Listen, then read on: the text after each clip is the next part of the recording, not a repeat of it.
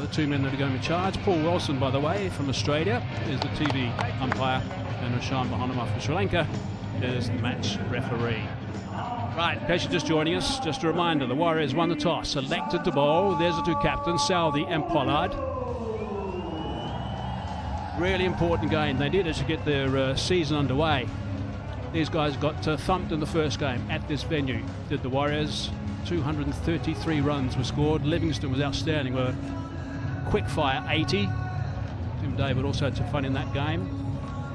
They want to turn things around here and make sure they get a couple of points. These two guys are fine players right at the top. Wasim has had a good record the last couple of years. Bairstow, we know how good he can be. A couple of blokes who will enjoy actually batting on this surface as well, I think, because it's going to suit the new ball coming on initially. Then the spinners will no doubt have a bit of a go. Andy Flowers alongside me. G'day, Andy. G'day, Hazy. Great to be here. Beautiful sunny day. Johnny Bairstow out there in the middle. Looking forward to seeing him bat. What a record he's got in international cricket and franchise cricket. Mohammad Wasim, who's done brilliantly in the ILT20 in his international career for the UAE, is having a slightly quiet time in this tournament. Today's a great opportunity. You want to be out there in that sunshine as a batter, wouldn't you?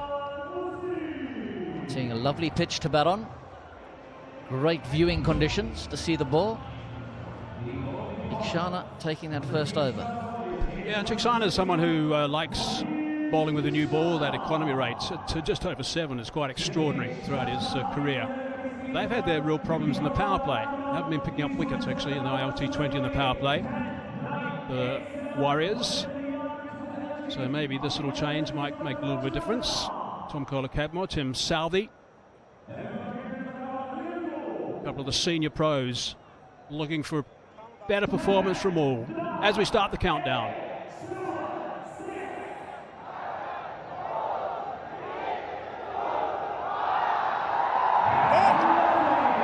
Right, here we go. First ball. Game 6. A little bit of turn straight away, as we expected. Certainly a drier track today than the first game that was played on the surface. It's pitch number 3, which was used in the first game. Didn't get a run in the second game, but it's now been used in the third game here in Sharjah. Well, there was some turn there, wasn't there? That's interesting. If this pitch turns, we might not see the 6 fest that we expected. Nicely played by Wasim, turning it round the corner. Bairstow on strike.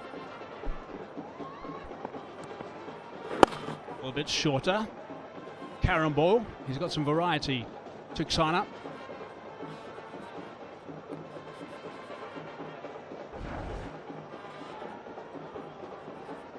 Flick out the front of the hand. A lot shorter, I think, than he would have ideally wanted. To cost too much though, it's okay.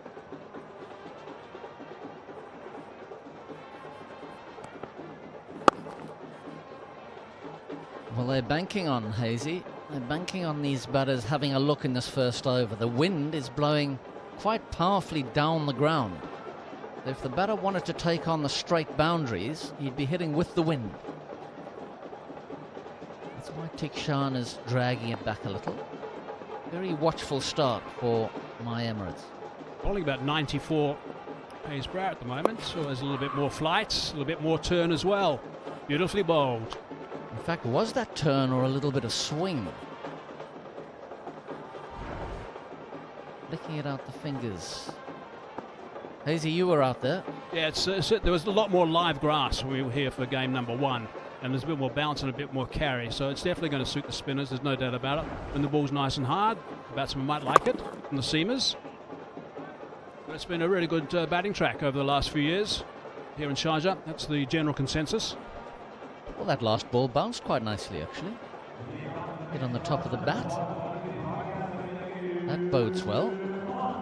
Look at the numbers from season 3 and the games that we played here so far. The average score batting first is 173. It's an average score, not a winning score, average score. It's a nice start. Just 4 runs off the first over.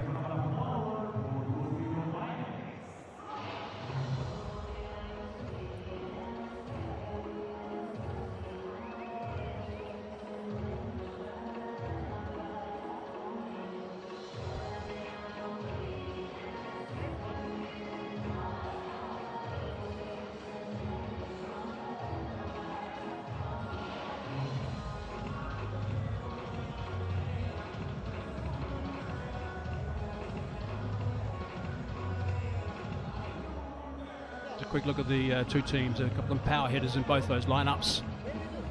Tim David at the top, he's only playing 3 games, we understand. Colin Cadmore is someone who's enjoyed playing in the ILT20. Dinesh Karthik is very adaptable. Then look at the other side, you've got Paran, Pollard, Shepherd in the middle. That's daunting. Bairstow at the top, Banton as well. It's a good batting lineup that didn't fire in their first game against the Giants, the Golf Giants. In fact, they were beaten with 32 balls left. Wasam Akram from UAE into the attack.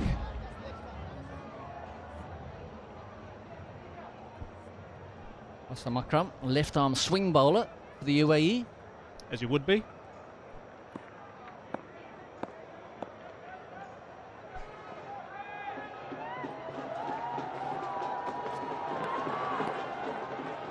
There's the attempted in-swinger. Yes, indeed, famous name. Not sure he can quite hold those standards, but if he can get the ball to dart in at both these players, particularly Wasim, actually, find some real results in this over. It's not going to swing for long in this sunshine, I don't think. No, it's been swinging for a while at night, which has been quite interesting. In some games, it's still be swinging over number 9.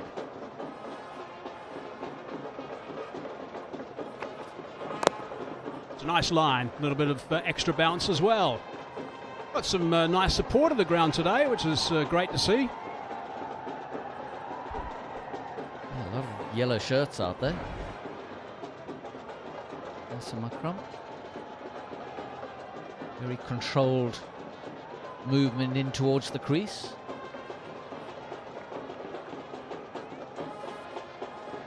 They'd want to be bowling in those areas, wouldn't they? Good length. Asking the batsman to do all the work. Corrects all the youngsters here. Terrific. That's nicely bowled. And good work of his own bowling as well. Just made Bairstow hesitate a little bit. Very watchful start by my Emirates. It's a nice release. Good seam position for the in-swinger. 3 dots in a row.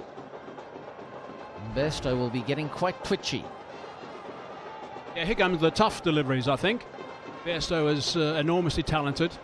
He will know that they can't afford a slow start. A quick little look towards that leg side. We got to mid-60s metres to that boundary. In fact, both sides are actually square. There he is, having another look around. So they've actually, the men that were fielding out there, have taken a few paces back. Hit that pretty well. Going to look for 2. I think there's only going to be 1. Yeah, he's hit it too well. Just the single, so that's good stuff from Akram. Really good start for Akram. And he's got Bairstow off strike. So he's got a new batter to bowl to for 2 balls. Great start by Akram. Intimidating to bowl at these 2 up front. Bairstow using his feet. And Akram reacting well, dragging his length back a little, keeping it straight enough. Making the batter hit to where his 2 defending boundary fielders were. Oh, that's nicely done. Very nicely bowled. Terrific work, good thinking.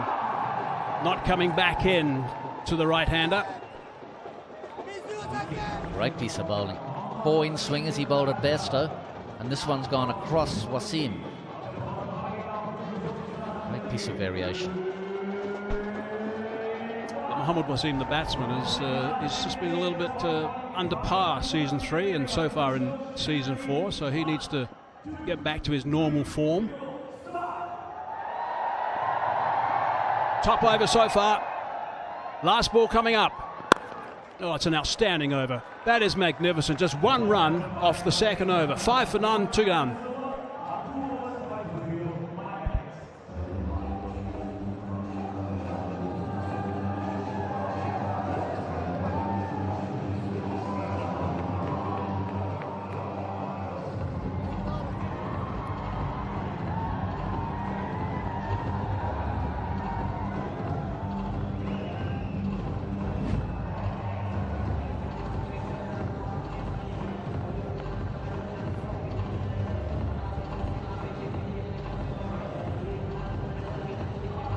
they've been becalmed at the moment. My Emirates, a couple of overs, 5 runs, just one off Akram's first.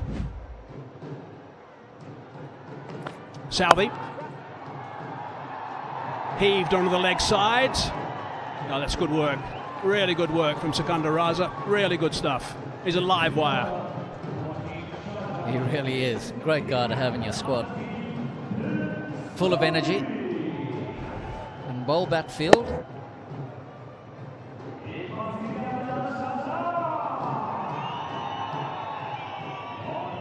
Southey will know that these two have to come hard at him. And they will be hitting with the wind. There's going to be some action this over, one way or the other. Yeah, the captain will be happy so far, Southey, but he's got a tough over now to keep them quiet.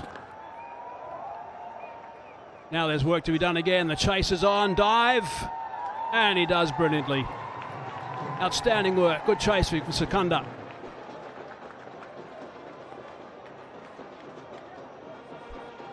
That's brilliant. Running straight to this time.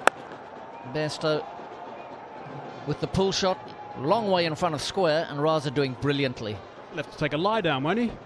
A couple of chases. Well, out in that heat. He'll be tiring 20 overs if he feels like this. It's about 30 degrees Celsius at the moment, by the way. A bit of a breeze. Swing and a miss. Looking for that leg side boundary. Livingston peppered that leg side boundary in game number 1.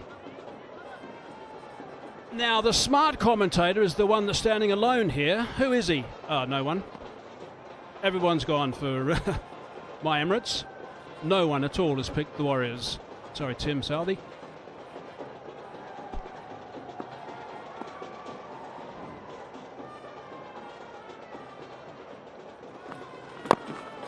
Inside edge. Wants to. Wasim wasn't interested. Well, there are a lot of good reasons for everyone going for my Emirates in this game. They haven't lost a game in Sharjah. And Sharjah Warriors have a very poor record at home. They've played 17 times and they've won 4 or 5? 4. So, being betting men, we've gone for the easy decision. Which we're not, of course. Now, that's a better connection, but it's gone to Sikandar Raza again. Now, I wonder if everyone else will just leave the field and leave Sikandar Raza out there. Well, this has been a great start by Sharjah Warriors. 3 overs. Nothing happening. No boundaries. Sensational first half of the power play. Could they turn this record around here at Sharjah today?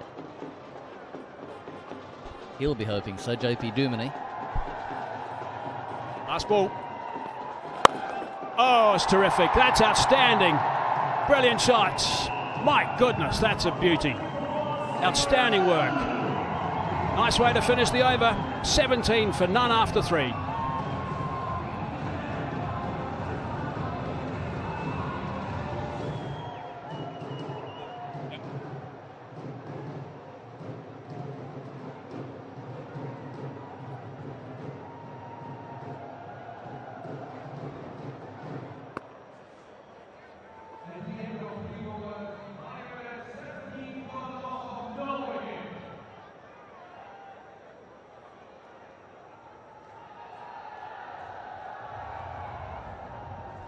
Certainly some ability and some power in the next few guys coming to bat. Banton, Paran, Pollard, Shepherd.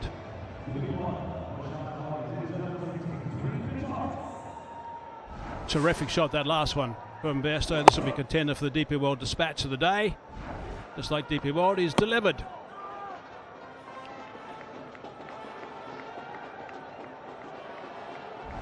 Magnificent shot. Straight down the ground. Big contender for the DP World Dispatch of the day. Delivering early. An early call from me, Hazy, but I reckon on this ground there are going to be a few a little bit bigger than that. Even though that crashed into the roof. I think with the power that we can see on offer and people hitting with the wind this way, we're going to see a few on top of this roof. 29 sixes in the first game that was played here when Livingston and Tim David had a lot of fun. Pretorius, he was on the receiving end actually of that last over that Livingston himself pretty much hit for 33, including 5 sixes in that last over. So he got pumped all over the place. No great surprise that he's changed ends.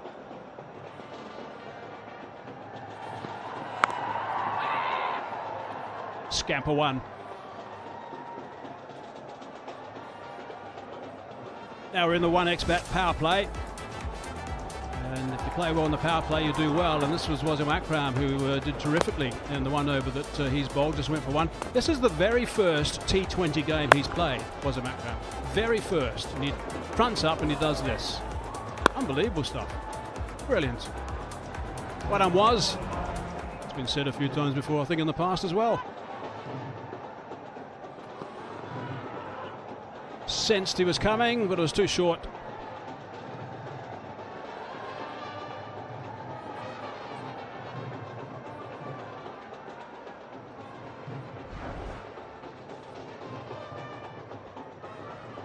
Almost bruised his own toe.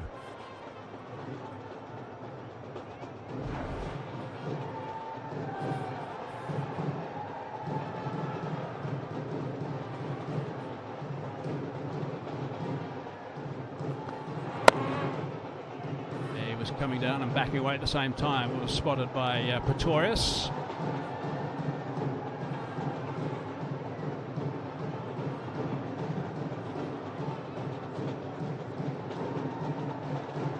Fewest power play wickets of the Warriors, and their pace attack's really been an issue. Highest average and the highest economy in 2025, conceded 179 in 14 overs in their first outing. Smashed everywhere. We're delighted they broke this partnership. Bit of dancing from David Bairstow. It's not right out of the middle, but it's good enough. So that's our first big ticket for the innings. Play big, dream bigger, big tickets. Are you showing your age a little there, Hazy? Johnny Bairstow. I just like watching David play, actually.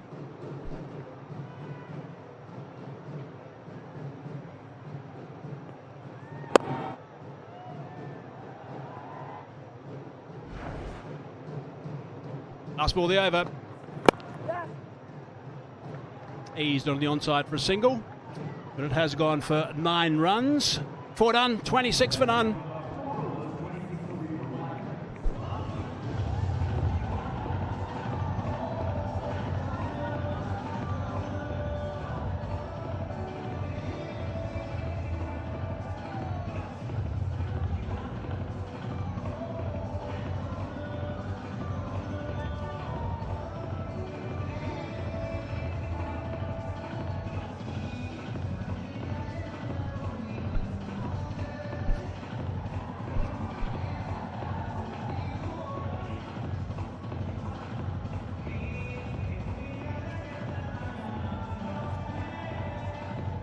Giants sitting proudly at the top of the table. And these two sides, having played one, lost one, and to get their tally underway for season 4 of the DP World ILT20. Oh, over long off this time from Bairstow. 6 more. Another one for him. Maybe time just before the power play ends to get going a little bit more. Afternoon, Rohan. Afternoon, Julie. This was in the slot though for Johnny B. Too good a player to miss out on those, especially in the power play with the field up. This is good from my Emirates point of view. The last 7 deliveries, just getting a bit of momentum into the innings. You know, said it a bit, and Karen Pollard mentioned at the toss, actually, you can't be 3 down in the power play. So I understand that they were a little more circumspect in the first 2-3 overs. Just trying to get through. If you are 1 down at the end of the power play with the power that they have to come, you know, 180, 190 is still well and truly on the cards. Yeah, and I think if you get up to that 190 mark on this ground, anything less than I think you might struggle a bit.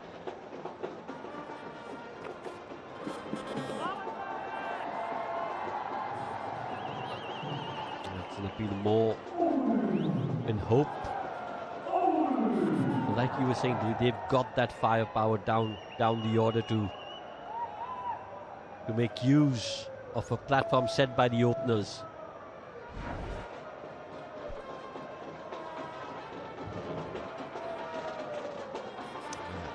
It goes anywhere close to the bat. It's one of those good bowler-keeper appeals that convince the umpire not to give it a wide. Heaves it away to Andaraza, who has been a busy boy.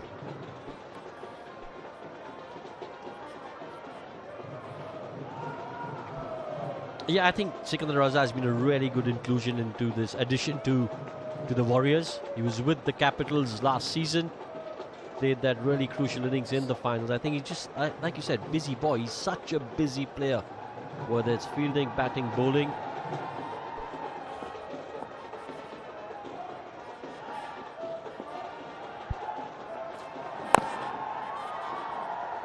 Timing on that occasion. Pretty comfortable 9 from the first 5 deliveries. So just move in a little slower and quicker, I'd say. Lovely sights in and above the Sharjah Cricket Stadium. Great sporting facility now out this way. So many different sports on offer.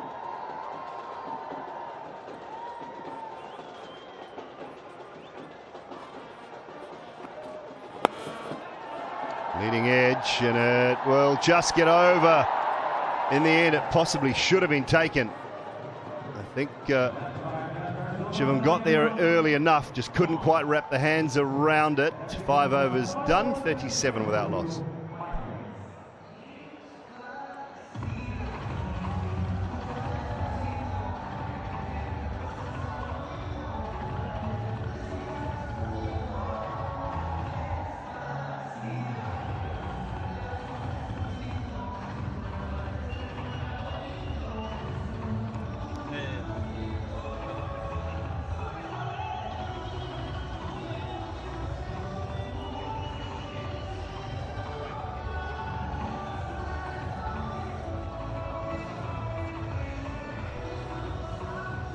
It's been a steady start from my Emirates. Haven't lost a wicket. This was something that I think they were working on, having lost a few in the previous game. But Mohammad Wasim and Johnny Bairstow got a good platform going for the batters to follow. Last over of the power play. They've done well to get Tikshana in. Chance of picking up a wicket.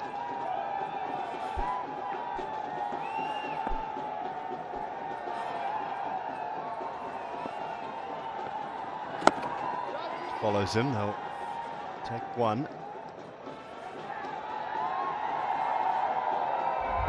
Standing in the middle for today, Ghazi Sohail.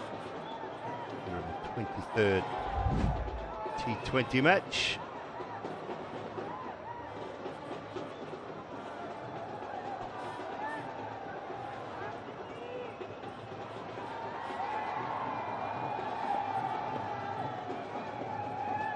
Shah Pakteen is our other official in the middle. Oh, wow. Plenty on that.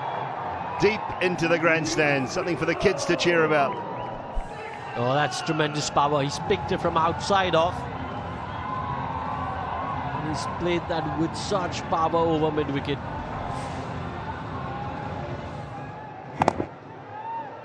Again, just an amazing shot when you have a look at that replay. The wrist work, high quality.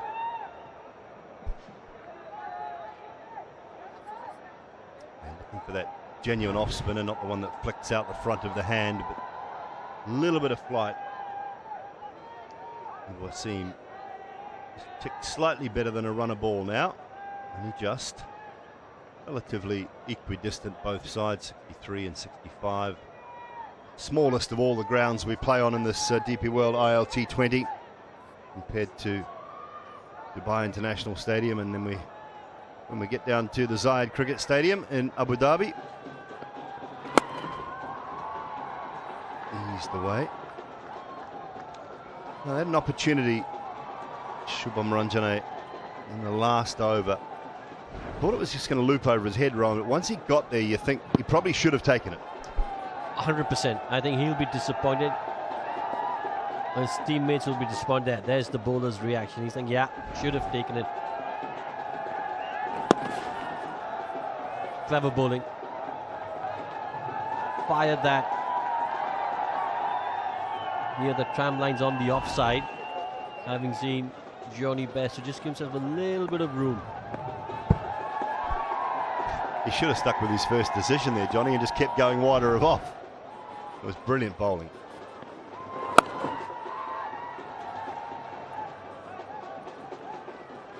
Pulled it back nicely after that 6 coming off the second ball. It's Pakteen. 58 T20 match for him. Bit of experience out in the middle with Pakteen and Dazi Sohail.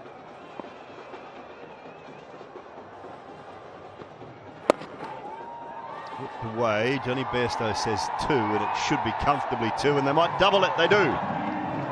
Double it up, make 4, and the end of the power play, decent one for My Emirates, 49 without loss.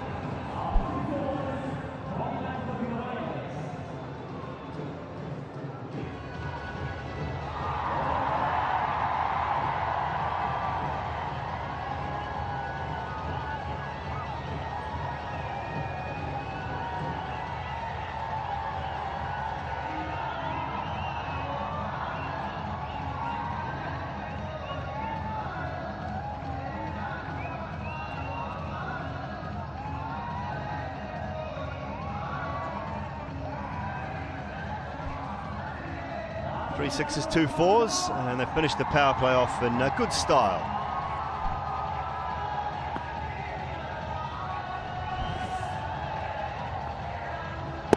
Yeah, a bit of a gift that last review, a full toss.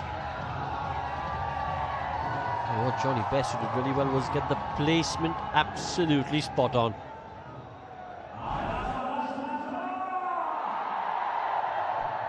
Nad Siddiqui into the attack now. Right arm Seamer, local UAE man.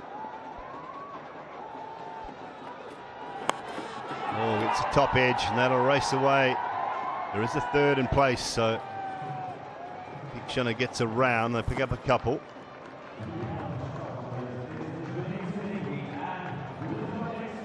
He comes up for My Emirates. I'll tell you what, there's a moment when they run to, when Wasim's run blind. He's got back to the non-striker's end, and then the bowlers obstructed his vision. But again, he knows that there were 2, so there was no hesitation. And he just ran through.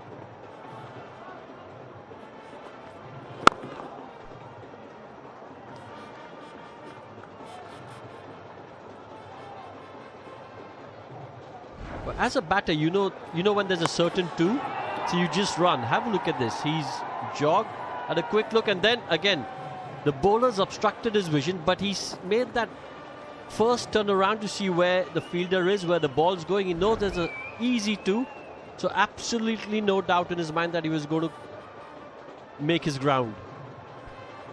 Yeah, you're probably relying a little bit too on Johnny Bairstow coming down. He's yelling 2-2-2 as you're running the opposite way, because you note that Wasim didn't really look until he was at the non-striker's end. Work again for Sikandar Raza. Oh dear, he's been good. We've praised him, we've bigged him up. Not on this occasion. Yeah, and he'll be disappointed with that effort. I was actually struck well by Johnny Bairstow, one of the few pull shots that he's timed really well in this innings.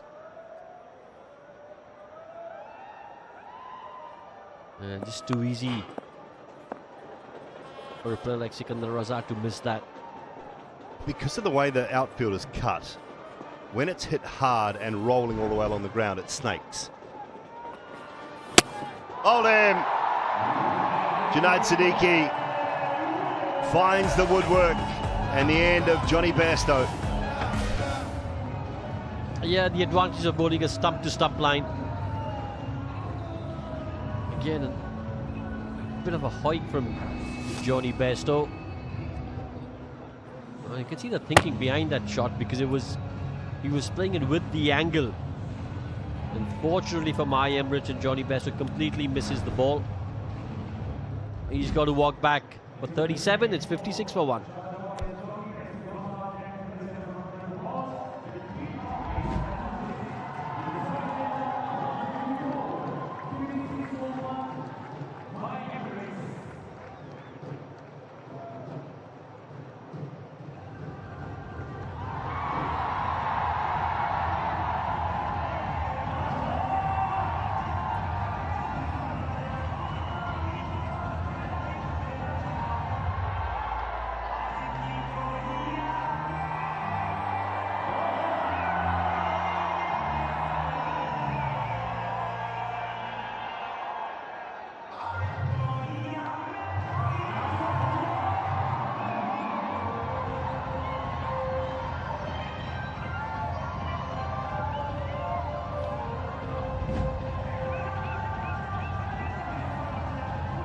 Second column from the left, 9998. 2 for 10,000 for Nicholas Pooran. Third West Indian to do so, should he get there. Behind Chris Gale and Kieran Pollard, who is still to come. Imagine that Kieran Pollard will overtake Chris Gale at some stage in the next year. About 300, just 200 and 275 behind him. Might be too high. And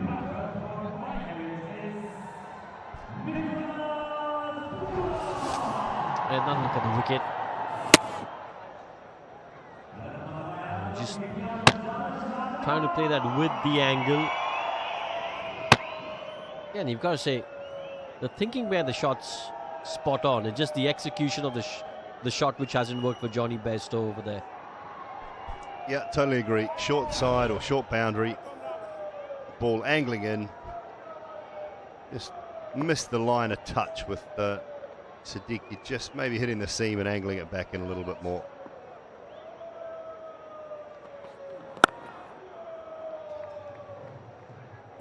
Pooran is underway. Well, it's question time. Jalawad Dakal in the umpire contest for you. Which batter hit the most sixes in the DP World ILT20 Season 3? JC, Johnson Charles, Tom Banton, Nicholas Pooran or Andre Russell? Get your answers in. T's and C's apply. Plenty of good prizes up for grabs. Yeah, just want to say the enunciation and the diction was spot on. Been practicing.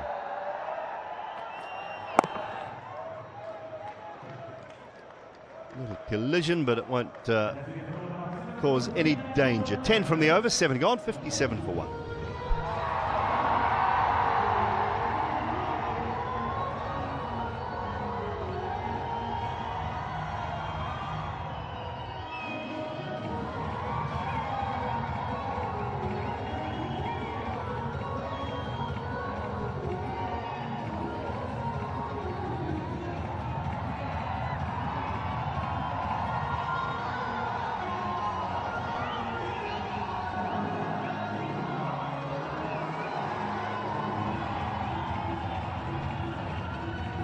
Good platform for my Emirates. Banton, Pollard, Shepherd, Bajinder, Shakib.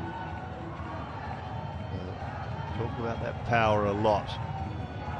Themselves to a position after 14 overs, so another 7 overs going at 9 or 10 and over. around that 120 mark, 130 mark maybe, with 5 to go. 6 to go. This is where the game gets interesting though, because the very talented Adil Rashid, one of those leg spinners I love watching, a bit like Yuzvendra Chahal, not afraid to bowl it slow and wide. Yeah, and to toss it up. And the other good thing about Adil Rashid is he knows exactly when he's got to give it a bit of air and when he's got to go flatter in trajectory. Excellent game awareness, reading of the match situation. Here's that wicket again. You can see the angle just coming back in, knocking that middle stump. Yeah, well, Adil Rashid loves this Nicholas Pooran matchup as well. 13 innings, Pooran scored 86 runs off 79 balls. Been dismissed 4 times against Adil Rashid. Average of 21 and a strike rate of only 109. And when you compare those numbers to Nicky P's overall numbers, Rashid has had the wood on him.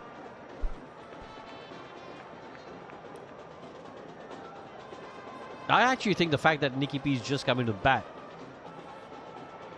might be a blessing in disguise for him in this matchup against Adil Rashid, because as a batter, you always know if a bowler's got the wood over you. That's 10,000 runs in T20 cricket. What a magnificent player he's been in this format of the game. Yeah, brilliant. Those numbers. Strike rate of 149. 400 innings, 10,000 runs to round number. He just needs to get that strike rate up to 150.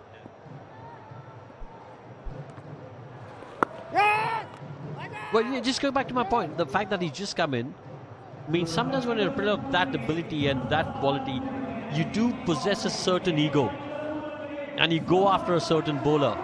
In this case, because he's just coming to bat, he's going to be thinking, listen, you know what? I'm just going to take my time a little bit, get set, and not take too many chances against Adil Rashid over here. Nicely struck for 4. Good way to end the 8th over. It's 65 for 1.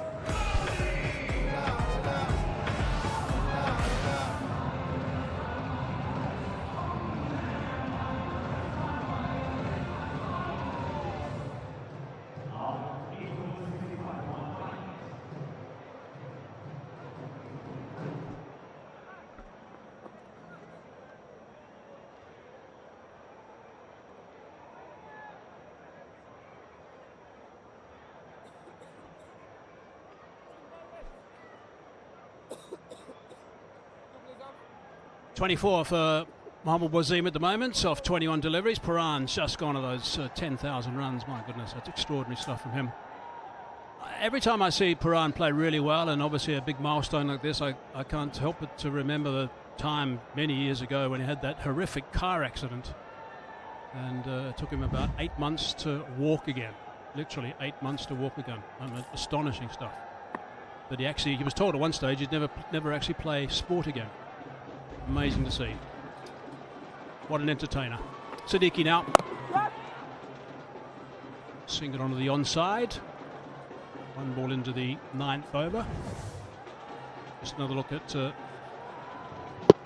that fine shot from Mohammad Wasim off the last ball of the last over. Laura McGoldrick's joined me in the commentary box. Laura, welcome. Sorry, and thank you. Great to be here with you, you lucky, lucky man.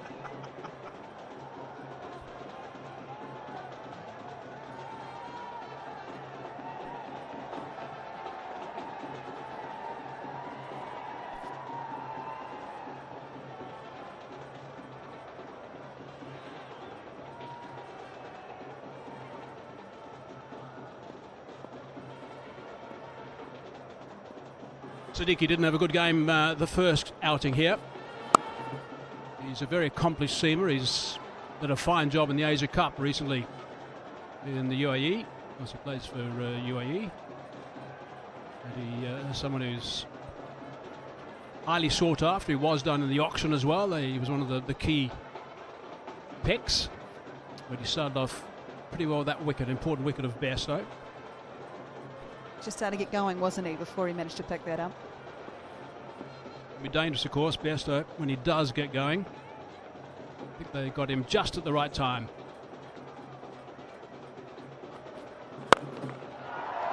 He's that onto the onside and he smashed it for 6.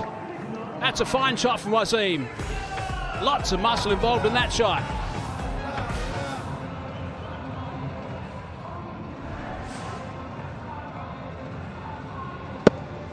Really nicely played.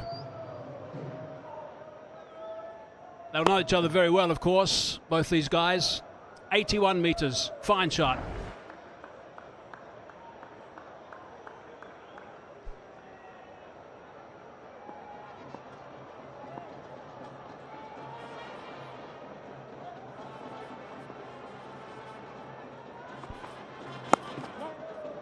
Chopped away, has he got it through? Not quite, just a little bit of a knock on, then to come back for the second direct hit. We'll find him wanting, but the throw was straight.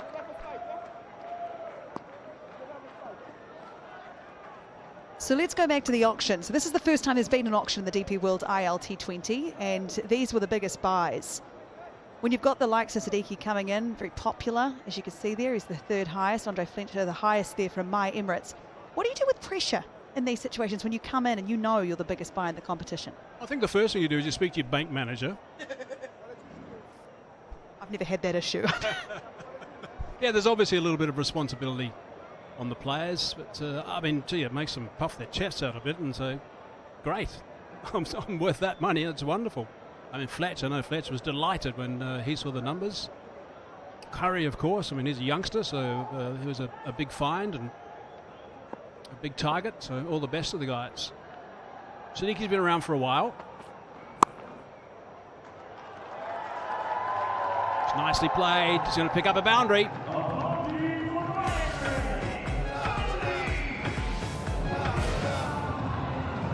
They're starting to come thick and fast to Wasim now. He's looking quite good, quite calm.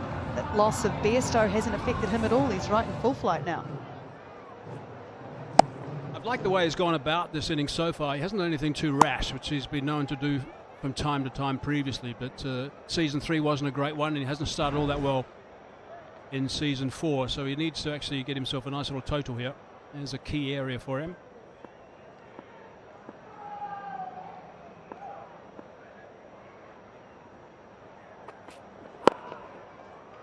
Nicely played, nicely struck. It's ended up being a very good over. 14 runs from it. That's really tidy. 9 done, 79 for 1. I think we might see the men in black just point to his watch. There we go. We've got a timeout.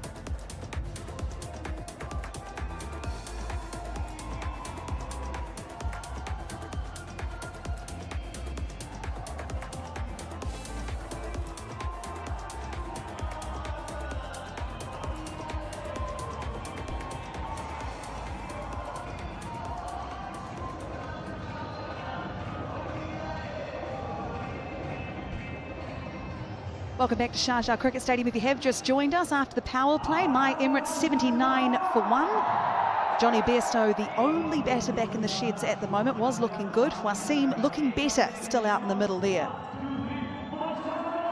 The ground is looking an absolute picture today. Good crowd in. Great to see these youngsters too. Nice crowd, Sunday afternoon. Why wouldn't you want to come out and watch some cricket? Really good to see. One of the stands is full of the young kids. And, quite a bit of the filling up the crowd actually in the last 15 minutes. Nice to see.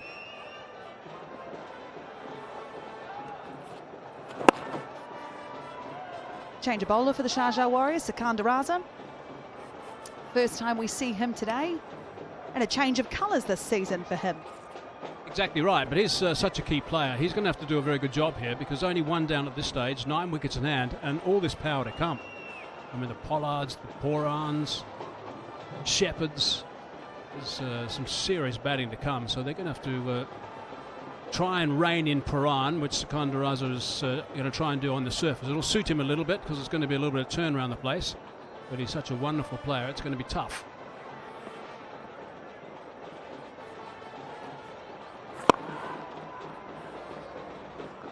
We were looking at the Dubai Capitals last night. I was talking to Andy Flower and we're discussing how he's such a huge loss for the Capitals.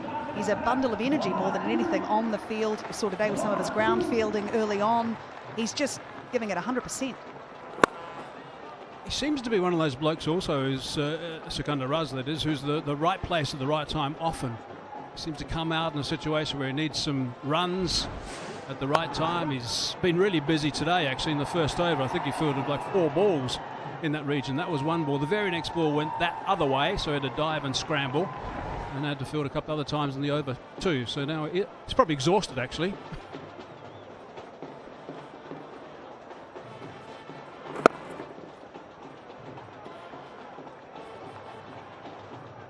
When Nicholas Poran takes his time, is that a sign that we should be worried? Yeah, absolutely, yes. Perfect.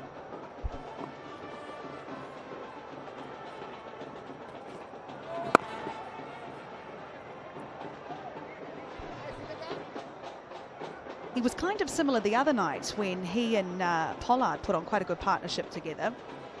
I like watching them bat together. I think they're outstanding together. That partnership, I think, was 75, but Pollard was the more aggressive of the two. In fact, Nicholas Paran, this is in Dubai, he went at a run a ball. End of the over, halfway mark now, 81 for 1.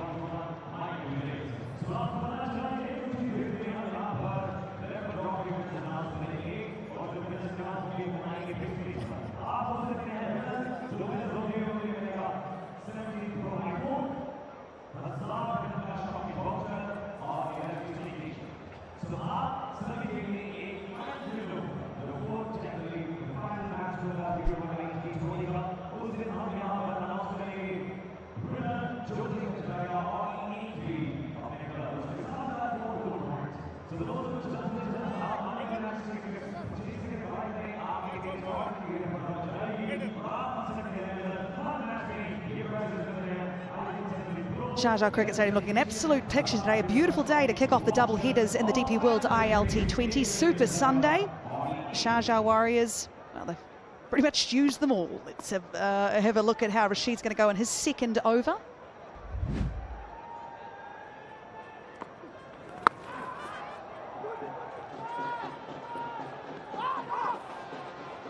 Single there. A great first over from Sikandar Raza, the tidiest, I think, of the day so far. Yeah, really good, and it was so important, I think, that his first over was good against Paran. He was bowling mainly off spinners, which he likes to do to the left-handers on strike, and he kept him nice and quiet. Hence, Paran, that first ball of that over to Rashid, tried to loft him, I think, into the stand, didn't succeed. So Paran will be thinking he needs to get on with it a fraction, 5 off only 10 at this stage. Oh no, he's relaxed. Doesn't surprise anyone, really.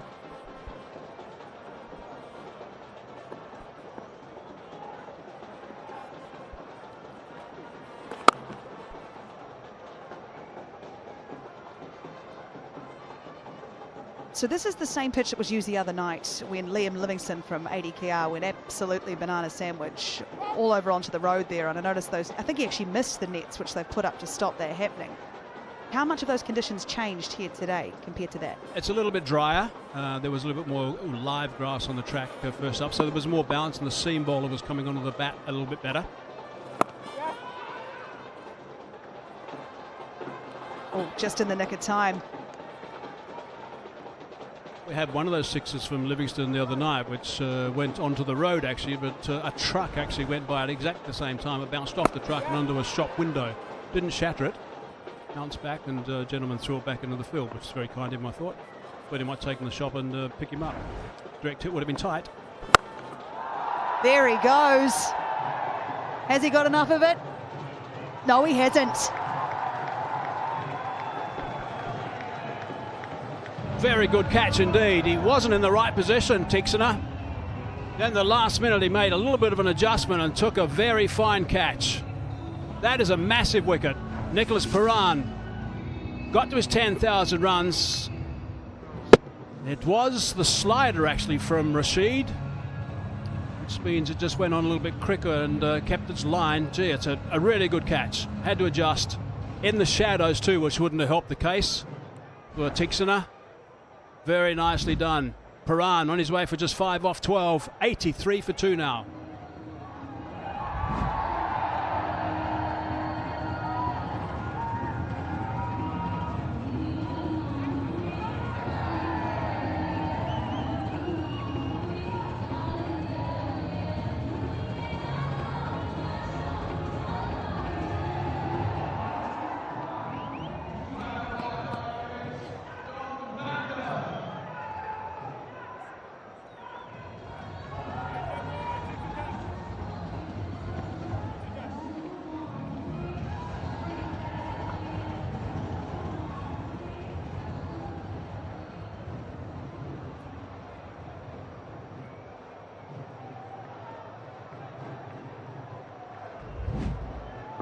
New batter at the crease. Tom Banton, not a new player to the DP World ILT20, had incredible success here last season. He's here because of this. Yeah, what a catch. What a great catch. And this is definitely going to be one of the contenders, I think, for the Cycle Hub catch of the season. Tixiner, magnificent catch when he gets a stylish and super cool bike, courtesy of the Cycle Hub. Top grab. Important player to get out. My goodness. Bowled it straight through. What an end to the over. Absolutely outstanding stuff from Rashid. Magnificent work. 2 wickets in the over. Slider got Paran. Wasim was looking to step on the gas a little bit, and it's another slider also. So it just stays on its line. It's a little bit flatter and just hurries on a fraction onto those stumps. So a couple of victims with that ball that he bowls so nicely. Wasim goes for 39 off 29. Couple of sixes in that 39. 84 for 3 now.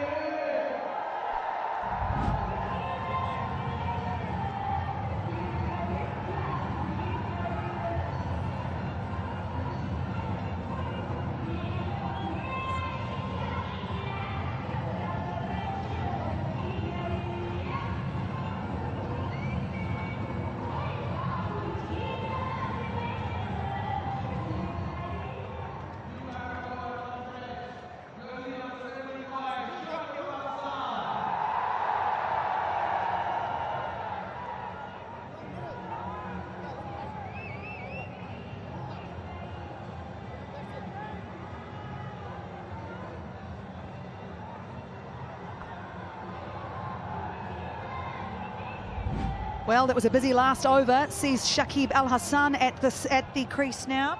84 for 3. Things have changed awfully fast here. They really have. A couple of wickets, tight overs as well. The last over before was just 2 runs from Secunda Raza. He's into the attack again.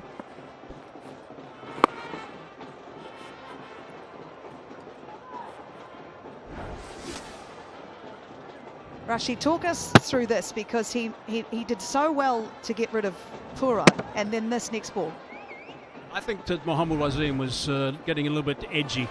He was concerned that things weren't getting on. It's courtesy mainly of that over from Secunda Raza initially. Just went for 2, and then obviously Rashid also bowled a very fine over with that wicket of Puran. So it's a straight delivery in the end. It just skids on a little bit and just cannons into those stumps. A little bit flatter, a little bit quicker.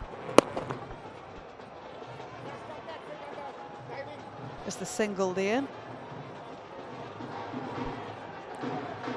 Crowd's certainly starting to get into it now. Busy Sunday afternoon. But a little overthrow here. Too busy looking at the traffic, I don't know.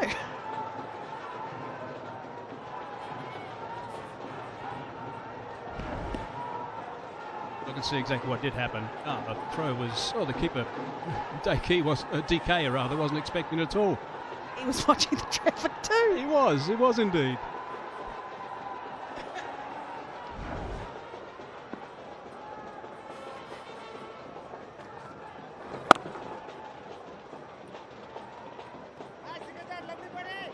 When you have someone with as much energy as Sikandar Raza does, we've had a look at his ground fielding already, and he comes out here, he's bowling tight overs.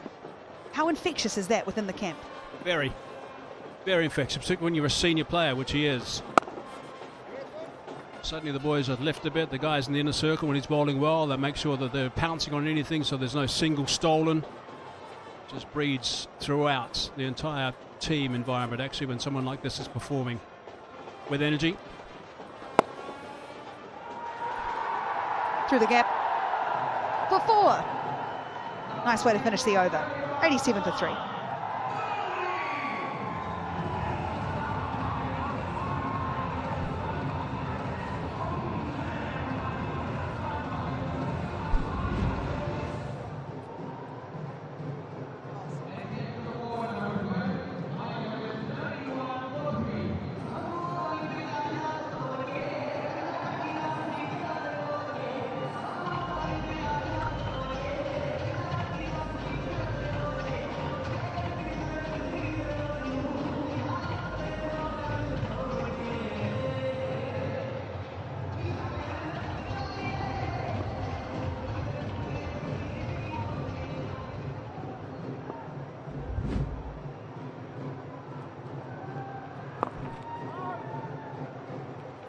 Rashid, brilliant 2 overs for him so far.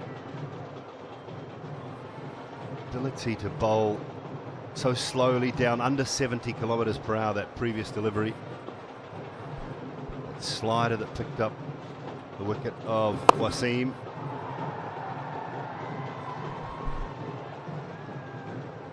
Just a brilliant operator, Adil Rashid. He really is. I love the nerve that he shows when he bowls. To bowl that slowly at some of these very powerful players,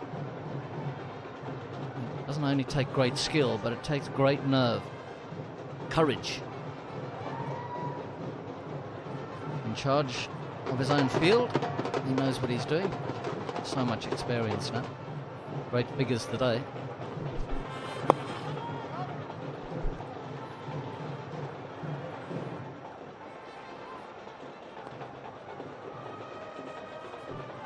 The 2 wickets. This one too, Quran was the slider as well, quicker, couldn't get enough on it, toe end of the bat, good catch as well. In the deep, and watch this out of the hand. So smart.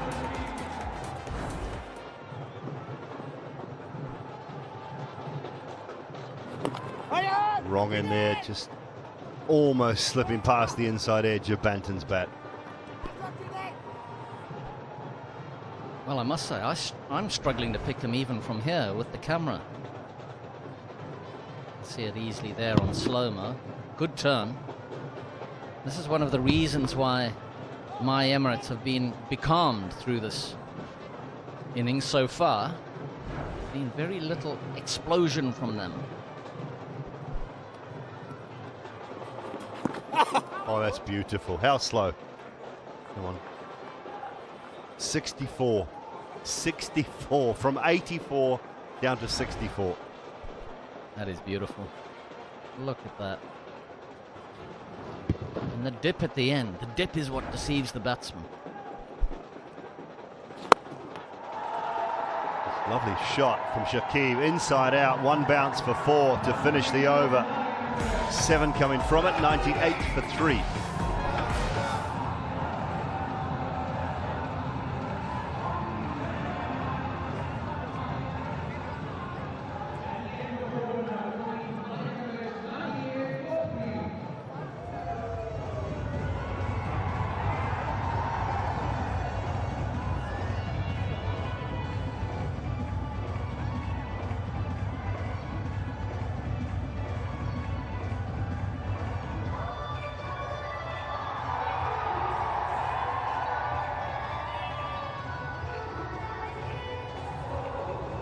Brake's just been applied a little bit here. Sharjah Warriorz.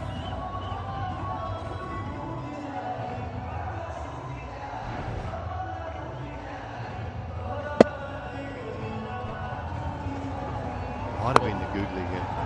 That was a beautiful piece of batting from Shakib. I think he saw the googly and just lifted it gently over extra cover with the spin. Picked it, played a perfect shot. Oh, catch. Tim Southey's got wonderful hands, I think. They'll have a check of this.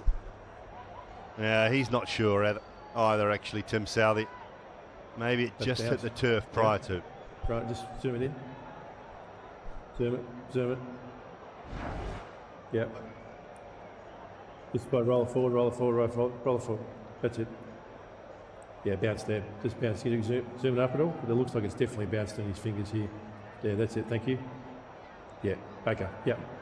No catch. Not out, not out.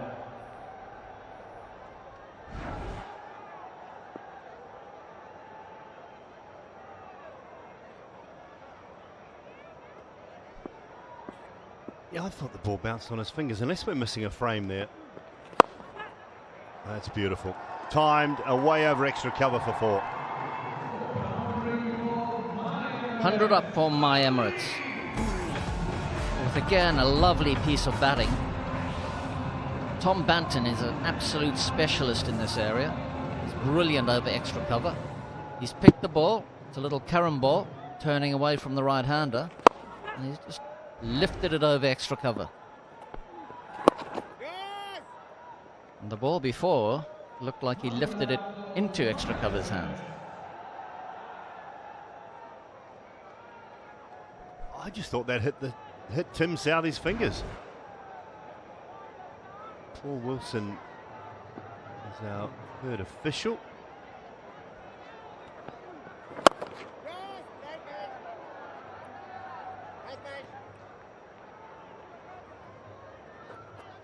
Put me off a touch was Tim Southey didn't seem overly convinced. Shadow, what's the shadow? Oh, well, unless there's a frame missing, that's just out.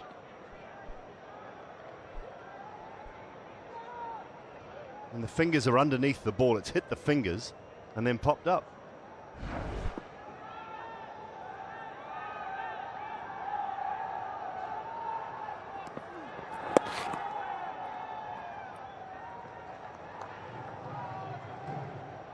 Themselves to a position 120 with 5 to go, so 7 balls, maybe try and get 14 to 18. Yeah, with Pollard and Romario Shepherd to come, they've got a great base to launch here.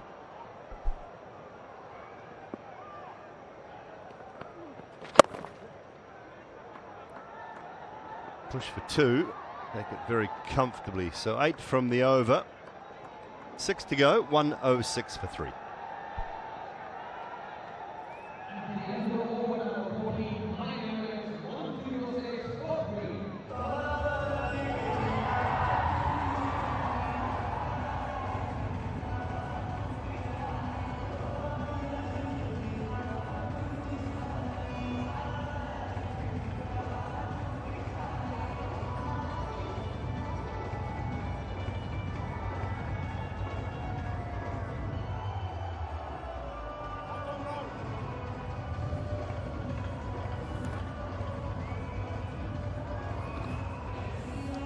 Love something around that 11, maybe even 12 and over, which is certainly possible. Holding Adil Rashid's last over back at the moment. Secunda Raza. Well, to get it there. Watch the spin. Watch the spin. Yes, certainly possible that 11, 12 and over, I reckon, with that power to come. They have got a platform, but there's a feeling, I'm not sure what you think, I shall keep going with the reverse hit here. I feel that they're just playing a little under their capabilities here. Interesting. Shot the bowlers in. I think Shakib's dive was all right. And there was circumspect at the start, because when Corin Pollard was talking to himself at the toss, he said being 3 down the power play is not an option for us. We can't continue to do that. So they're back in the power at the back end, but the Warriors are counteracting that with spin through the middle, and where you actually have to make your own power and make your own shots. Very different spinners as well in Secunda, Rashid and Deekshana. Pushing for 2.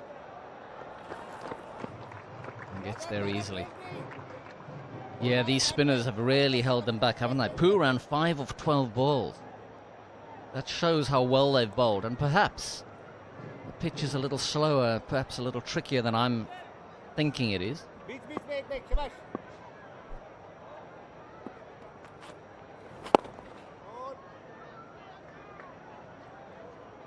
Yeah, we don't see Puran struggle too often in T20 games, but Adil Rashid's got a great record against them, along with Raza. Just tying him up, not giving him any room. Bottom edge of the bat. Can't find it with the wrong end slider. The downfall.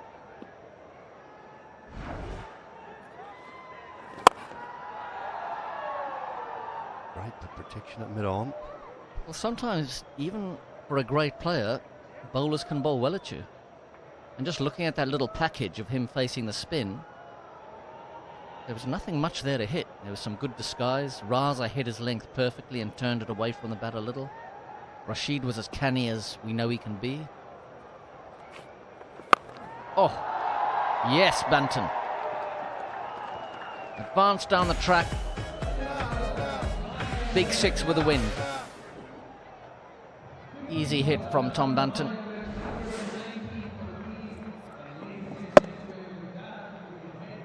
And he picked the googly, or the offie. 119 for 3 and a strategic timeout.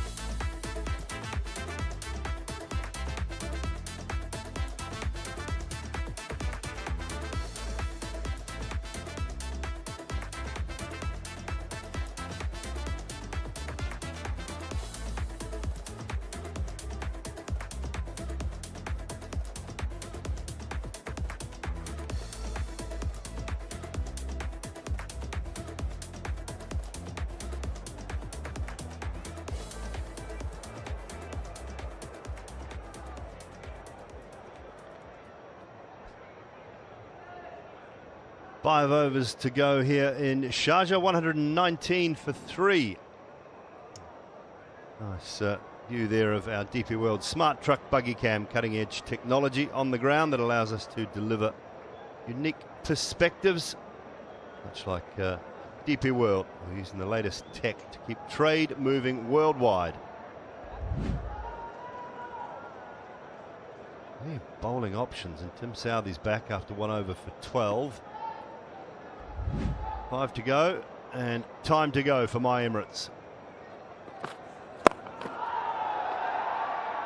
Just short of Pretorius out in the deep.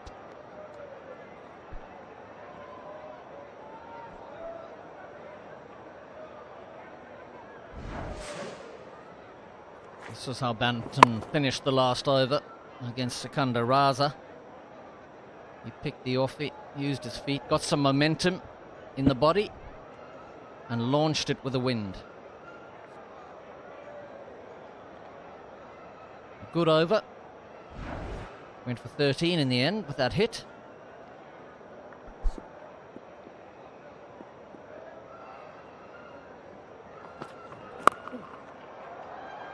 Pulled hard for 4.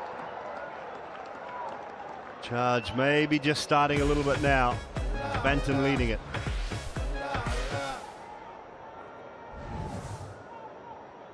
This was one of Saudi's slower off-cutters, easily seen by Banton. Big gap at square leg. They've tightened that up a bit. They brought backward square leg a little squarer. Quite right on a slow wicket like this.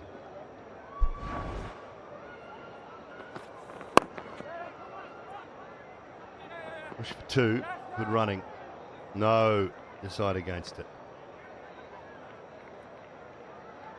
We saw that 6 in the last ball of the previous over. Tom Banton is one of 3 players who averages in excess of 50, also with a strike rate of 150 plus against spin in the DP World ILT20. So him along with Tom Kohler-Cadmore and Kyron Pollard, the only 3 players who average in excess of 50 and strike over 150 across their tournament numbers. The breeze you talked about, Andy, he was hitting with.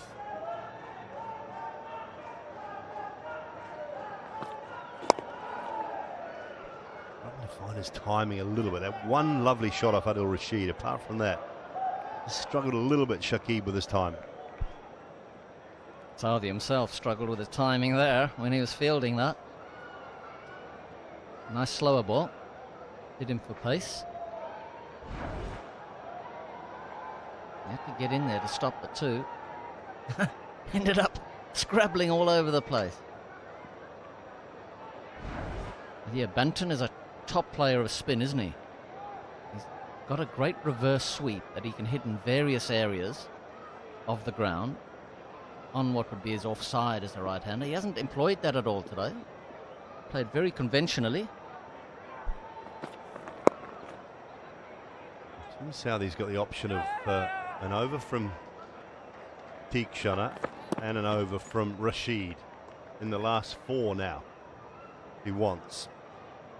Wasim has bowled 2 tidy overs. Pretorius is renowned as a back end of the innings bowler. He's got plenty of options, having used 7 bowlers.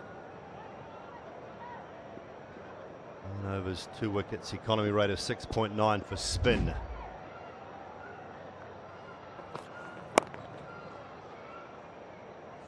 110 from the over, so with 4 to go, 129 for 3.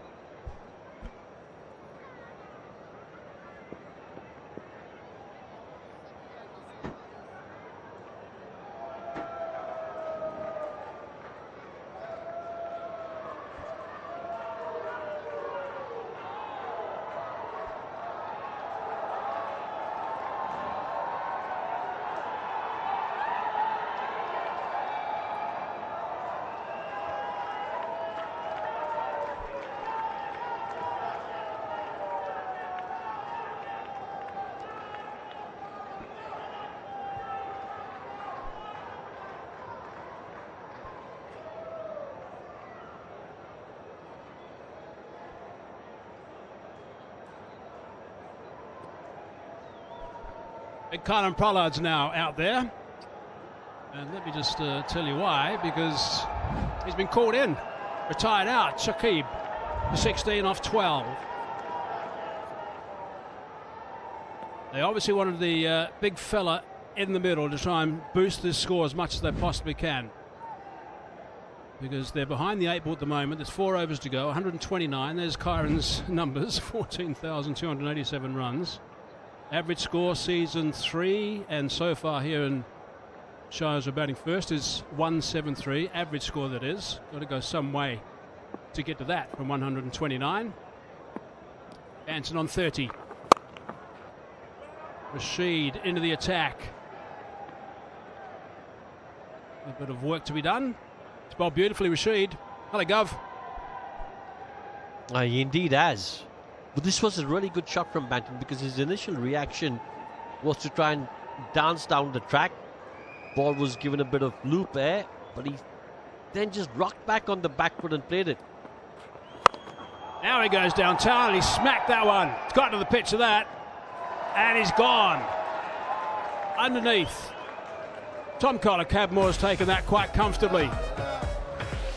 So that's now, as for the scoreboard, 2 wickets in this over, with the retired outs before the first ball. No, this is excellent stuff from Adil Rashid.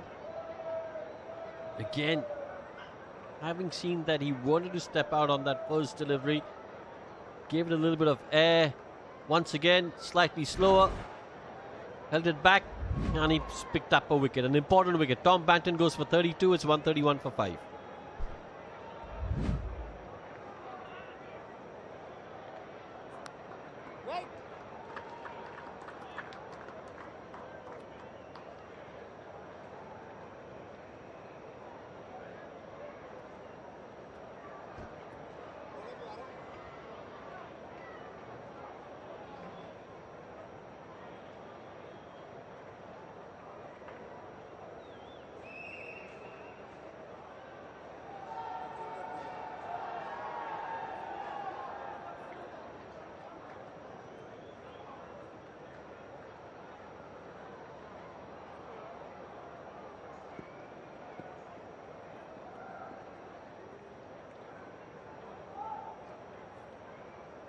Rashid's been brilliant, 3 for 18. He's 2 balls in his last over. To Ginger Dillon now. Strike rate of 143, just over the 500 runs in his 31 innings up until now. No Romaro Shepherd, which is perhaps a little bit of a surprise. But Rashid's been outstanding. Yeah, big surprise.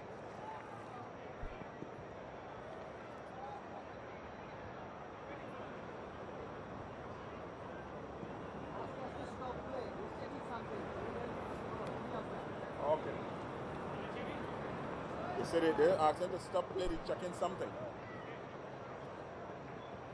Just a little hold up and play at the moment. The umpire's having a chat.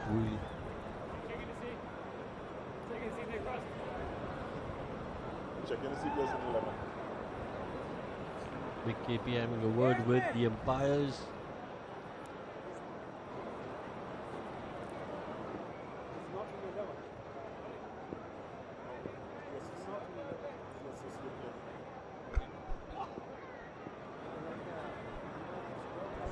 I wonder if Tadinja's perhaps not on the list, initial list.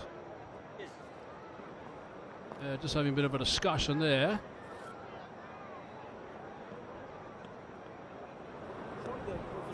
That's the hold-up we understand. Apparently not in the initial playing 11, as per the umpires' discussions.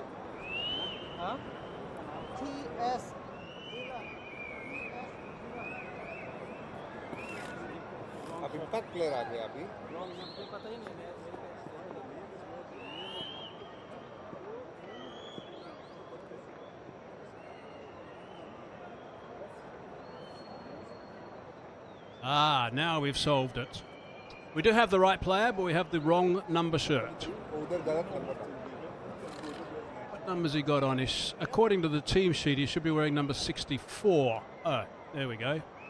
That's not even close.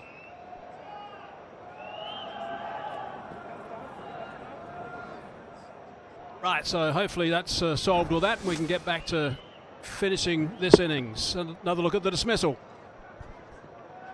Yeah, it's lack of pace in that delivery which is done Tom Banton in.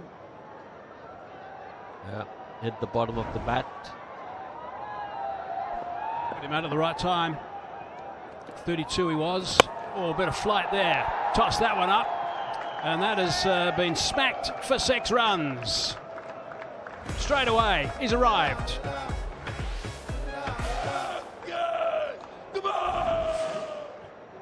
He's not only tossed it up, it's right in the slot. Didn't have to dance down the track, and I think he's got his length wrong here. Adil Rashid normally so good when he just gives it a little bit of air, just drops a lot shorter. I think that expression told a bit of a story. That's in the air as well. Oh, slight little misfield. Sikandar Raza out there, doubling up, coming back for the second. So we've got 10 runs now off 4 deliveries on over number 17. A bit of spin on that one by the looks of things, and a fingertip as well. And a stumble. 2 balls left in this over. Not too far away from the diving straight mid-wicket.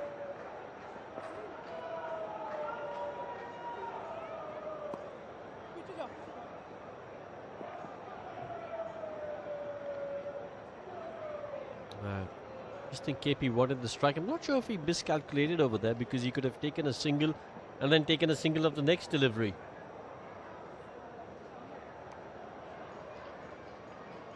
Well, I think it's basically now he's just gone and told Tajinder, this is a free hit, bro. You've got to try and hit a 6 over here. And he's hit that superbly for 6. That is a fine shot indeed. He's just arrived and he's belted it. 16 runs off the over, 17 done, 145 for 5.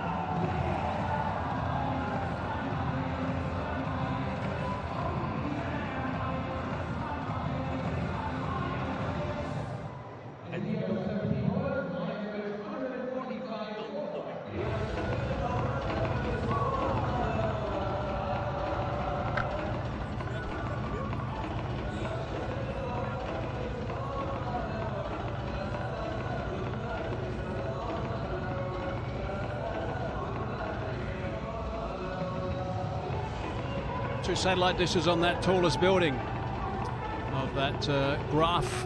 One was the retired out of Shakib.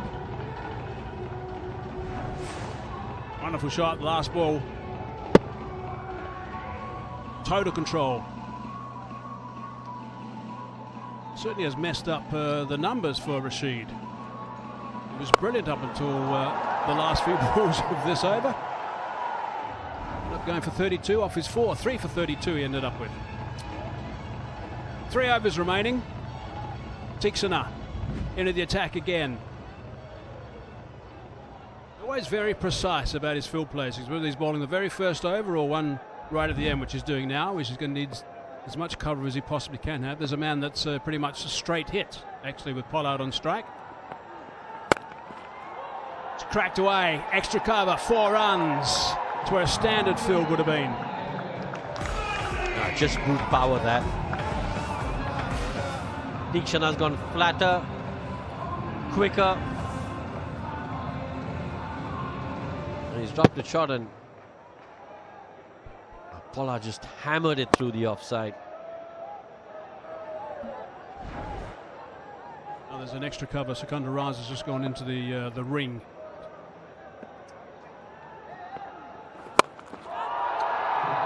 And that's gone downtown, and it's going to be out. It is out. There he was. The man that was at a straight hit, Tim Southey, takes that catch comfortably. So Pollard now departs. Yeah, excellent field placement. And you've got to have a look at Tixana's celebration. He thought about an elaborate celebration and then curtailed it. He's gone straight as an arrow over the bowler's head. Tim Southey takes a comfortable catch. Kieron Pollard goes for 4. It's 149 for 6.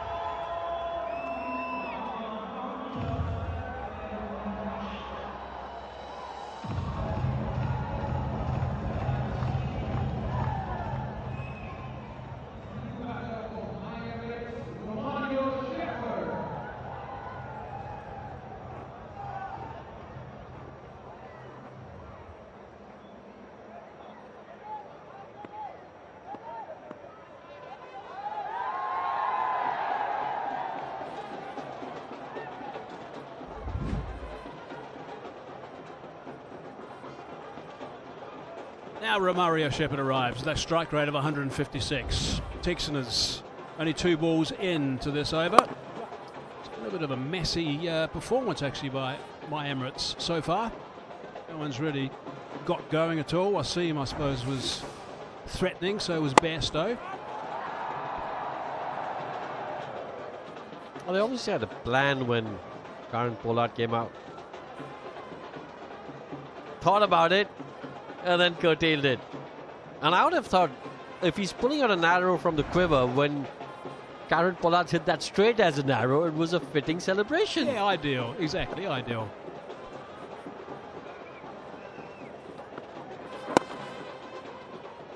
The other thing is Karen had his back to him as well, so I would have gone for it. It's a really good over this. 6 runs so far. Big wicket of Pollard, over number 18. DK is as busy as ever behind those stumps.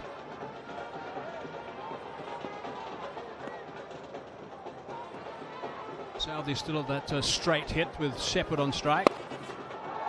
He's so strong, Shepherd. He's just pumped that one away for 6 runs. Yeah, just picked up the length really early there, did Romario Shepherd.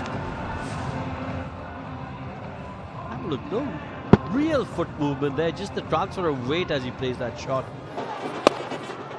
All power. Yeah, they needed this. They've lost a wicket in this over, but they've got 12 off it. If they can get a boundary here, it's an excellent over. Oh, it's short again, and that's gone even bigger, that one, I think. Yep, it sure has. That's 6 more, so 2 6 at the end makes a bit of a difference. 18 runs off the over number 18 as well. 163 for 6.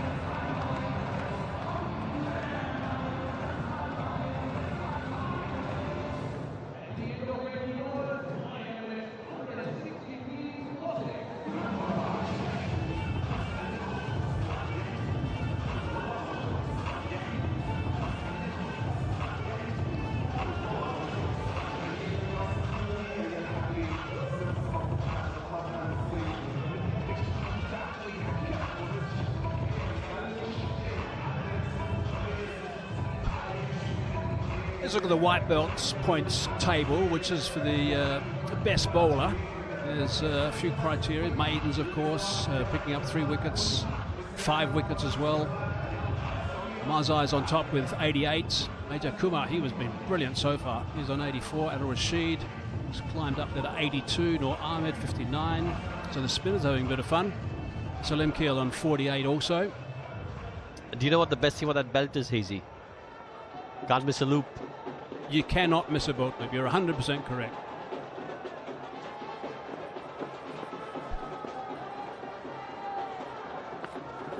Southey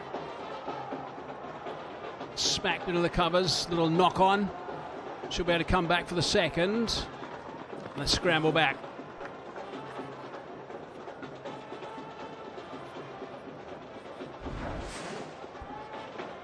Yeah, this was the second 6 of the previous over. Yeah, just such a quality player to have coming in lower at the back end of the innings.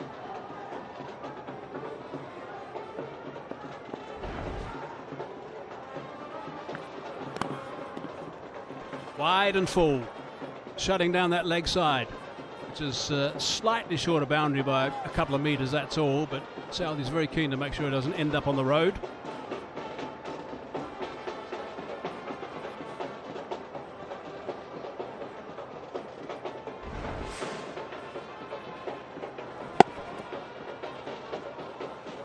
A massive shot there.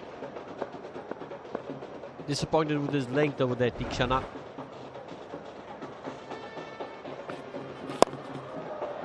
Shorter. Should be taken by DK. It is, quite comfortably. So another wicket goes down at exactly the right time as far as Sharjah Warriorz are concerned. Not allowing this team to get away, actually. They're keeping checks on them all the way through.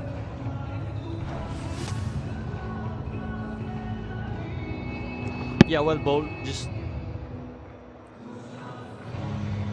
shorter, slower. when he gets a wicket. And the good thing is, as Tajin Dillon has been a really good innings of 17, goes back 165 for 7.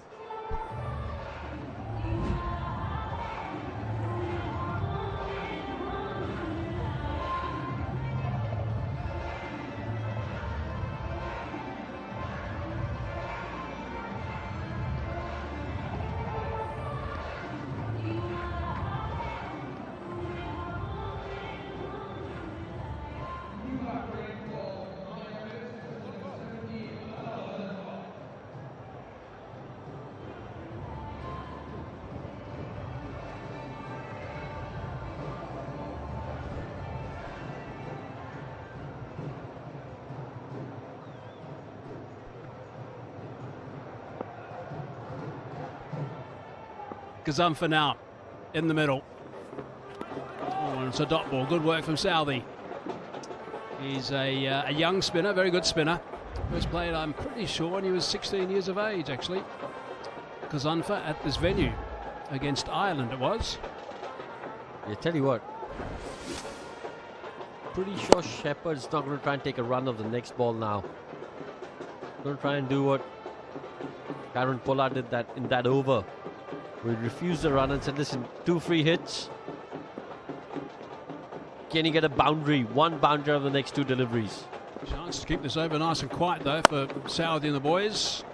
That's nicely struck. It's just going to be 1, I think. Yep, only the single.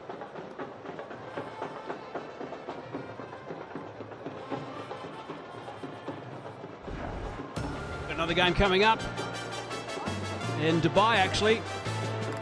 Kicking off in about 3 hours from now. Really important match again. They're all coming thick and fast now. It's the Knight Riders who need to make sure they get back into the winning ways. They went down in a game here, actually, the last time they were out there, up against the Golf Giants. Big match. Power play has been playing a very important role at that venue as well. So, as we saw in this one, my Emirates were looking after the power play earlier today. Expect to see something a little bit similar later on in Dubai. Southey again, last ball. Shepherd just easing onto the onside to retain the strike. Very good over from Southey. A wicket and only 4 for over number 19, 167 for 7.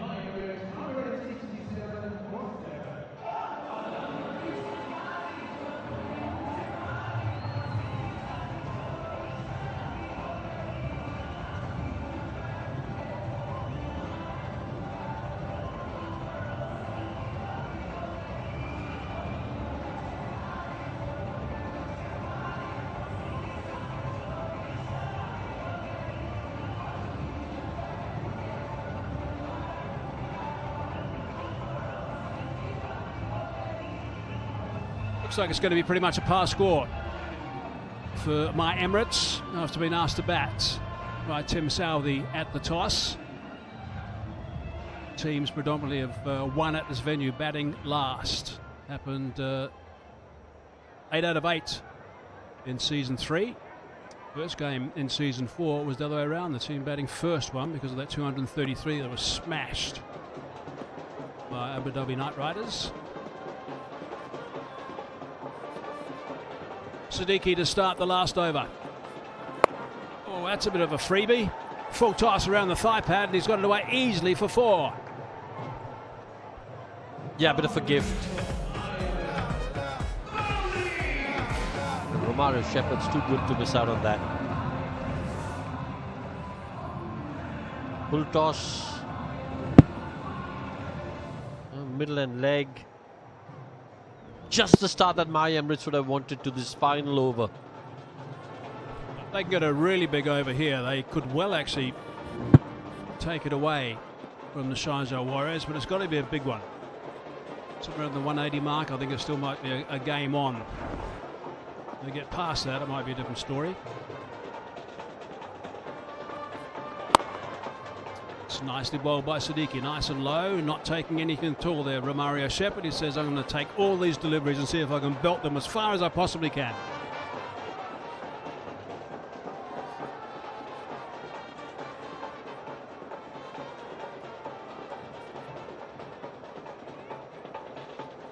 Look at the field placings at the moment.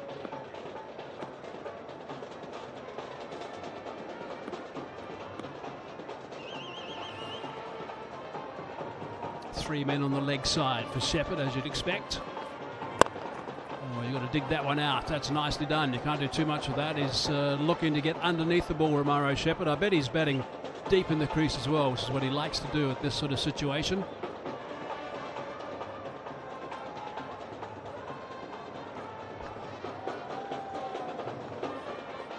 Yeah, I just think because it's such a small ground, and like you said, batting deep in the crease, for Romaro Shepherd to try and take two means he's going to put himself in danger, because fielders have such strong arms now that they're not shy to take on the longer end with their throw. He's tried to hit that too hard. He's actually lost his shape and just going to get one only. So that's worked out very well for the Warriors. Now, this is what I don't understand. If you aren't going to take a single of the second delivery, why would you take a single now? Well, then you've got to have the courage of your conviction to say, no, doesn't matter. I'm going to play all 6 deliveries without taking a single. Or then you say take a single of the first. Do some commentary with AB de Villiers, and it was a very similar situation like this, and someone was refusing taking ones because he wanted to hit the big sixes, and AB de Villiers is just saying that's just totally wrong. You've got to remember you can get twos. Just push on the gaps and pick twos.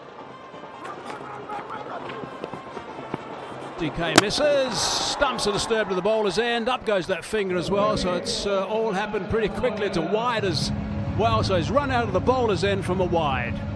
Wonder how often that's happened.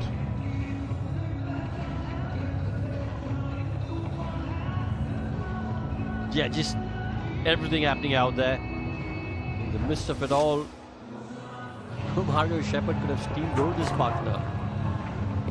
Nearly had a collision.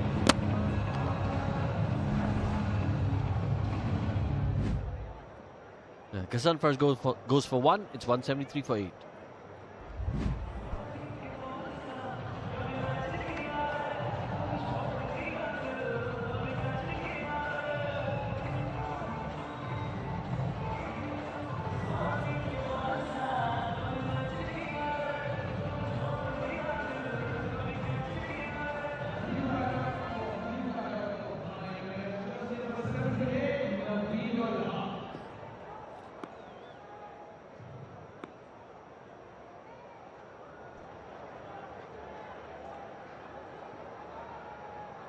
Ten balls off the last 10 runs, that's all. That's wide and it's full and it's been sliced away. Went very quickly indeed and flat for 6.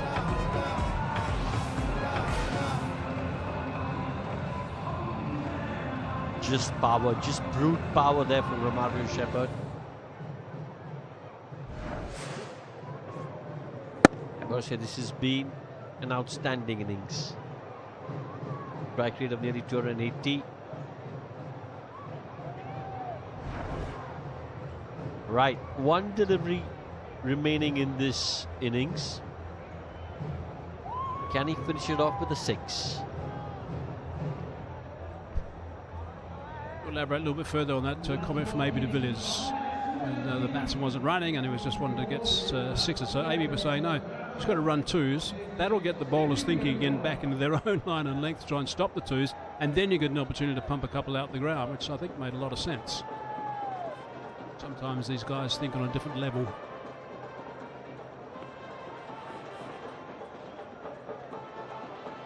Here we go, last ball of the innings, 179 on the board. Siddiqui. It's got underneath that, and he's belted that nicely for 6 runs to finish. That is done in style, and Stowe is the catch as well. Pretty tidy stuff with the grab. 6 runs to finish the innings. They go past that 180 I was talking about by a bet. 185 for 8 is where they end up. And I think that's a pretty good total. They'll be pretty pleased with that, I would imagine. My Emirates.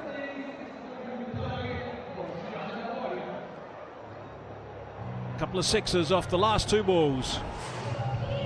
Yeah, just the way they would have wanted to finish this innings. 2 6s, lots of momentum. Again, in the slot. Romario Shepherd just put that into the stands with the minimum of fuss. It's one of those totals at the moment, I've got to say, Hazy, that both teams will be thinking, yeah, we're in it, we're in with a shout. Yeah, I think you're right. I mean, there's a spin, of course, that's going to be involved in the second innings as well, and that's going to be key, as it was now with Rashid bowling so well until his last over when he got pumped. But it is going to be an interesting game, this one. 185 is gettable, that's for sure.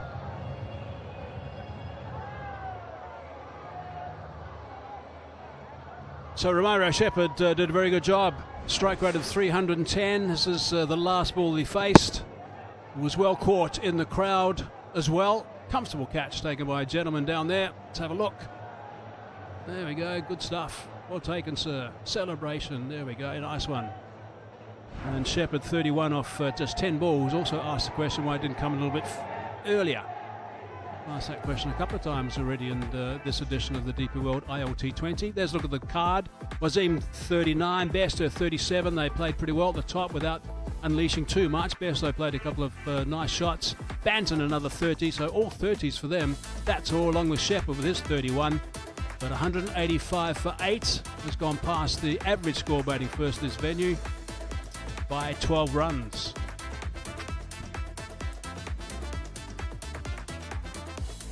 Yeah, and if you have a look at the bowling, Adil Rashid, clearly the pick of the bowlers with 3 for 32. Got a bit of tap in that final over.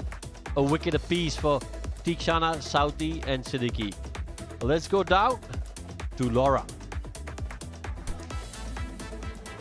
Johnny Bairstow, 37 with the bat for you. A nice start. How did it feel out there? Yeah, nice start. The wicket's obviously very different to what we had in Dubai the other evening. So just trying to adapt really, and then yeah, the bounce is pretty different with a few experienced campaigners out there trying to utilise their skills.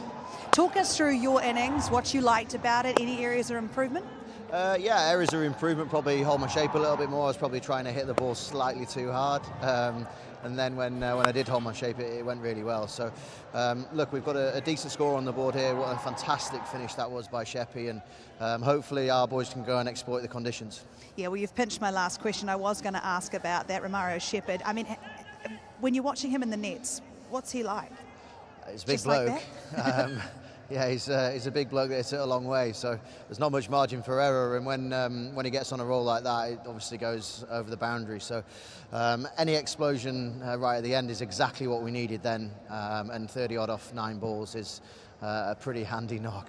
Yeah, not bad at all. What advice or what have you talked about with the bowlers about the conditions out there as you go and try and defend this? Not much as yet. I've literally just got my pads on to go out, but it's about holding length, trying to keep the stumps in play as long as possible. The length here you can be slightly shorter because of the trajectory of the bounce after it hits the pitch, so just making sure you're not too full and going into people's arcs. So that'll be what we're trying to exploit. Hopefully it swings like it did for them up the top, and we'll take it from there. Well done today and good luck. Cheers, thank you. It's a welcome addition to the ILT20. Nice to have him on board in this event. Sharjah Warriorz, that's all they've got. That's their target. It's 186. They will need a good start, of course, but that is definitely a target that is gettable. A chase coming up soon.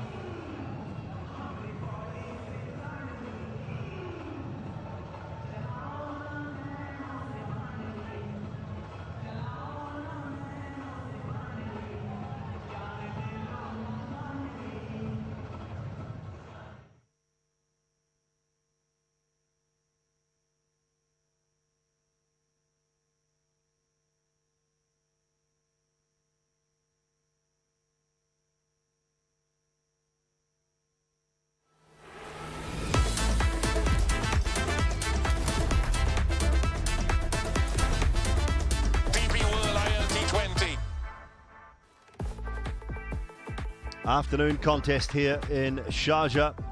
It's my Emirates who was sent into bat by Tim Southey and the Sharjah Warriors. A lot of middling scores, 39, 37, 32. The chief contributors with 31 from Shepherd. The back end getting my Emirates to 185 for 8. Ahmed Wasim and Johnny Bairstow up top, put together a partnership of 56. Get things going quite circumspect for the most part of the early stages of the power play. And then Johnny Bairstow started to find his range a little bit. Moments where catches could have been taken. Not to be. Mohamed Wasim got into his work later in the piece. A 56-run opening stand.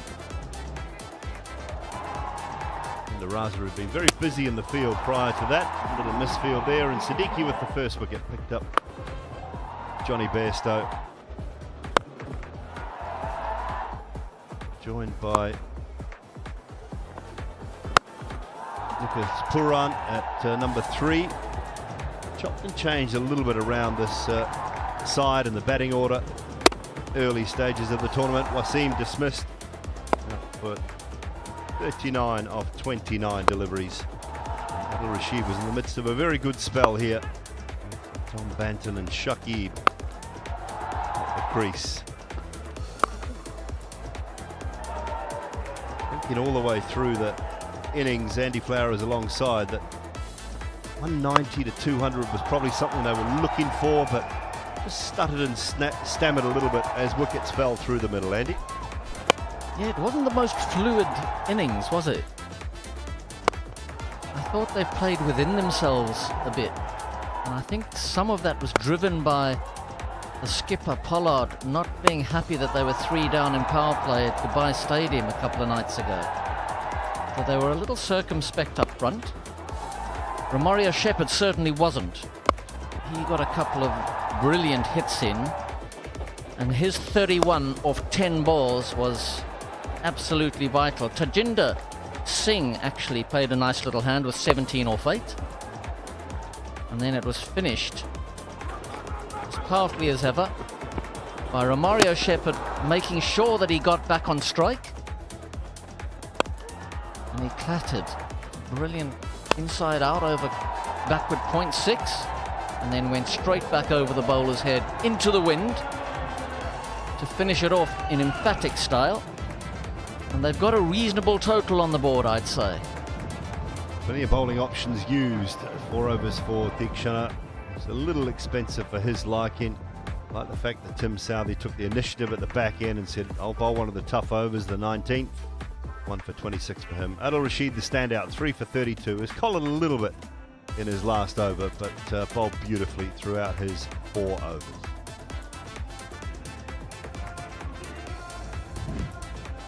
Nice scenes here in Sharjah this afternoon. First of our double headers for Sunday, the first double headers of the DP World ILT20 for season 4. 186 required by the Warriors. It favours the side batting second. Afternoon games, runs on the board, spin bowling options, 2 genuine, 1 it's a part-timer. I think it's a little bit harsh, but another reasonable spin bowling option for my Emirates.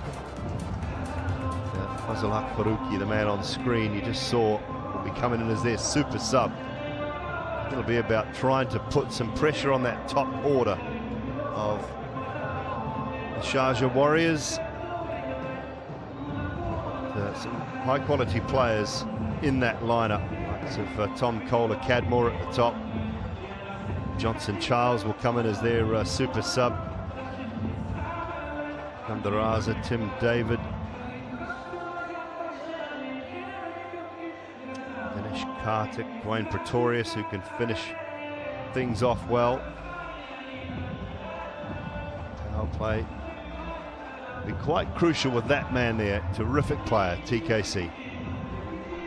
Well, the opening partnership between Tom Kohler-Cadmore and Johnson Charles is going to be vitally important in this chase. They are the most successful partnership in the last couple of ILT tournaments. So they like batting together. They're effective. They're quite different players. Kola Cadmore quite strong down the ground. And certainly both of them very strong against spin. And Johnson Charles hits a little squarer in power play against the quicks. Slaps it through the offside. And anything that he can get under on the leg side, he gives it an almighty wallop. So that's going to be a crucial aspect here. If he can get, if that pairing can give them a good start in power play and allow Tim David to dominate in the middle, which we know he can do, and Sikandar Raza and Dinesh Karthik, both excellent finishers, they need to be given a smallish chase rather than getting in too early. But if they see that finish line in sight, they're both brilliant at finishing off innings. A fascinating little tussle ahead of us. Looking forward to watching the two spinners too. Ghazanfar and Shakib Al Hassan, they're going to be key for my Emirates.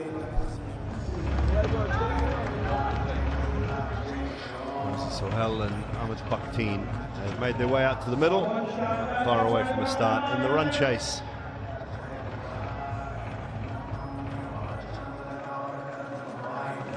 The two impact substitutes will have a save very early on. Fazal Faruqi and Johnson Charles. JC, he developed his game a lot against spin in the last couple of years. He's brought that switch hit into play. Doesn't always have success with it, but he figured that he just didn't have enough options against spin. So even at the ripe age of 38, he needed to change something, to try something different.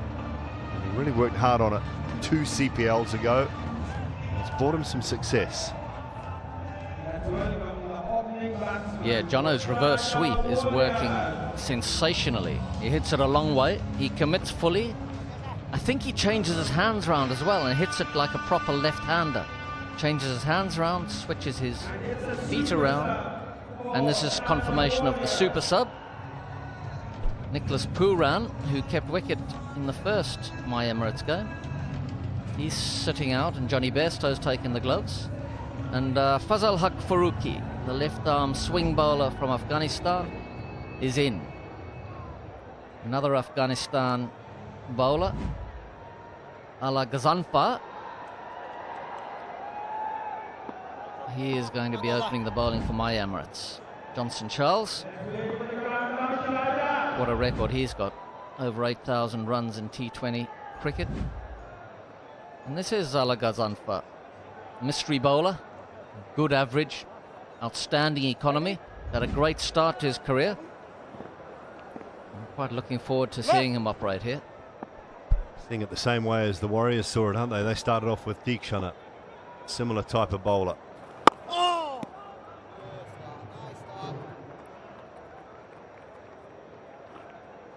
Quality mystery spinners that can use the brand new ball. Sought after operators.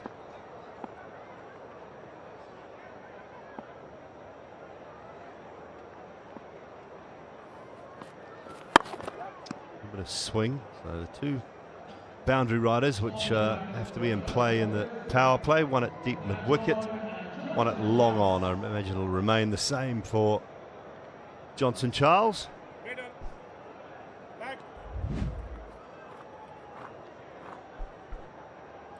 Well, they've done so well together, haven't they? Charles and Tom Kola Cadmore.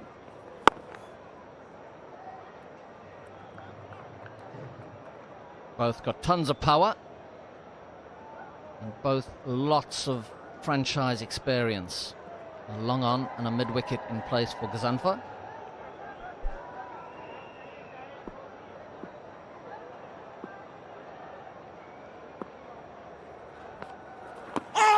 Oh, just a little inside edge, I think, which saved him. Misfield as well. Is that Faruqi? Need that. Sloppy work from Faruqi. A tight single in the first place. A little bit of in-swing and an inside edge. It was a tight single. Run out chance, perhaps. They ended up with a 2. Just drifting down. May have been a hint of 2 noises, but I don't think it was hitting leg anyway.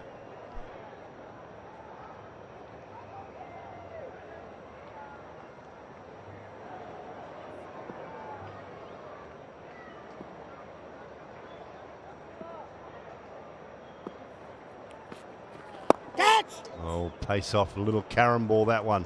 Brilliant start for Gazunfa. 3 without loss.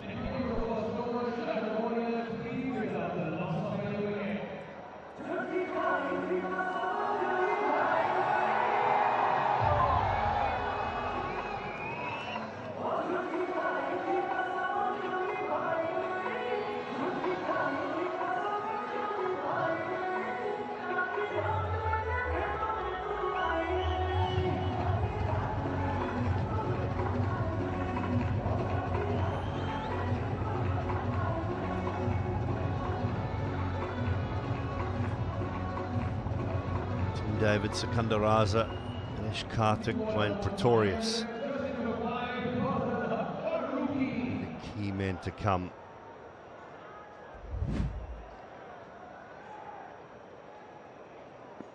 Shubham Ranjane rated to come in at number 7. Errors Faruqi.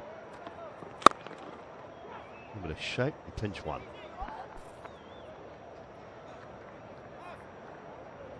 Oh yeah, nice swing for Faruqi first up, and he landed it beautifully. Threatening the stumps, not much height, so the ball stay low from him.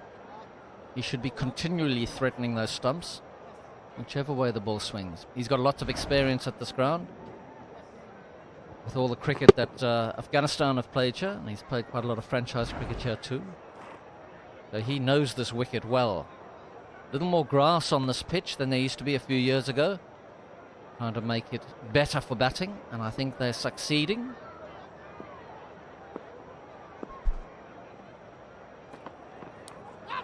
Oh, is that a little edge? It might be off the thigh pad.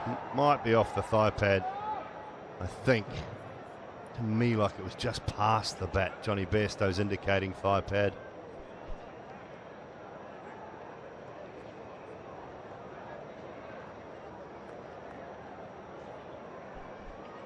It looks like Pollard's listened to Bairstow and not Faruqi.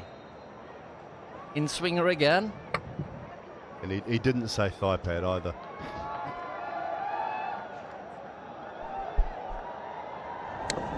And he said, I think it was off his bottom.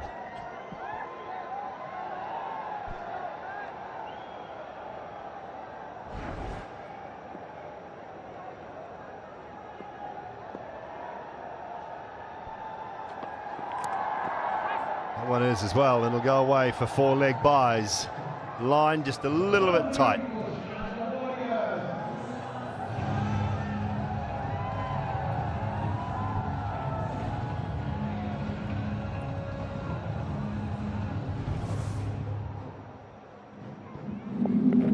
In swing again. Is he wearing a thigh pad? I don't think he is, you know. I think that's off thigh. It's a decent sized thigh though, to be fair.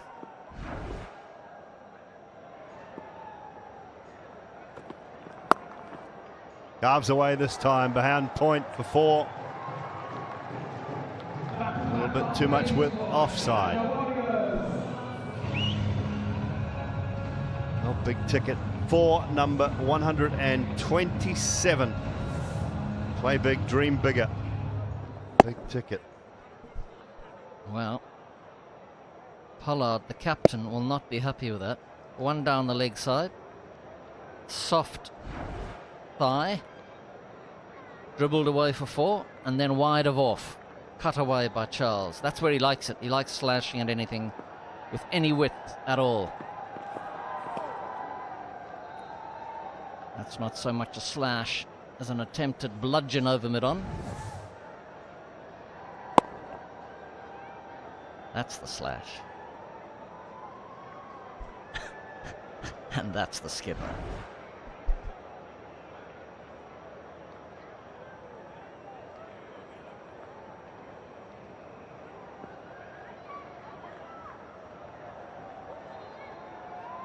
Change again. So long on has gone back after that attempted swipe over long on from Johnson Charles. Deep backward point up inside the circle again. Shovels at leg side for 1. 11 from the over, 10 from the over, 13 without loss.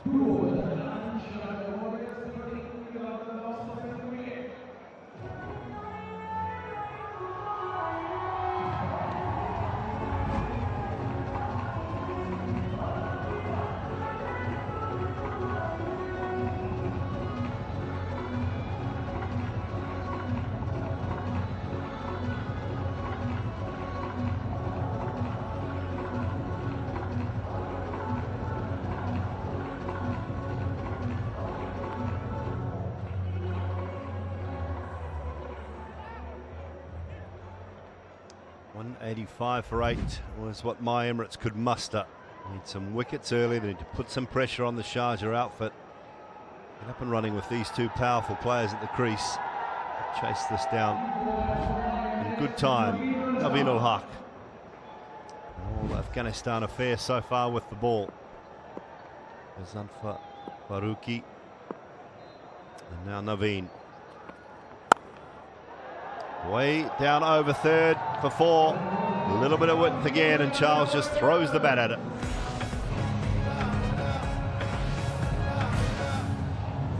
Width to Johnson Charles does not work. There's an attempted in-swinger, I think, from Naveen, but it didn't go enough.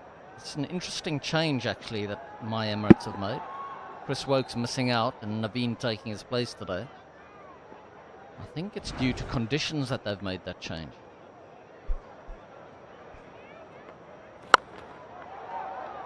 Swipes that one away through mid-wicket for 4 more back-to-back boundaries for Charles.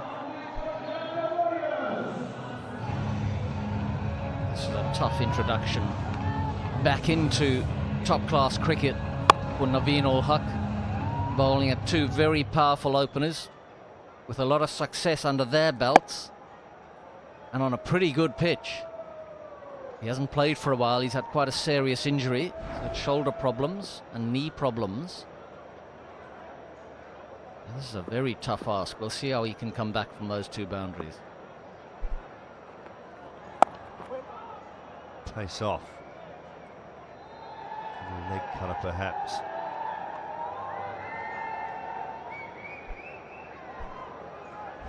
Back-to-back boundaries here. Width on the first ball, and there wasn't a hell of a lot wrong with that. This is T20 cricket. Good players on a good pitch. It's unforgiving for these bowlers.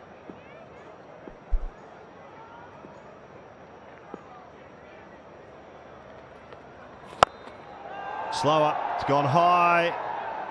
Banton takes the catch. Shimmied round from long on. Pace off. Good work from Naveen. A nice comeback. Well, great piece of cricket from Naveen ul Haq. Experienced at this ground himself. And he's taken pace off that 102 kilometers an hour. And Banton's big hands were more than enough at that long on boundary. Johnson Charles, his fire burnt briefly, 15 of 13. The Warriors in their chase are 21 for 1.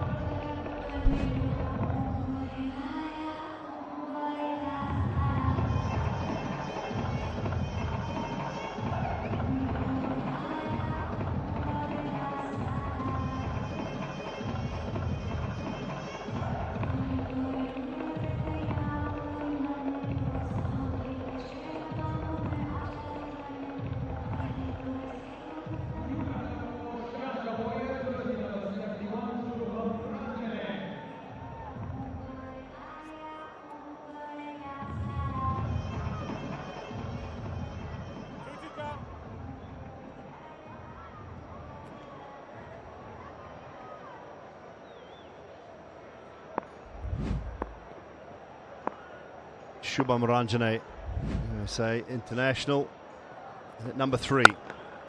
That's good from Naveen. On the money. 1x bat power play is on. What they say, just power play on, win the game. Lovely bit of deception from Naveen. Slower ball, good catch from Banton, was always pretty comfortable under it. Deceived Johnson Charles nicely.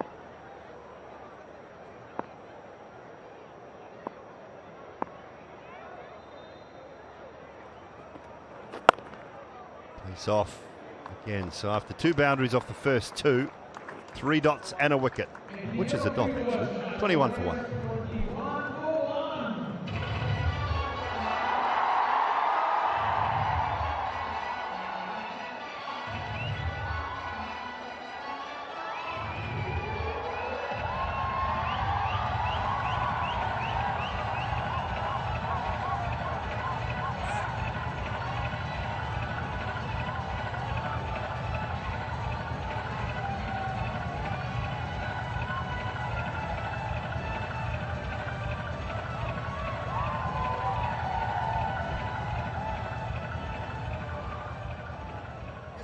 Gone 21 for 1.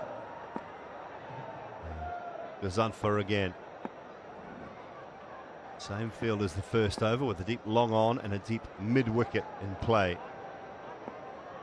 Oliver Cadmore's only seen 3 the first 18 deliveries, and he gets that one away over extra cover for 4. Shimmies inside out.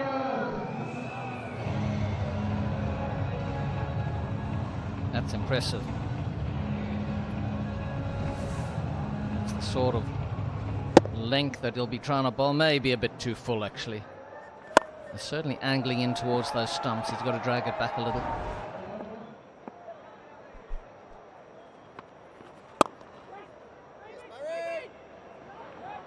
Two, I don't think it's on.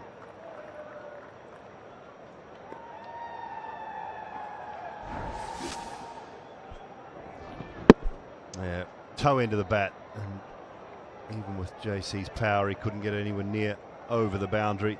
Banton with a comfortable catch.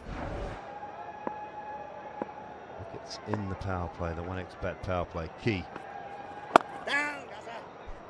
That wicket by Naveen, I loved watching that little piece of play. Under pressure, first game back after a long time out, 2 boundaries, 2 powerful players at the crease. And he had to really hold his nerve for the rest of that over. He did it brilliantly. And he used his probably number 1 strength, his slower ball, to get Charles in the end. Great piece of cricket.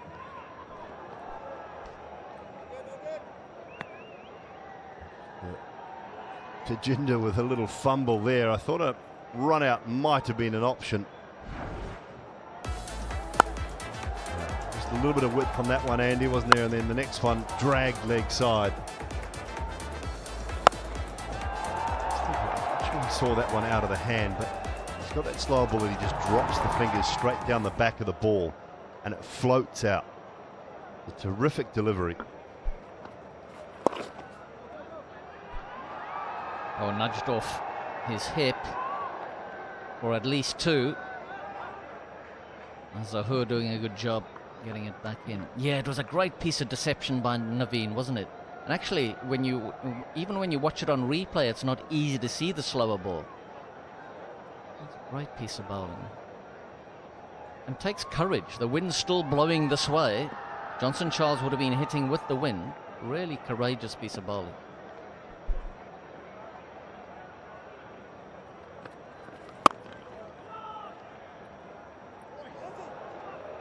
Little mix up there again, but all is well. 8 from the over, 29 for 1.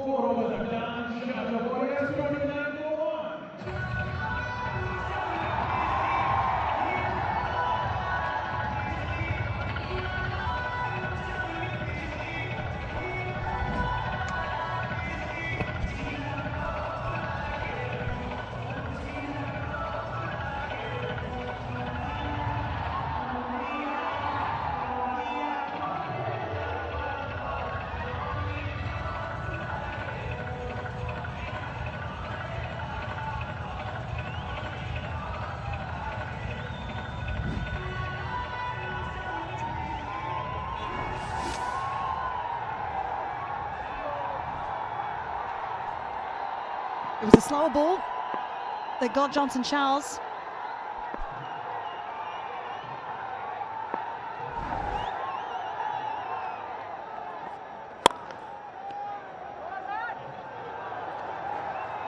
Straight down the ground. It's like misfield all the way to the boundary.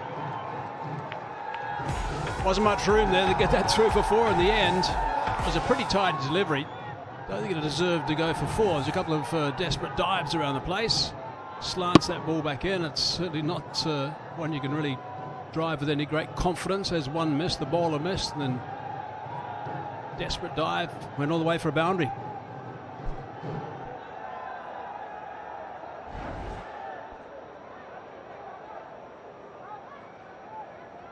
The last 3 overs have seen a boundary every first ball. It's a good start.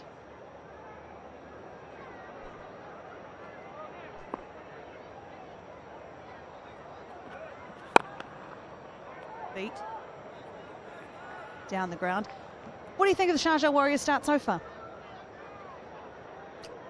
So it's pretty much locked away at the moment. The Warriors are 1 down, of course, but there's nothing in it for the run stakes. The Emirates were 33, so 33 versus 34. So I think they've seemed to be a little bit more positive to me, actually, at the start. So I quite like that. And Colin Cadmore is a fine player. So he'll be someone who's looking to set his stall out a bit. There's the coach looking onward. So I've liked the way they've gone about it up until now. Going at a shade under 8 to the over. Big game for them. They've got to make sure they get up here.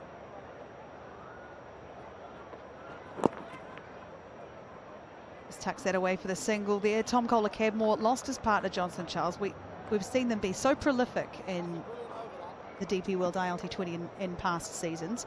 What makes them so good together?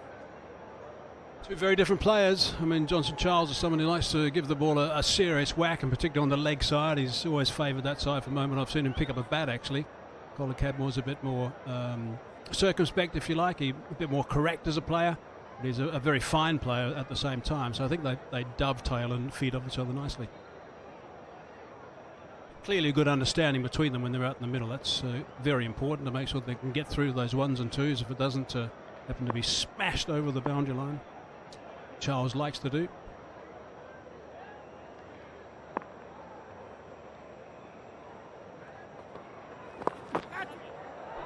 Out. I don't want it. I don't know how really best to describe what happened there. Things are going along just nicely. Clever bowling, that's what it is from Naveen. He's been mixing up his pace well, mixing up his lengths a little bit. His Afghanistan teammate took the catch quite comfortably, but really good work from Naveen. He's in the lineup today, so he's been unleashed and ideally positioned from a line point of view. Hard to control from outside there, but really well done from Naveen. A bit of a work up to get that wicket, so it runs on his way for half a dozen. 35 for 2.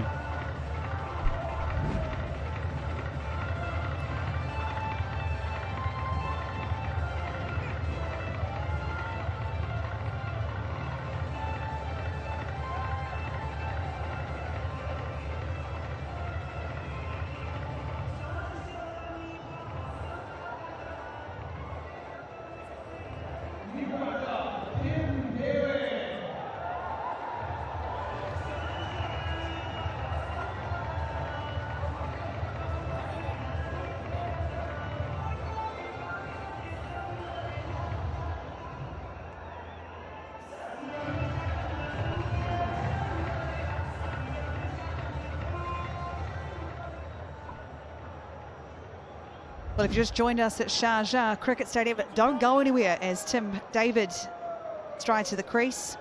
Sharjah Warriors 35 for 2 now.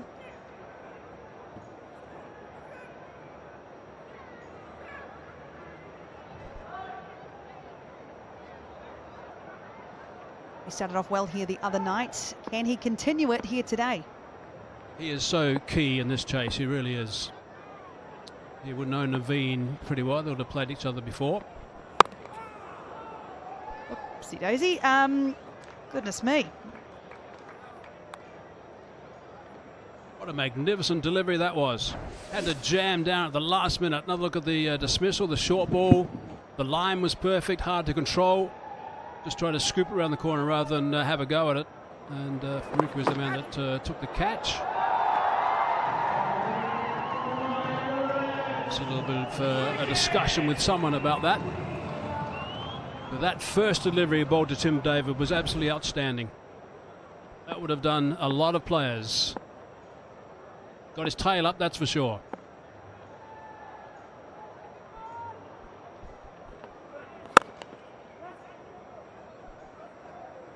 He's off the mark. The end of the over, 36 for 2.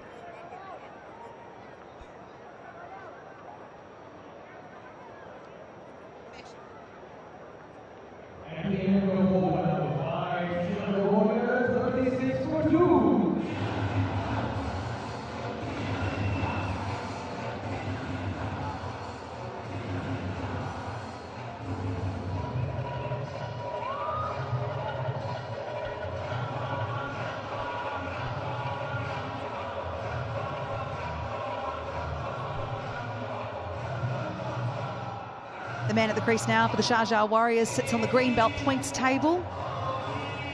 Great performance here the other night. Not enough to get his team over the line, though. He's only with the Sharjah Warriors for just the 3 games. Great to start off with an impact. Be better to win it for them today. That's right. The little fella's on the top there, Nasanka. He played brilliantly. He's been the player of the match for the last 2 games in Dubai. He has been superb. Been great to watch him play. What about this first delivery that he received, Tim David, from Naveen? Goodness me, and he just jammed down on that at the last minute. Brilliantly bowled. Going to make sure his weapon's not damaged.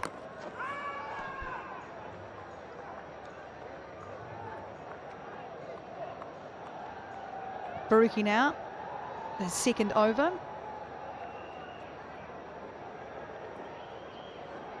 He's the leading wicket taker in ILT20.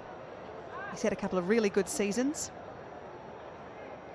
What is it about his bowling that suits these conditions? He's just so good with a new ball, a newish ball. He can swing the ball both ways and swing it late, and he swings at some distance, so he's quite a handful.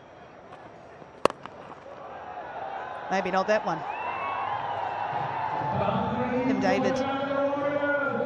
His first boundary. It wasn't timed, it was muscled, that one. Like a pretty determined shot. Wanted to get everything behind that to make sure somehow it went to the boundary. He normally hits the ball a bit cleaner than that. He was quite high on the bat. So it had to be quite a lot of force to get it out there, but a boundary is all that matters really at this stage. Good stuff from David.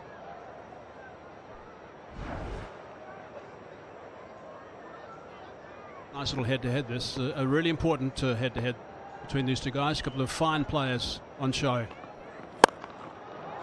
Up and over. Good enough to run away to the boundary. It does. 4 more. Now this is a shot that's worth having a couple of looks at, I think. Got a track which hasn't been bouncing too much, so you really can't trust the bounce enormously. It's been dug in by Faruqi. And David hits it on the top of its bounce. So it's just above stump high, and he's done that to it. I mean, that takes some serious ability. It's a really good shot. Again, a strength that time, but that's a terrific shot. Nicely played by Tim David. A couple of 4s in 2 balls. That certainly deflates a bowler a bit and gets a captain a little bit concerned. Now, if I've ever seen him look concerned.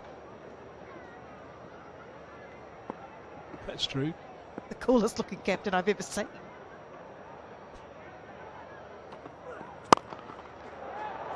Gone again. Over the captain's head. Another boundary. And David on a bit of a roll here. Yeah, this is special as well. So the shot before was superb. I think this might be even better. Really is a very good shot. Again, it's nowhere near a shot that, or a ball you should say, that you can rock on that front foot and look to drive. He just basically lunges forward a little bit. Again, he hits it on the height of the bounce for 4 runs. Bowled him. He responds with taking his wicket, and I guess that's the only way you really want to do it. What a comeback. What an unbelievable comeback from Faruqi. So 3 fours. The first one was muscled. Second one was a brilliant shot. Third one was probably the better of them all. And then he comes back with this. It's a little cutter. He gets through the shot early, does Tim David, and Faruqi starts that big celebration. That's why he's so good, Faruqi. He never gives up either, and he's got a big stick here with Tim David on his way. Unlucky for some for 13. 48 for 3.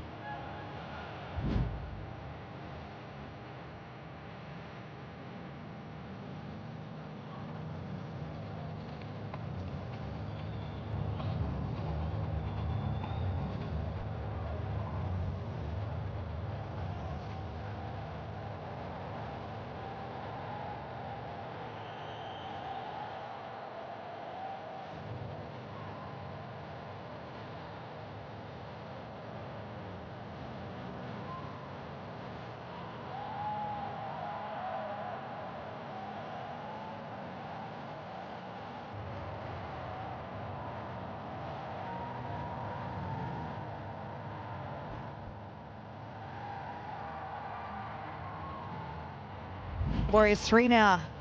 3 back in the sheds. Sharjah Warriorz comes to the crease, joins Tom Kohler-Cadmore. He's actually faced a lot of strike. And a lot happening at the other end though. Starting with this, Tim David was on a roll for a bit. 3 fours.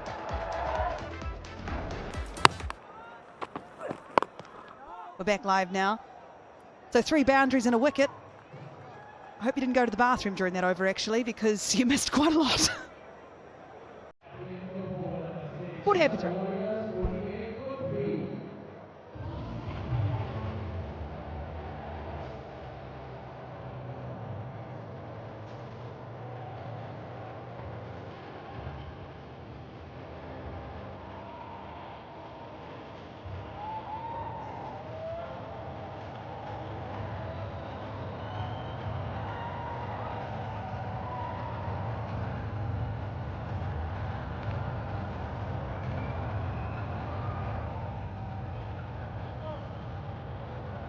The most wickets in the DP World ILT20, Fazal Haq Faruqi. He got the most important one possibly today. Tim David, after back-to-back-to-back boundaries. And that 5 times fast.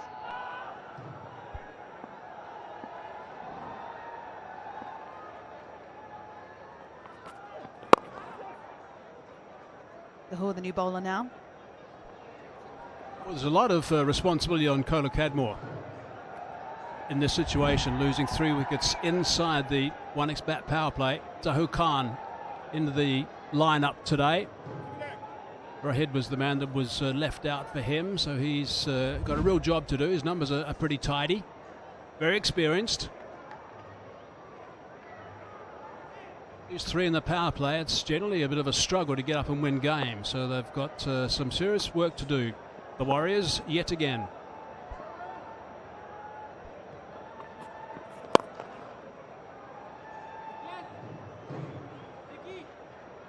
Single there.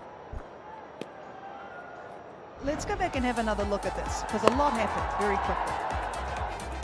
Boundary, and you thought that they got better every shot he played. Yeah, I thought this was the pick-up, and that was so clean, beautifully played down the ground, and then the wicket. I mean, it's just remarkable stuff. A little bit of a cutter, hold the fingers down the one side.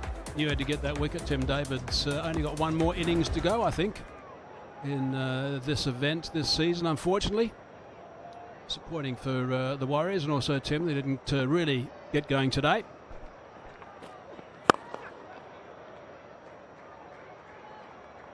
Kohler-Cadmore down the ground there. What are they going to do for power when he leaves?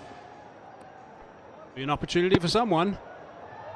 Who's going to have to come to the fore. There's a terrific shot down the ground. Yeah, it leaves a massive hole. I mean, it's very difficult to replace him. Career strike rate is quite extraordinary.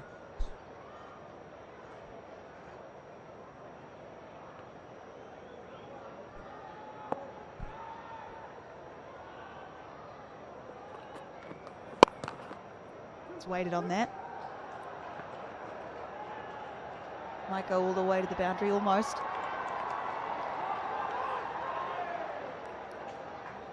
Wanted 2. Last thing we need now is a run out.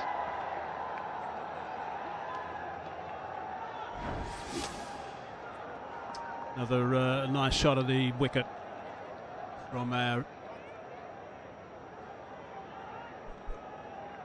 DP World Smart Truck buggy cam.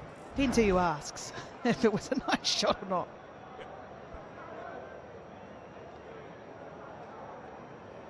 Busy player, Secunda. There we go, there's the DP World Smart Truck buggy cam, which gave us that shot that we just saw of Tim David being dismissed.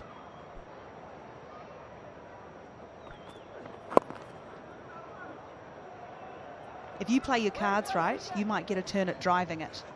Simon Doull did last season, did quite a good job, didn't crash it. Did he? That surprised me. I've seen him drive before, Simon.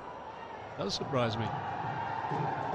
So if there has been some criticism of Kohler Cadmore over the last couple of seasons, it's when he goes out in the game. He starts off very well. What has he got to do today to make sure he stays? How does he play this? Well, he can be busy enough as he can be out there with Secunda Raza, because Secunda Raza will push him and get him running hard and turning the ones into twos and twos into ones. No, the ones into twos, yeah, I should say. Ones to twos. Threes into twos twos, into threes. fours, yeah, all that sort of stuff. What do you even need? A single to end the over there. 55 for 3.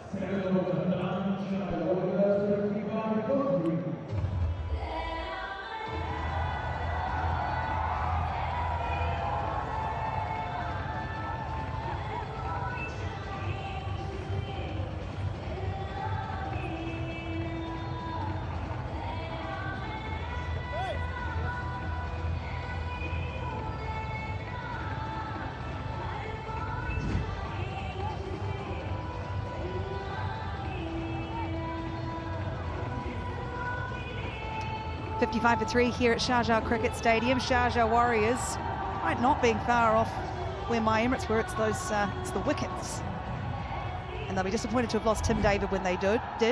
Kohler Cadmore on strike here. Hasn't seen much of the strike so far this innings. No, he hasn't. Shakib will like the surface. He'll get a bit of turn out of it. It's up and over. Great shot from Tom Kohler Cadmore. That's a nice welcome to the crease straight away. Dispatched over long on. Such a clean hit from Kohler Cadmore. DP World Dispatch of the day. That might be one of the contenders.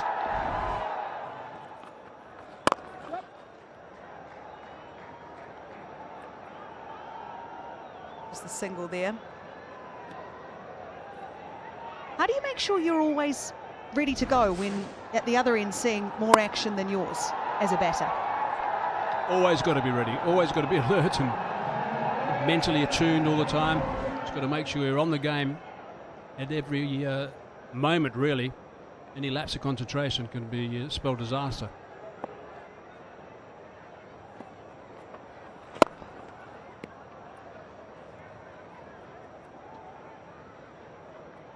Single for Secunda. What do you think the messages between the two of them are right now? I don't think there's a great deal of talking going on. I don't think they're very experienced. I don't think they need to sort of have too much of a discussion because they know each other pretty well and how they will play. He'll be looking to hit the ball nice and cleanly, where Secunda's more of a runner and looks to play square-ish on the leg side. That's where he likes to get most of his runs, Secunda, when he has to. One thing that the Warriors are going to have to take into consideration is that Emirates were scoring lots of runs right towards the end of their innings. That's what got them to that 185 mark. That was a nice little spurt, so they've got to make sure they got a little bit of power at the end. Still in the tank.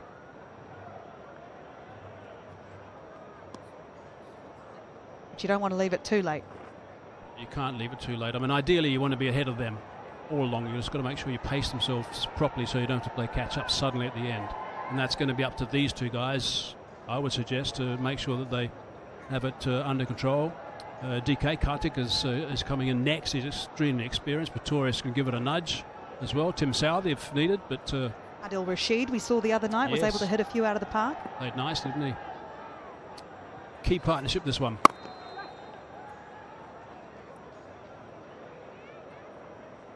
Single to end the over. Let's have a timeout.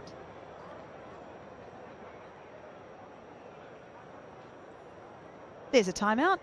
See, I told you, Hazy. What were you worried about?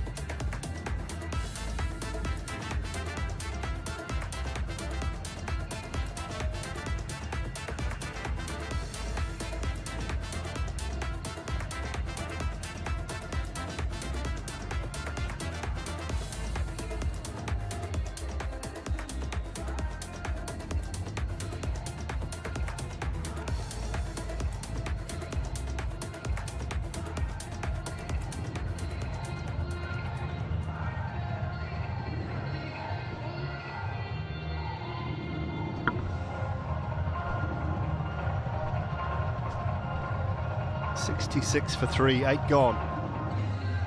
And in the balance, my Emirates at this stage was 65 for 1. The power that Romario Shepherd displayed towards the end. They were held back a little bit through the middle stages, courtesy of some good spin bowling. Wide rate, exactly 10 at the moment.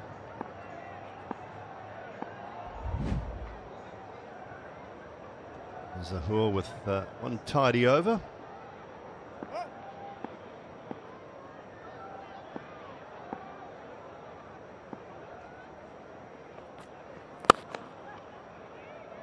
Pace off and cleaned up pretty comfortably by Pollard.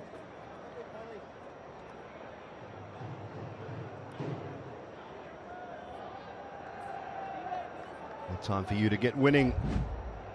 Dalwad Dakal in Ampao contest.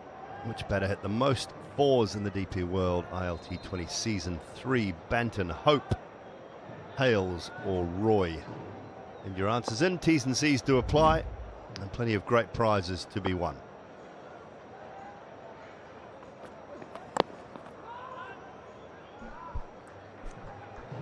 Well, most number of fours in the last season. In this game, my Emirates hit 11 sixes, and so far the Warriors have 1. That's a huge discrepancy there. Scores are very similar after 8 overs, but without Tim David, Johnson Charles, those are 2 big 6-hitters that aren't in, not available anymore. There's a strike, solid strike from Raza. Good use of his feet against the medium pacer Zahul. Slammed him back over his head. Oh, wow. A boundary off the last ball, and there's going to be more. The dreaded sound was heard by everyone in the stadium. And Zahul would have hated the sound of that, as would the skipper, Pollard. Big no ball. I need to come back well from that mistake. He has had his issues around this part of the game. So freebie for Sikandar Raza. Now launches it. Is that going to hit the netting, or is it going all the way? Just off the roof into the netting. So making the most of it, Sikandar Raza. Second six of the innings. An attempted slower ball from Zahul. Beautifully picked by Raza. Pollard makes the slow walk across to his bowler. Nicely picked. He waited for it, didn't he? It came through quite slowly.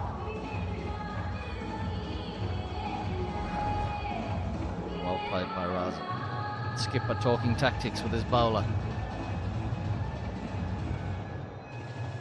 They've actually pulled mid-wicket across, who was saving one on the leg side, pulled him across to a backward point, indicating perhaps that, in fact, they're moving him out to a deep backward point.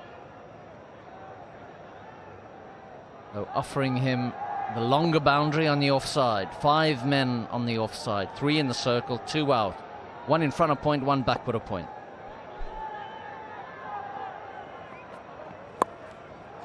Oh, it's poor. Poor delivery. Easy to just get enough bat on it and swivel it around the corner. And the hands on the hips from the skipper standing in mid-off. They've put backward point out and he's dragged it down a long way down leg side. Raza's actually done well to catch up with it. And easy as that, he just lifted it over short fine leg. The reaction from the skipper. He has brought that backward point in. Square leg's gone out again.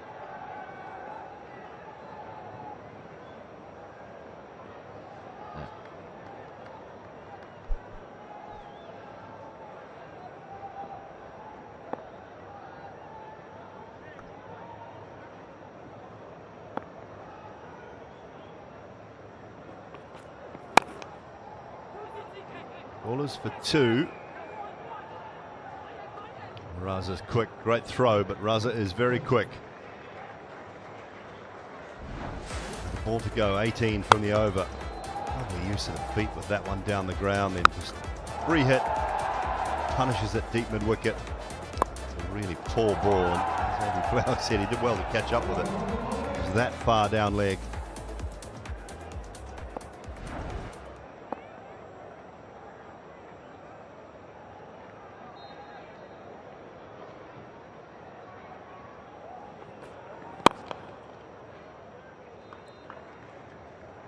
From it, high quality from the Warriors, one they needed, 85 for 3.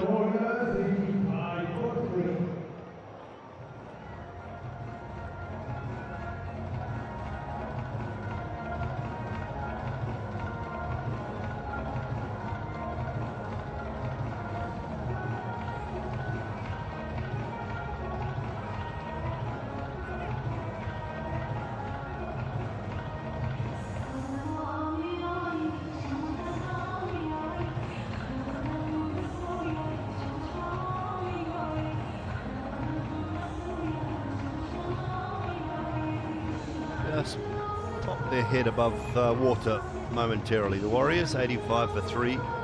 My Emirates was 79 for 1. Stage lost their second wicket at 83 and then another one at 84. Things started to slow down a touch for My Emirates, so a good little period for the Warriors here will keep them well and truly intact.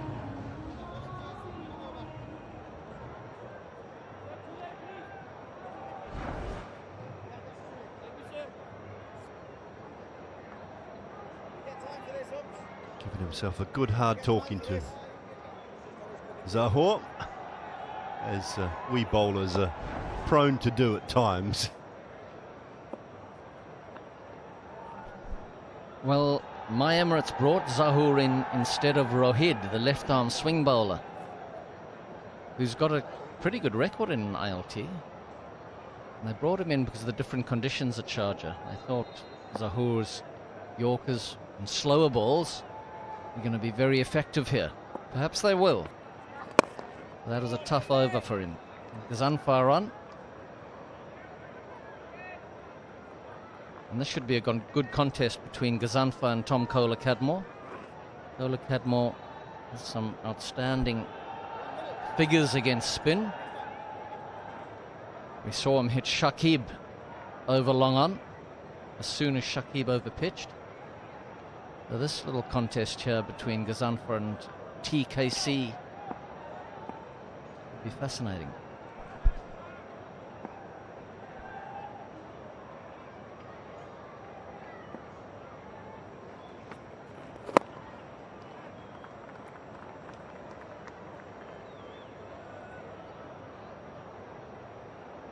This little partnership, 38 of 22, so it's a good start to it. Sikandar Raza with 24 off 13 has taken a little bit of that pressure off TKC.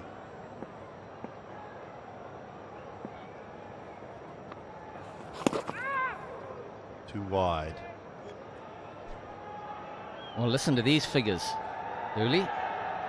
Tom Kohler-Cadmore in the ILT over the years. He averages 32 against pace at a strike rate of 130. And against spin, averages 61 at a strike rate of 189. Yeah, high quality that. From his point of view, if he can allow Raza to be maybe the little more aggressive of the two here, to bat till that 16th, 17th over. If he's there anywhere near 16, 17, 18 overs, I think the Warriors are every chance of winning the game. But guys at the other end just playing these little cameos, and at the moment Sikandar's doing a terrific job from that point of view.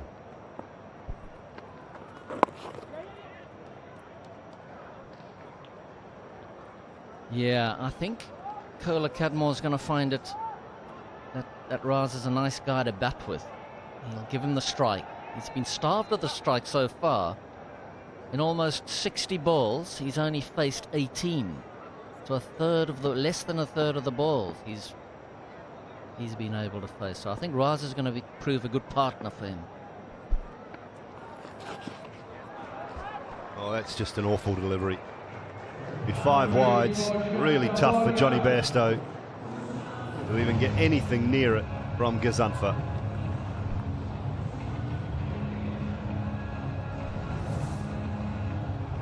Ghazanfar's bowled nicely so far. Had the tricky job of bowling in power play, and he's got that one wrong. Johnny Bairstow couldn't quite get there in time either.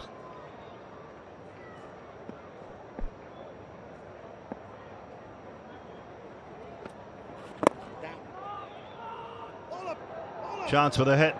Maybe no. Sikandar Raza got in the way, but not on purpose. He was just running straight back to the stumps. Raza, I think you have to realise that when you're giving the strike to Kohler-Cadmore, that's going to be more useful than the other way around. Kohler-Cadmore does not look for quick singles. He's a boundary hitter. Won't find it on that occasion, but still up above the run rate with 10 and over. 10 from that. 95 for 3 at the halfway stage.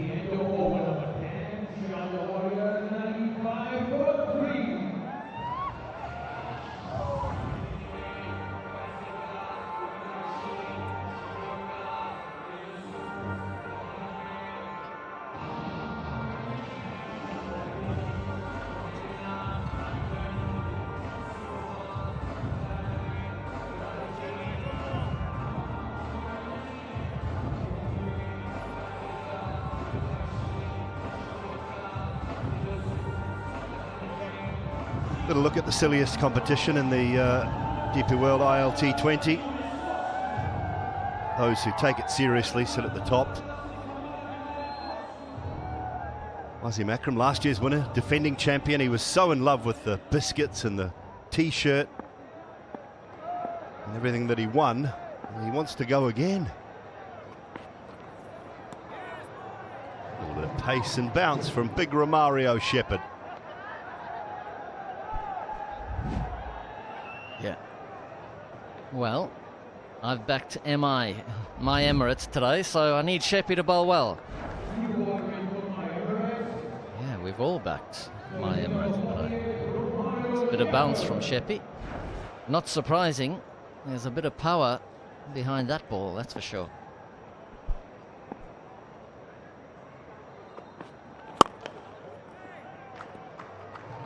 Real shoulder bowler.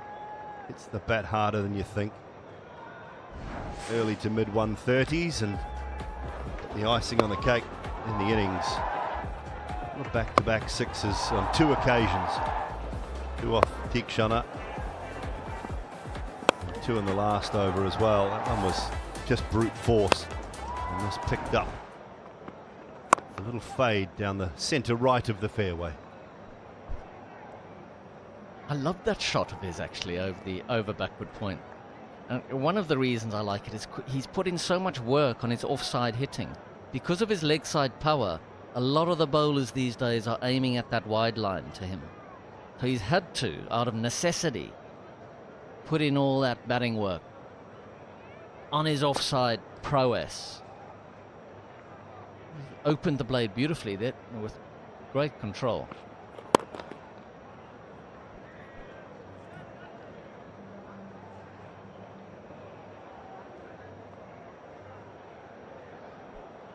Started well with the ball. I think it's your job too, Andy Flower, today to find the DP World dispatch of the day, the best 6 of the day in your opinion. Well, there's a long way to go, but that is a contender, no doubt. Still got the talents of DK, Dinesh Karthik, to come in. Oh! Nice strike down the ground from Kola Cadmore. And that brings up both the 100 and their 50 partnership.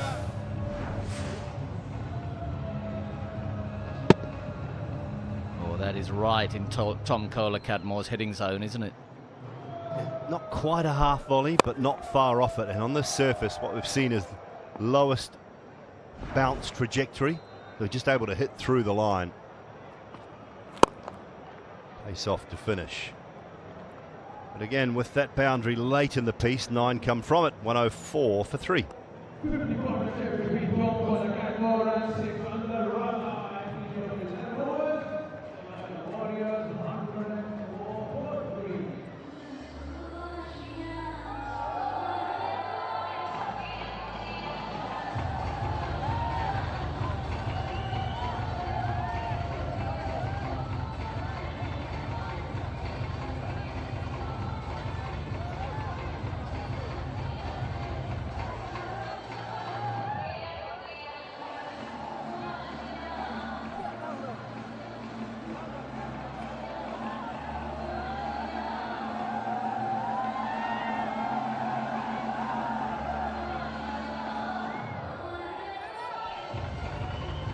It's a good partnership. It's going along at a decent clip as well. 56 off 34. And Shakib with another. It's good. He's just got to be a little patient here, Shakib, and just keep driving it into the surface. He does try and grip the ball. Yeah, he overpitched to Kola Cadmore, didn't he, in his first over? And he got punished down the ground. He does need to drag that length back a little. It was interesting seeing the running there, or listening to Raza. I think he was shouting, go, go, go, go, go. And I think what Kola Cadmore was hearing was no, no, no. It took him an age to respond. That's better. He was yeah that time. Zimbabweans struggle with the English language.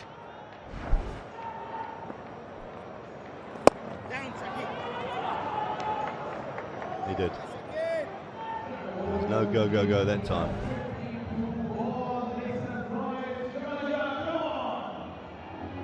Repairs to the favourite blade. Rocking the mullet. DKC. Yeah, that's the most action he's seen from a pair of scissors for a while, isn't it? You're not wrong there.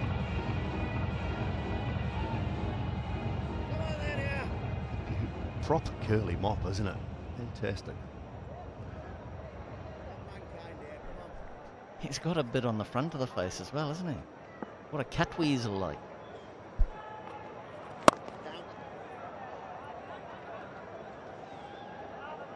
Good from Shakib. What's happened in the last 3 overs? He keeps talking to Tyler. This is when DKC was getting some work on his bat. Discussion there about what they might be looking to do, but the last 3 overs, the first 3 to 4 deliveries have been good. They've found a boundary late in the piece. They might have done it here as well. Secunda Raza over extra cover. That's lovely. Not for Shakib. He actually gave himself a little bit of width just by leaving his front foot on leg stump, maybe just outside, leaning back a little, which allowed him to get under the ball. That's 6 more. So he goes back to back. Secunda, this is a brilliant little innings at the moment.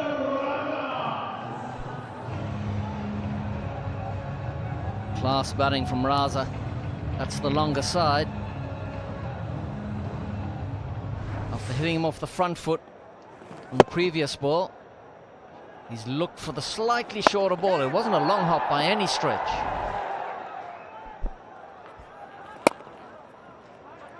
Again, required rate well and truly dealt with. 16 from that over, 12 done, 120 for 3.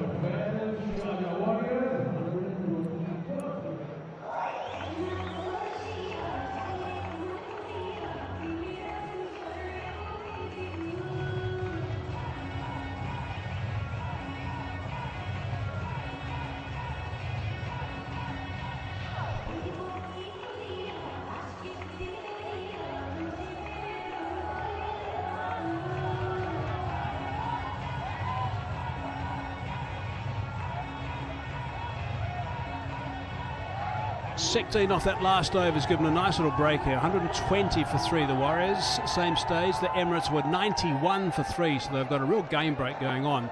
There was some serious power right at the very end. Last couple of overs really for my Emirates when they were batting.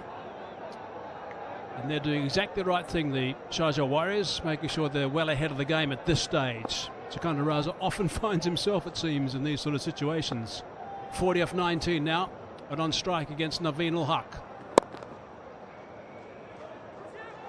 Likes to run 2s.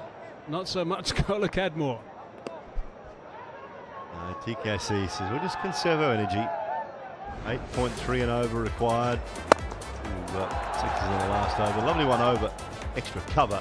Andy Flower said this wasn't that short, but he just rips the wrists through the ball.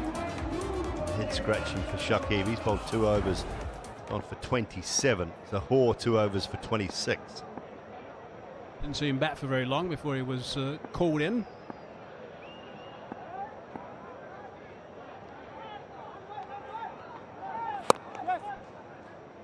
Nicely bowled by Naveen Ul-Haq. Change of pace, sort of a slower delivery from him. Mentioned it too, Hazy, that the last 3 overs, first 3 balls have been singles, dots, and then later in the piece they've picked up those boundaries. No one's been able to close an over out yet. They need to close out 2 or 3 overs in a row here, the My Emirates. Yeah, what a big game it is for both. Sitting 5 and 6 on the table, these teams. Desperate for a win, desperate for points. Extraordinary to see that net run rate for My Emirates at minus 3.03, and they've got the power lineup they've got. Dug in, but controlled, just the single.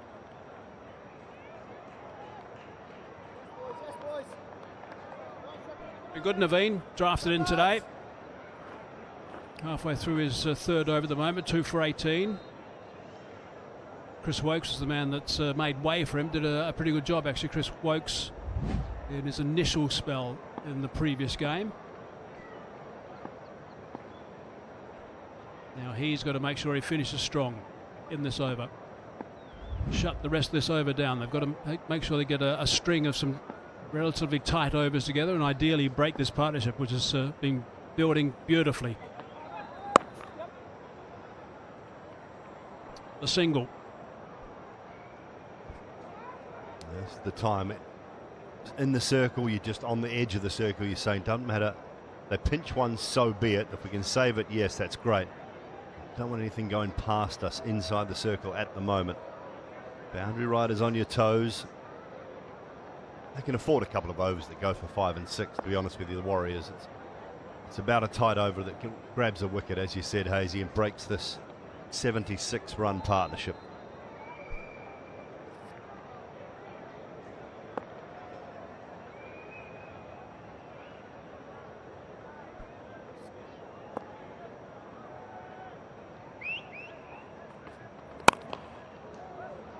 Sweeper into play on the offside, another single, just ticking it over. That's the last thing I want to do, actually, is break this partnership. The Warriors, they've got to make sure they take this nice and deep, these two guys. They've got some very capable players to come, and DK and Pretorius after that. DK will be nice and calm out there, I'd imagine. There's a look at the most sixes in the DP World ILT20. Paran with 73. We haven't seen him get going yet. In addition, 4. Hales at 64. Colin Cadmore with bang on 50 at the moment.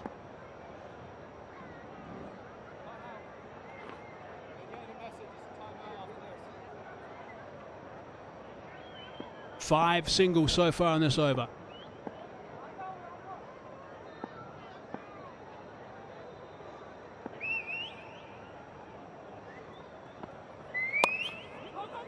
Dug it in, slower delivery, shy at the stumps. I think he was going to be okay. He's very quick. Secunda Raza out of the blocks smartly at the non-striker's end. 6 off the over, 13 done, 126 for 3. And also timeout as well.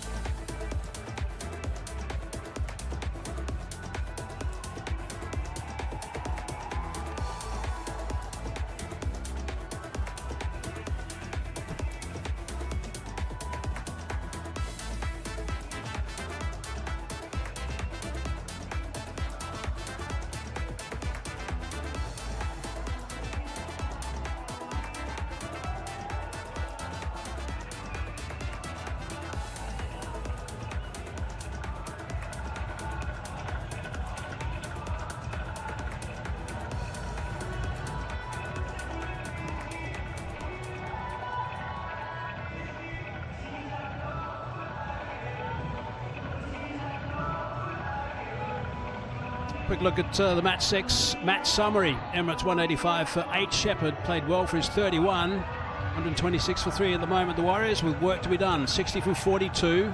Doing okay at this stage.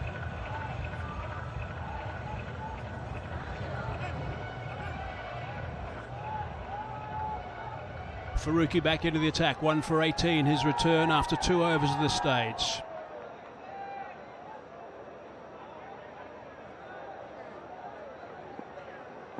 This is the highest 4th wicket partnership for the Sharjah Warriors in ILT20.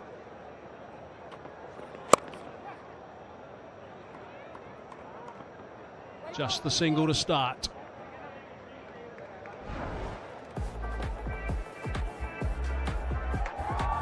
Yeah, good crowd in this afternoon here in Sharjah. Sunday afternoon, nice and warm, about 29 degrees. Lovely intimate cricket ground. I've been here now since 1992, I think. First season we had a tri-series.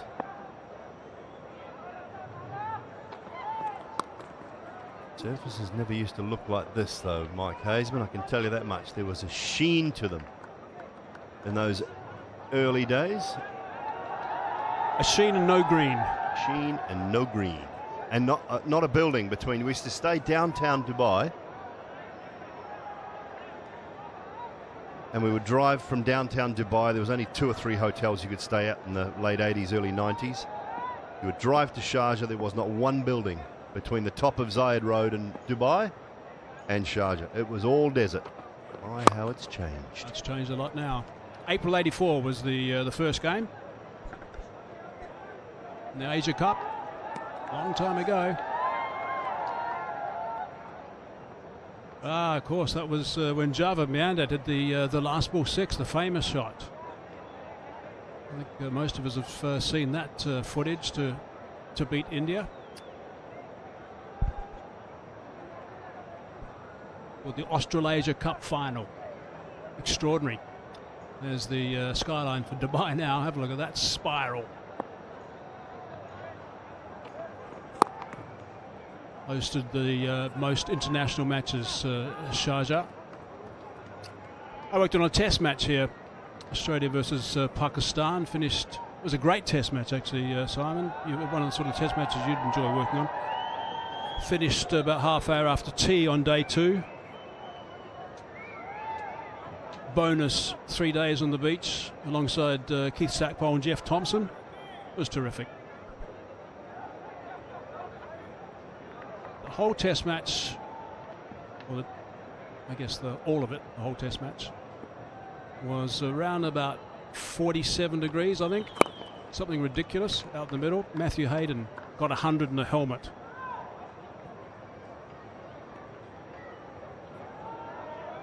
Played magnificently. Hosted some great games of cricket over many, many years. And names as well. Sachin Tendulkar.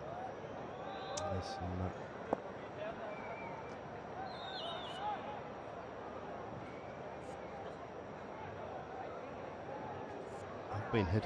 I don't think you've played until you've been hit onto the road either. I've been hit onto the road.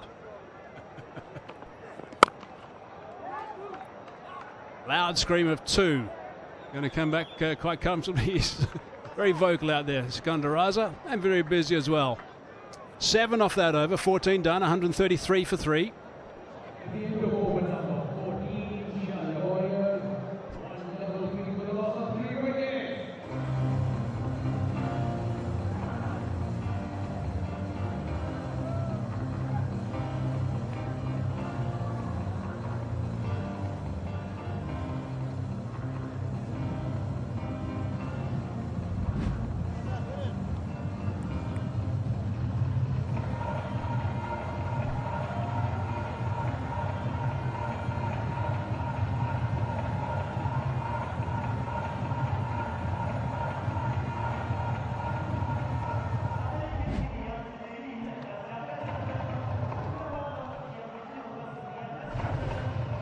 This is one of the sixes. This is Rutherford. Belted the ball onto the road, onto the truck, the bed of the truck almost, and almost through that shop window across the road. It came back eventually. There's about 4 bounces on the road, hard bounces on the road. I said to Aka Yunus in commentary box, he's alongside me, you would have given that back, of course, and not taken it. He said, of course I would have. I wouldn't want to bowl with that. Fine shot. There was one of many. 29 sixes in that game. Yeah, lefties. It was Syed Anwar that popped me out there. Onto the road, the great Pakistan left-hander.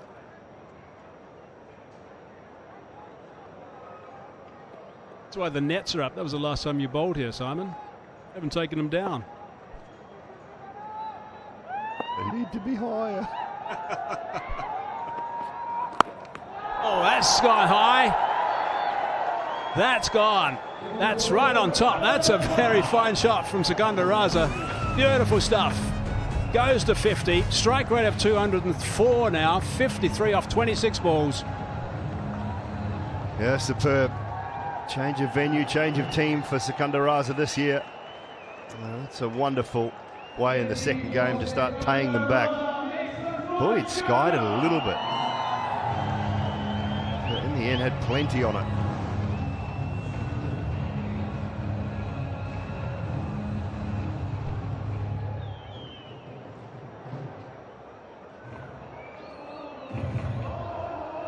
Simon, I just want to go back to something that you were referring to about 10 minutes ago. You were talking about the fact that because of the pitch that it is at the moment, the sixes are hit from a specific length here compared to other grounds. That was a fine shot from Sikandar Raza. Just was a bit of a top edge, I suppose, but it's right out of the important part of the blade and hit a long way. Much appreciated by his teammates. We'll come back and have a look at that in a sec. Oh, that's not too far away from that off stump. A little bit of an off cutter. Normally you have a situation where deliveries are bowled in the slot. They disappear, and the length balls are a little bit more difficult. Because of this venue, though, the length balls are the ones that disappear, and the slot ones is where they pick up wickets. 5.38 metres from the stumps. The wickets fall. Boundaries at 6.59 from the base of the stumps, and that's because of the lesser bounce at the surface. Gone again. One bounce this time. It's high quality batting this from Sikandar Raza. He has shot past Kohler Cadmore. He's only faced 6 less deliveries, so he's seen a lot more of the strike. He's been the dominant force in this 96-run partnership so far with 57. And we noticed this in the last couple of years, actually, Hazy, that into the surface, you still had the opportunity to disappear because it wouldn't bounce very high. The trajectory here is lower than both Abu Dhabi and Dubai. Full toss, helped on its way. 6 more. Wow, good stuff. 150 on the board. 100 partnership up as well off just 57 deliveries. This is some going from Sikandar Raza and Kohler Cadmore. It's absolutely superb. Not great bowling, you must say, from Romario Shepherd. Just a leg stump full toss. And scratch of the nose, scratch of the head. What can you do? Not much at the moment. A 37 ahead of where my Emirates were at this stage. Yep, 36 from 31. Which they need at the moment, and they've got 7 wickets in hand. Sikandar's playing beautifully. Kieran Pollard's positioned himself at long off, where he normally does. Hasn't seen any action for a while because they've all been belted on the leg side, back at a square. That was the yeah. One. 18 runs off that over. 15 done, 151 for 3.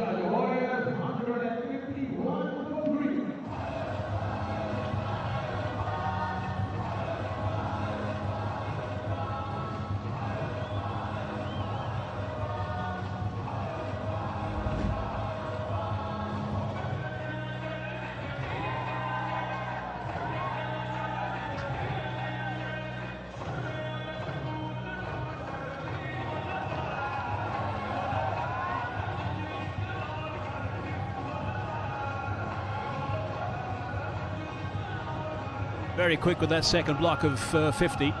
24 balls only. That's some going. 28 for the second is no slouch either. They've certainly been with a rocket, the Sharjah Warriors today. That's going to please their supporters, their owners, captain as well, Tim Southey. Look like they're on the way to a couple of points here.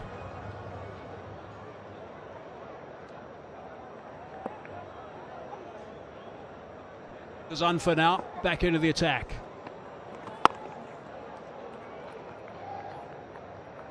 A mix of carom balls, some off spinners, balls from a very good height as well.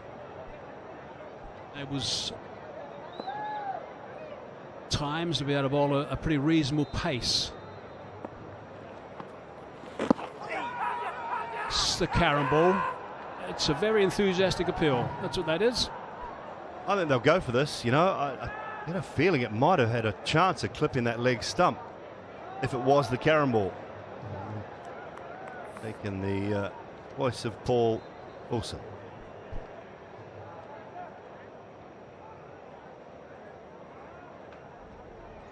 We get an LBW review given not out on field. It's a fair delivery. Just looking at split screen now. Roll this through. There's a gap there on the left-hand side when it goes past the bat, so we can go through to ball tracking when it's available, please.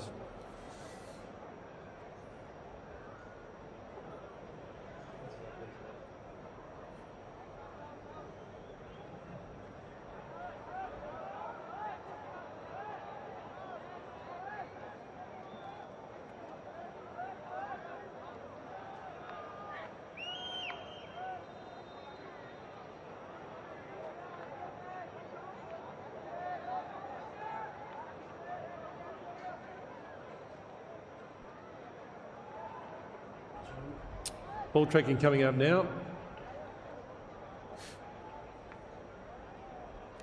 Pitching in line, impacts in line, and wickets is umpire's call, so the review's retained. You can stay with the original decision of not out, Ghazi. Let you know when you're on screen.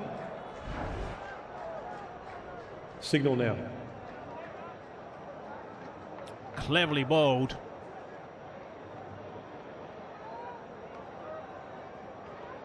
He was very keen. Gazanfa. Lovely visual of that carom ball, the way that it came back in towards Secunda. Another big shout this time. This time the fingers up. Another big appeal. This time he gets the affirmative from the umpire, but it's going upstairs to Blocker Wilson. We're getting an LBW review given out on field. It's a fair delivery. I'm just looking at split screen now. Roll this through. Okay, we can see there on the left-hand side there's a big gap between bat and ball. We can go through to ball tracking when it's available, please.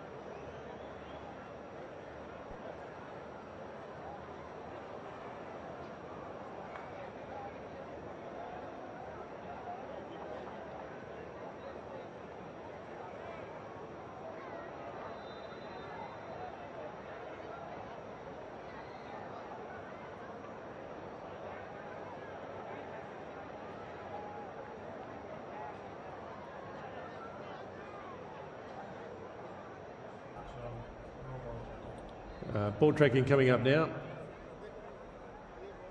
Pitching in line, impacts in line.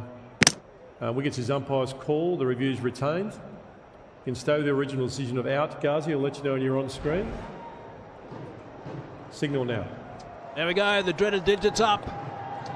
Gazanfa gets him eventually. Next ball, he picks him up. There's the response from Secunda Raza.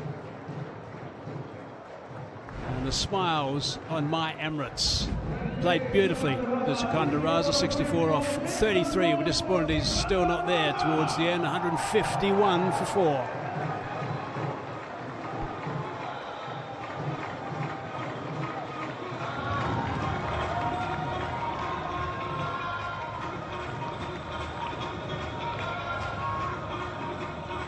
He's a good addition, that's for sure.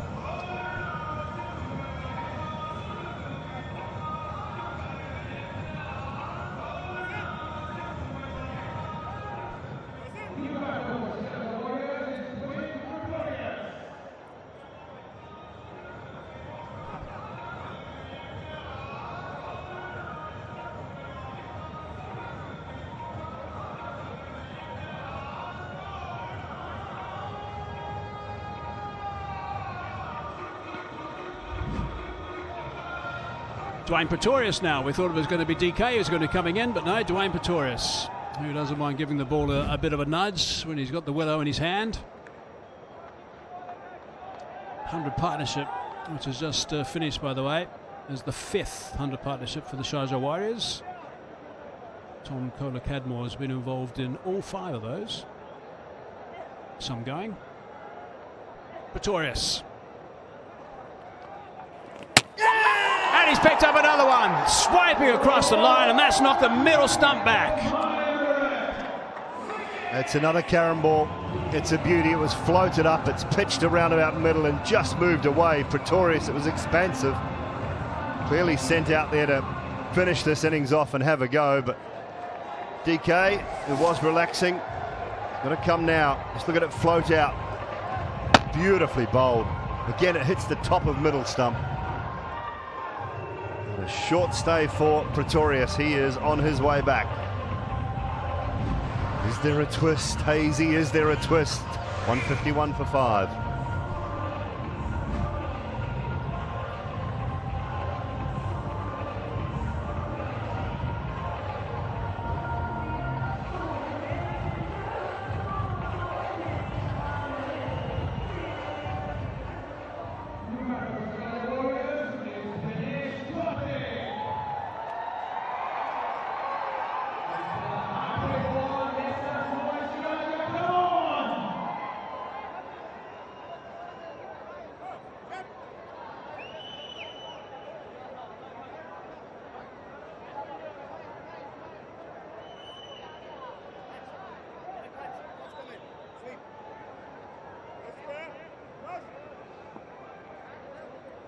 Right, he's on a hat-trick now.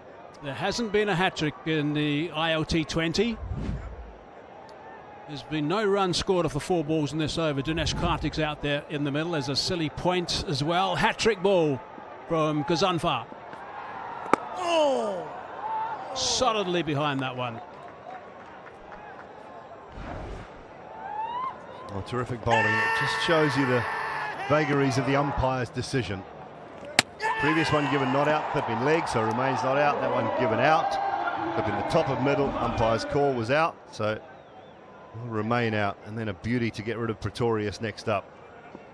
Given my Emirates a little bit of hope, and Pollard now, as we've become accustomed to seeing over the years, just taking time out of the game.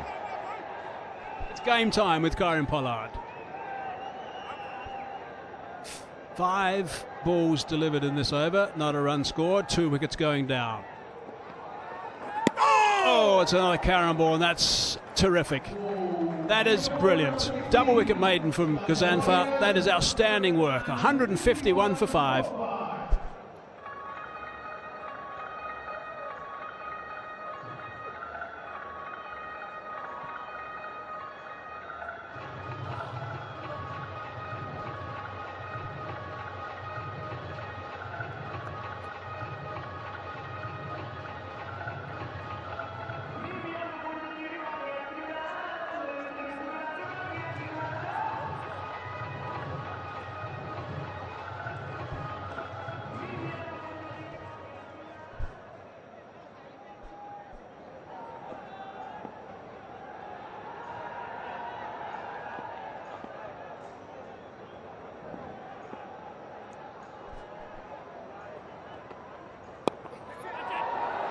Or could this be another one?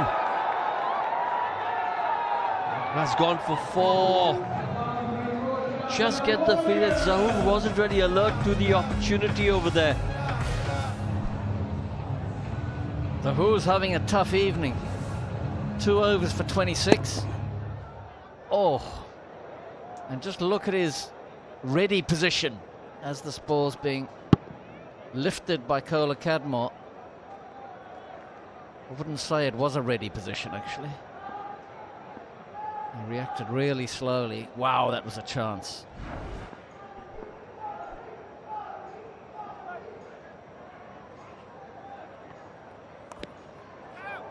Yeah, and a really big chance, Andy, in the context of the game. You've lost 2 wickets in the previous over, including Sikandar Razak. Pretorius hasn't played the cleverest shot he will in his career. And if you'd got Tom Colacadmo out over here, tell you what, the cat would have been amongst the pigeons. Absolutely. There's some nerves out there, aren't there? Dinesh Karthik, skittish first couple of balls, facing Gazanfar. Now it's Naveen. Karthik on strike. Felt as if they were cruising, didn't it? With Raza at the crease. Now all of a sudden the pressure's ramped up. Yeah, I think it takes you back to an old adage which you're taught as a kid. If you think you're doing well, add 2 wickets to the score and then see what the scoreboard looks like.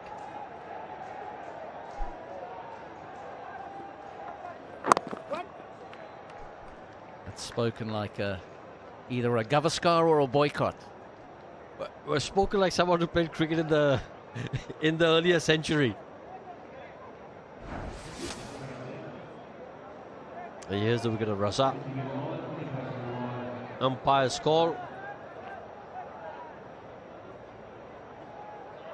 You got lucky with the umpire's call the previous delivery because the umpire said not out. Next one, not so lucky. It was an amazing piece of skill. 2 balls in a row, both hitting in exactly the same spot, top of the middle stump.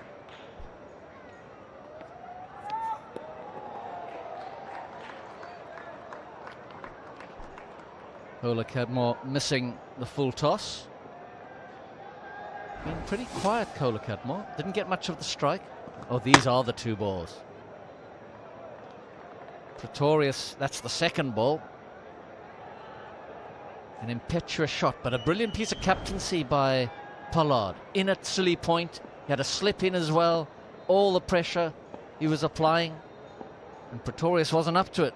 Not on this occasion, he wasn't.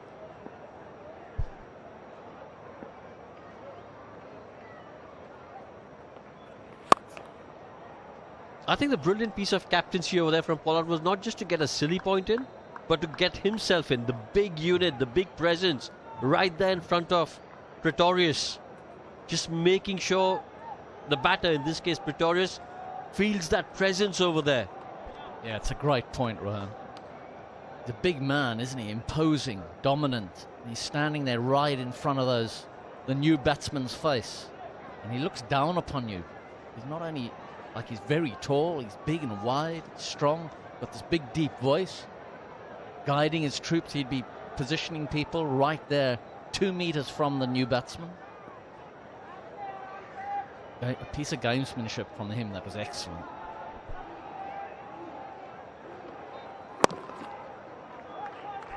Call of 2 and they should get that. Nah. Get 1. End of the 17th is 159 for 5.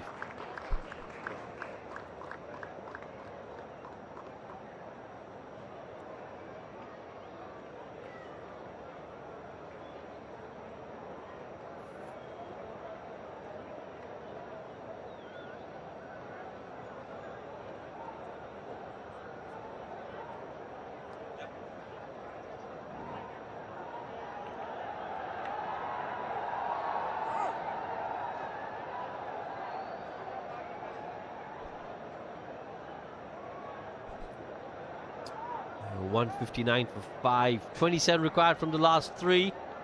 At one stage, it looked like the Warriors were cruising.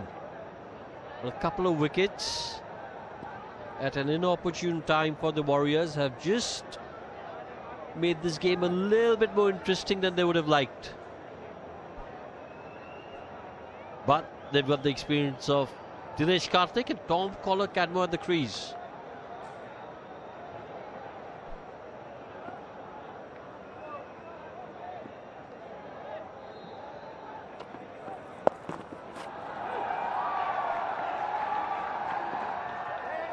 We'll get a couple here.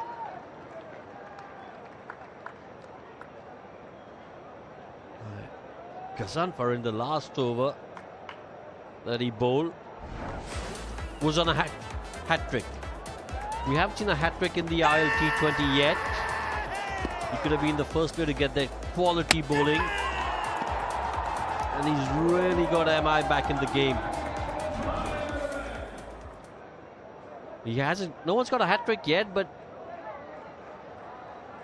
Gazanfar, along with the wickets,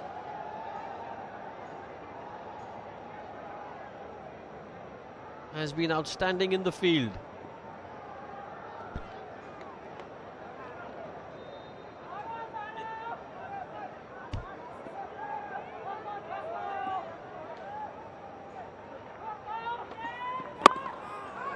Oh, quality from Farooqi there. Yeah, Gazanfar has been really good on the field as well. In the game against Gulf Giants, have a look at this. On way up, he's run around, caught it, put in the big slide, and the cycle hub contender for catch of the season. That's definitely up there. And if he wins it, he gets a stylish and super cool bike courtesy of the cycle hub. Sensational catch that. Ron, he was definitely aware of that prize coming. Did you see that little dive at the end? Well, he was on his bike to get that, to get there.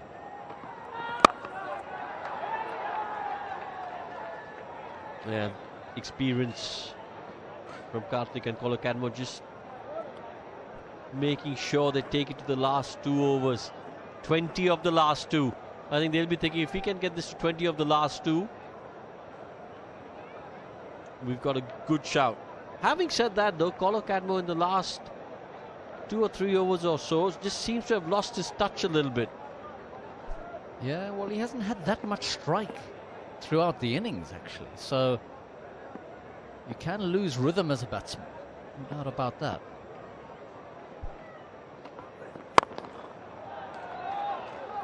Farooqi doing a good job here. No boundaries. This is DK's specialist area, isn't it? Lots of experience finishing the job for in the innings. So all that experience needs to come to the fore here. Been without cricket for a while though. Not easy to walk in and play fluently. Sure, he's been training hard. He's a meticulous preparer. But here he's under the pump yet again.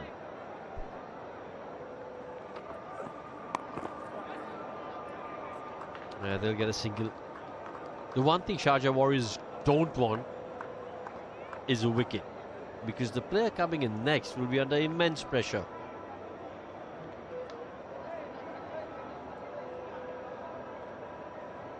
I think probably Adil Rashid, just the way he batted in that previous game.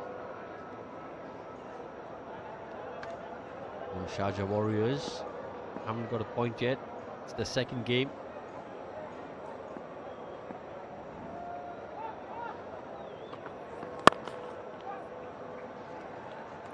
50 for Tom Cadmo. Excellent over this from Farooqi. 6 coming off it. 165 for 5.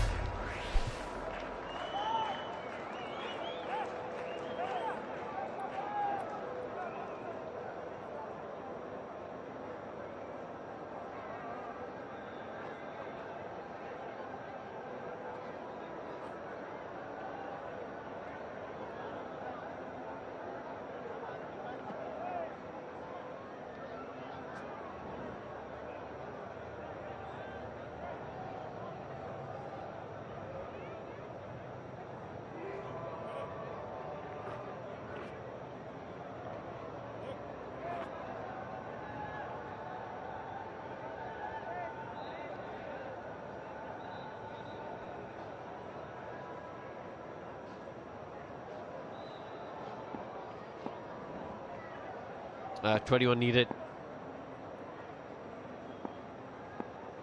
This is going down to the wire.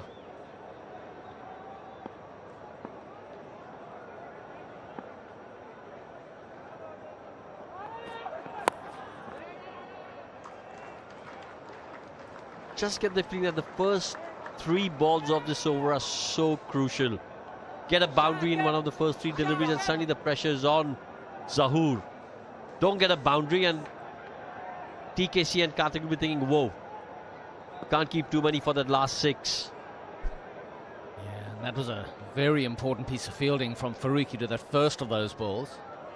That ball was travelling. He did well to tumble to his left.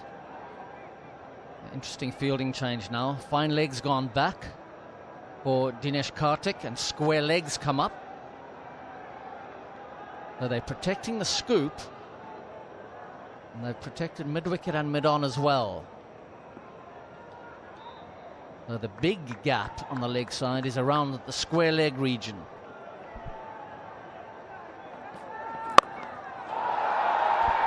In the gap and 4. Much needed boundary for the Sharjah Warriors. And as you were saying, Andy, this is what DK has been doing towards the latter part of his T20 career. The role of a finisher. Well, Zahoor angled that in. Karthik picked it up. And that's just in front of square leg. That is the big gap that we were talking about. And Karthik found it. Good piece of skill. They've kept the field the same. And Zahoor will be looking either for the slower ball or the Yorker.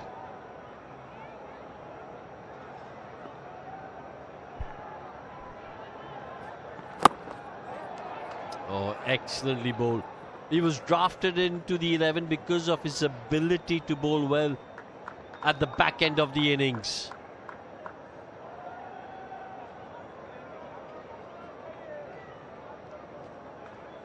And he needs to do that now. 15 required of 9.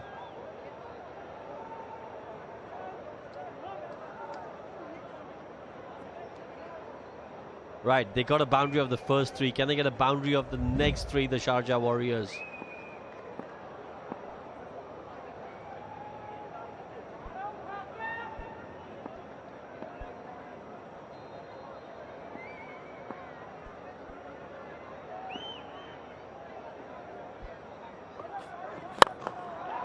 Quality shot. No, he's gone. Tom Benton, safe as houses. TKC hit that straight as an arrow, but they've picked up a wicket now. It did look a quality shot. From here, that ball was heading directly towards us. Hit very low on the bat, but he hit it hard.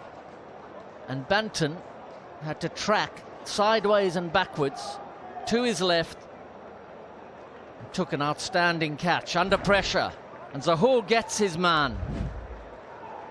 Tom Kohler-Cadmore gone for an excellent 51. He held the innings together. And Warriors 171 for 6.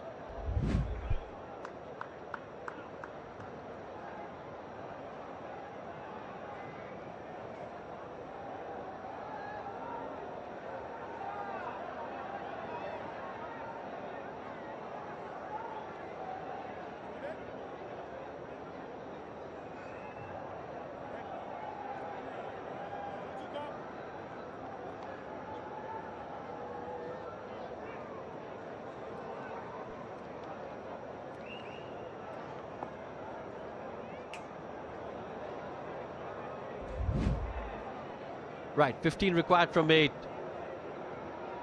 Adil Rashid had made a really good cameo in the previous game.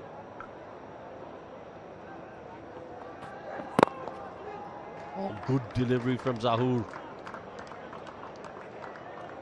Yes, he's done well, Zahoor, hasn't he? He went for 26 in his first 2 overs. And looked like he was struggling. He's made a great comeback. It's a huge wicket for my Emirates. Good pair of hands. Tom Banton, and that's why he's at long on. That is the hot spot at this time of the game.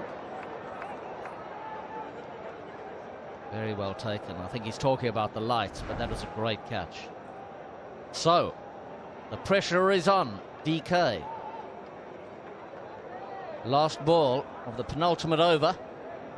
14 runs still to get.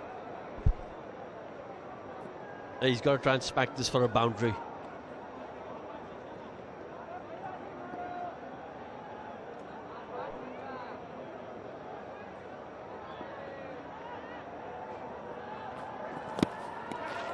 Oh, will that be a wide? Yes, it will.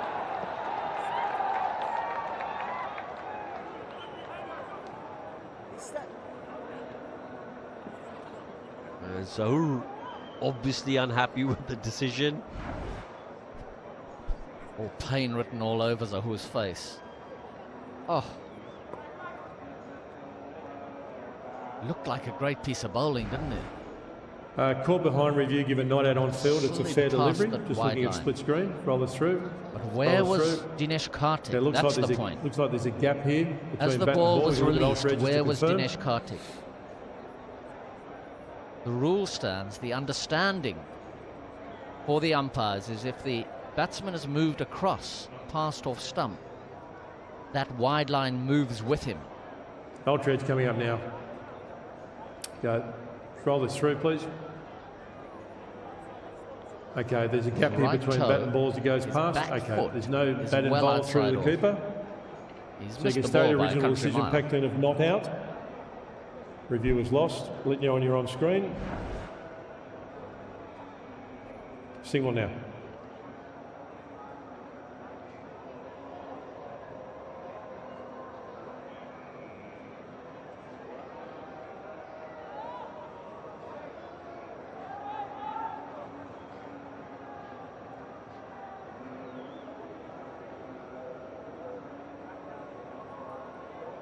Well, last ball coming up. Still got to try and hit this for a boundary now, Dinesh Karthik. Over mid off. Be another wide.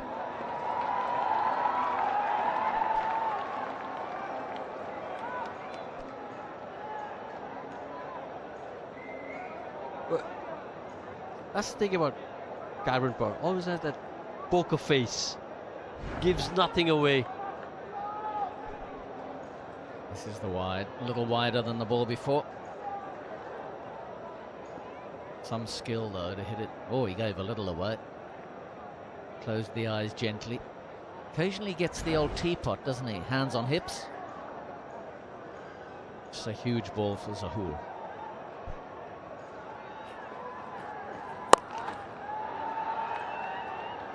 Straight to the fielder, just the one.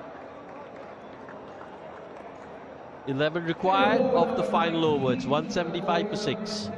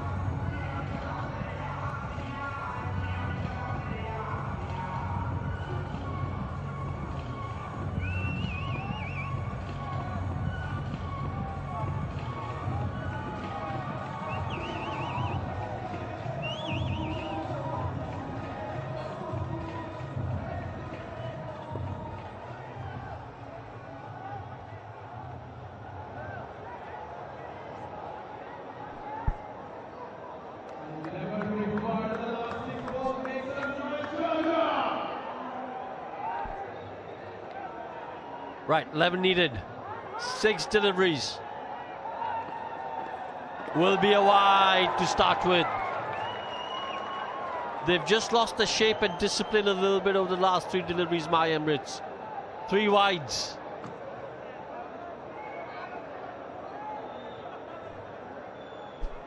Well, it's an interesting field they've got set here. They've got 4 men out on the leg side and only 1 out on the offside. So you can see what Shepherd's trying to do. He's trying to angle that Yorker in at Dinesh Karthik and make him hit to the longer side, which is his leg side.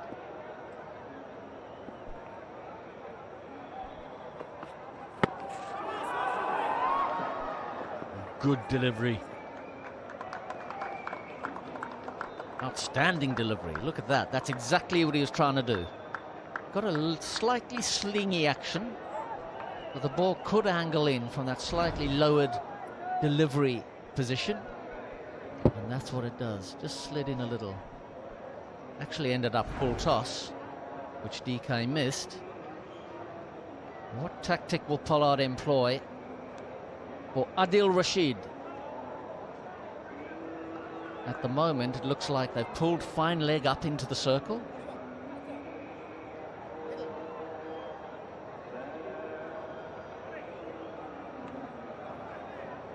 And it looks like mid-off is going out. Mid-off. Pollard himself is going out. Adil Rashid hits it nicely over mid-off. Good thinking from Pollard.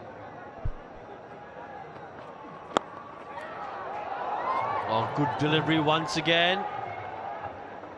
And now we will hug the fielder at fine leg. Just the single. Wow, that was a great ball again, wasn't it? And Rashid played it nicely. And yes, you could say he was a little unlucky. It went straight to that man at short fine leg. Again, a low, slingy, in-swinging Yorker. A couple of meters either side of that short fine leg, it would have been 4.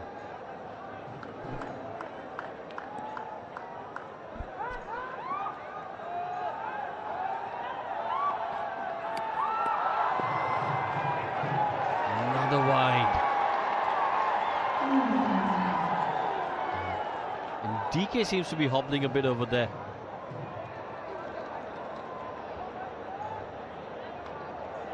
Well, that's a real hobble he's got on. Could use my crutches, right? Well, I'll tell you what it does. It just makes it simple for him now. It's just boundaries. It's got to hit 2 boundaries. Top quality bowling from Shepherd. He's nailing those Yorkers at the moment, under pressure. Well, he looks in real pain, doesn't he? I'm not sure what he's done. Well, he's 12 of 13. Would you retire him right now? If he can't run.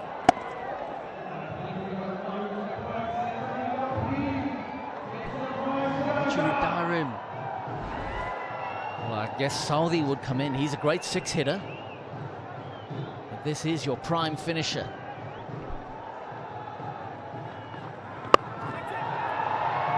It's gone. Farooqi with the catch. DK in all kinds of trouble. He's going to hobble up. But my Emirates, my God, they've made their way back into this game. They really have. And this is going to be a long hobble off for DK. Physio's joined him. Again, you've got to say, Romario Shepherd's done brilliantly there. Swinging Yorker, Farooqi takes what ended up quite a simple catch. You've got to feel for DK here. He's really struggling. Anyway, Dinesh Karthik out for 12. And Warriors 179 for 7. 2 balls to go.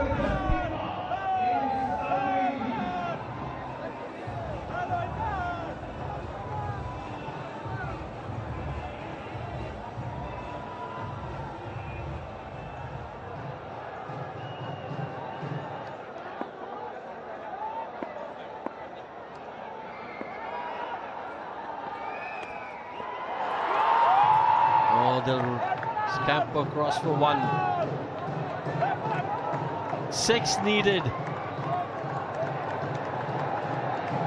off the last ball.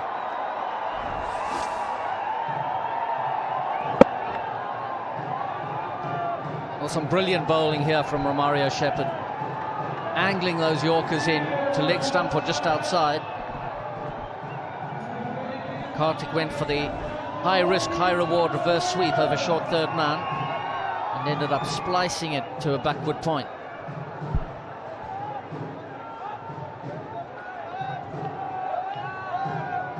I wonder how deep in the crease Rashid is, because... Oh, great delivery, great delivery! Romario Shepherd comes up clutch. Such an important time. Confidence would have been low going into that last over, but the mental strength of the man to nail those Yorkers and make sure his team gets their first 2 points of the tournament. Fabulous stuff from Emirates to pull this victory. Brilliant work from Romario Shepherd. 31 of 10 balls with a bat.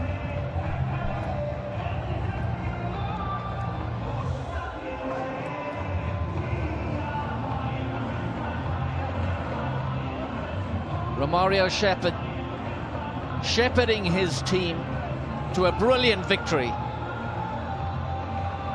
31 of 10 balls with a bat to finish off the innings with some pizzazz.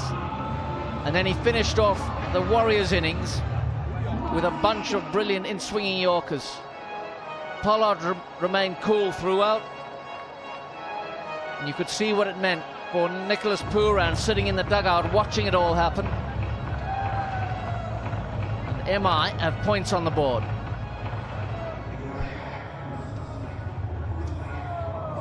You got to feel for the Sharjah Warriors, though. They thought they had this game done and dusted. It's a big learning curve. They'll take some solace from it, though.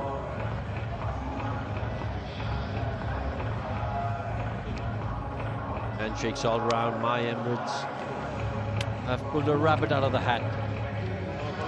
At one stage, it looked like the Sharjah Warriors going to walk home with this. But a crucial over from Gazanfar, where he picked up 2 wickets, didn't concede a run, got them back on track. And this was the winning moment. Romario Shepherd getting that Yorker spot on. Now look at the joy on his face. Nicky P, he knows it was important to get off the mark. They lost the first game by a big margin. They won the second game with a small margin, but points on board, and that's all they'll care for at the moment. Now they love coming here, my Emirates. They've played 6-1-6. Tell you what, soon they'll be petitioning to have all their games over here. Fazilul Farooqi was good, but that man on your screen, Gazanfar, outstanding. Have a look at the batting card, though. Tom Collocanmo got a half century, 51 of 42. But the innings, the outstanding innings was Sikandar Raza, 64 of 33. And once he got out, it all fell apart. Pretorius got out the very next delivery. Dinesh Karthik couldn't quite get his rhythm, couldn't quite get his groove. And it just turned out to be a little bit too much for the Sharjah Warriors. And they fall short by 4 runs. Gazanfar was brilliant. 2 hugely important wickets. Sikandar Raza, who was scoring quickly and easily, and Pretorius with the next ball. Zahoor and Shepherd were brilliant at the end. Zahoor with the 19th, Shepherd with the 20th, and they closed it out in professional and inspirational way. Well, story of the game, in case you're just joining us, my Emirates got to 185 for 8, Wasim with 39, Bairstow with 37, but Romario Shepherd with 31 of 10 deliveries was the pick of the batters. For the Warriors, it was Rashid with 3 for 32 who bowled really well. When it was their turn to bat, Sikandar Raza, 64 of 33, played really well, but unfortunately couldn't take his team through. That's the leaderboard. Sharjah Warriors, bottom of that table. My Emirates have moved from the bottom to number 4. They'll be really happy with their first points on that leaderboard.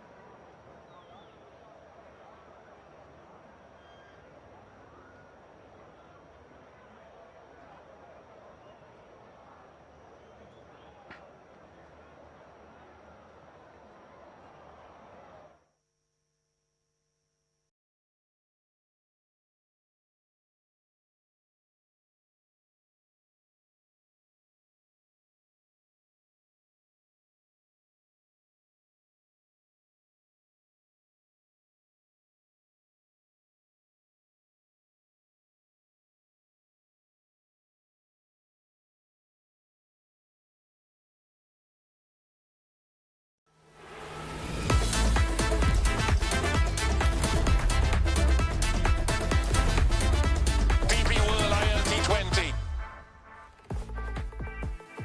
Yeah, we've just witnessed an absolute nail-biter. My Emirates winning by 4 runs. Was seen with 39 when they batted. Shepherd with 31 when they batted with the pick of the batters. Rashid with his 3 for 32 good. Let's go down to Simon Dool for the presentation. Ladies and gentlemen, welcome to the post-match presentation for today's match, one that went right down to the wire, and My Emirates getting across the line very late in the piece. We'd like to say a huge thanks to all the sponsors of the DP World ILT20 for this season. They are DP World, 1X Bat, Big Ticket, TCL and the Cycle Hub. Also, the DP World ILT20 would like to say a huge thank you to the government organisations, stadium authorities and all those involved in the smooth conduct of tonight's match. First award for today's presentation is the DP World Dispatch of the Day. The winner gets a trophy and a cheque of USD $1,500. Tonight's award goes to Romario Shepherd for his 6-over point off Junaid Siddiqui. Terrific shot, carved into the grandstands here in Sharjah.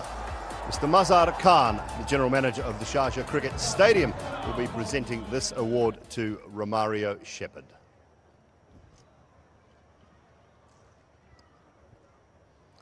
Thank you very much to Mazhar Khan, and I'd like to ask Tim Southey to come up and have a few words. Tim, I guess that one's pretty tough. Does it feel like one that got away? Yeah, it does, but that's T20 cricket, isn't it? You got to both sides run it throughout. I thought that partnership was brilliant between Raza and TKC. But yeah, fell short in the end. Take me back to the bowling performance. What did you make of it? I think it was improved on the other night, but I think as a unit we know we can probably be a bit better as well. We sort of speak about here being able to adapt to conditions. Obviously, day game was going to be different to the last game, and I thought we did it better than we did the other night. But I think there's still room for improvement. You think when partnerships are formed, it's very important for one or two of those guys or both to stay there. It's not as easy to come in and start.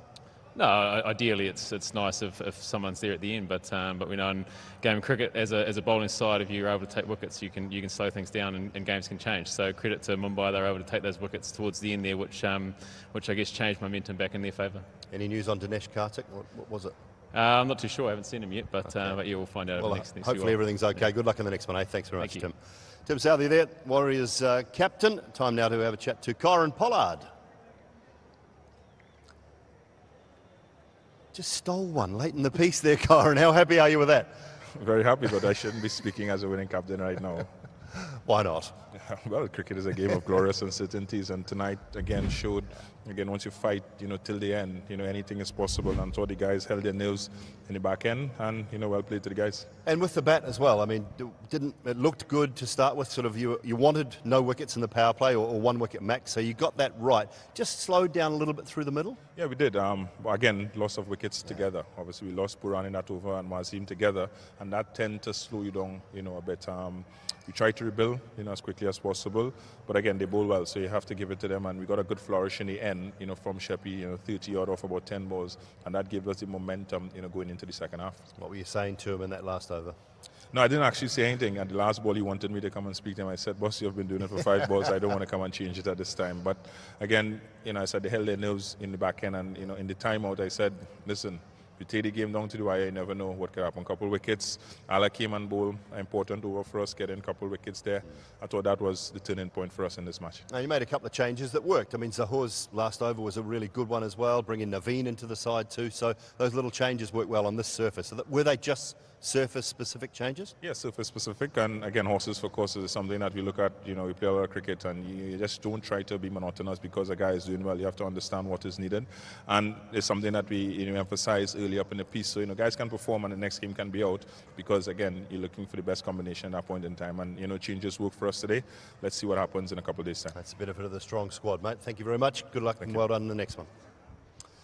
Kyron Pollard there, the skipper of My Emirates. Right, time now for the Player of the Match award. The winner gets a trophy and a cheque for $1,500 US. This award goes to Romario Shepherd, 31 off 10, and then a brilliant last over. Drishti Sharma, Sharjah Warriorz representative, will be presenting this award to Romario. Come on in, Romario. Take that microphone out of your pocket. We'll start with the batting. What were you thinking when you went out there, and what's the key to your striking ability? Well, for me, it's clarity. When I went out, I knew what the deal was to just try and get the momentum back at that stage, because at that stage, we lost Polly, then we lost Bant, so at that stage, they had the momentum, so for me to finish the game, it always momentum in T20 cricket, so once we came in with the momentum, I know that, we have a chance. Your form with the bat in the last 18 months to 2 years at the back end of innings has been superb. What do you put that down to? What do you work on in the net sessions and the training time that you get? Well, firstly, I work on my shape because I know once I hold my shape, I can hit the ball for 6 any part of the ground. So that's something that I pay keen attention to. So whoever is throwing at me, I try and tell them just look at my head position and stuff like that. And, it came out in the game today, and it's just for me to react. Let's go to the bowling. Last over, charged with the responsibilities. What was going through your mind? I mean, obviously just nailing those Yorkers. Is that all you were looking to do? Yeah, that was all I was looking to do at that stage because I know it was reversing and I know how hard it is at the back end to hit reverse swing. So Pollard told me that this is my over, let me do whatever I want to do in this over, and I told him that this is what I want to do. And he said he didn't really have to come up and talk to you, just left it over to you. You've experienced enough to get through that situation. Yeah, because at that time, I had a clear mind because I knew exactly what I wanted to execute. So I think that will help me. Brilliant from you tonight. Congratulations, Romario. Well played. Player of the match, Romario Shepherd here tonight. A win for the My Emirates. And they take their 2 points. Thank you, Dooley. And that's what the table looks like at the moment. Sharjah Warriors yet to get off the mark. My Emirates have moved to 4th place. And they've done well. They'll be happy with those 2 points. But Gulf Giants looking really strong with 4 points and a very healthy net run rate. Well, I'll tell you what though, you've got some more fabulous entertainment coming up. Match number 7, it's next. Dubai Capitals versus the Abu Dhabi Knight Riders.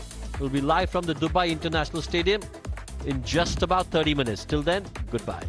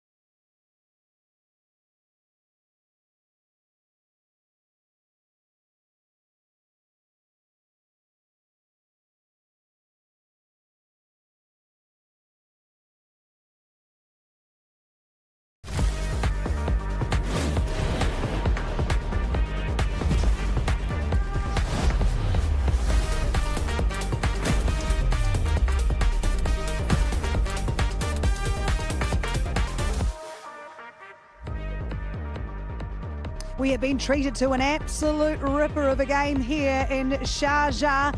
It was my Emirates who won by 4 runs, but you did not know it was going to be them till the very, very end. Some really impressive individual performances throughout, but it was my Emirates who got the win, only just. 6 needed off the last ball. Romario Shepherd held his nerve. What a game he had, earning player of the match. He started the over with a wide. He pulled it back. Wickets were taken, and my Emirates get the points. Jeez, Nicholas Puran really enjoyed that. Did you not see DK? I hope he didn't hurt his back. But everyone very excited about that one because, as I say, came right down to the wire. Kieran Pollard held his nerve as captain, was very proactive within the field, and they did a great job.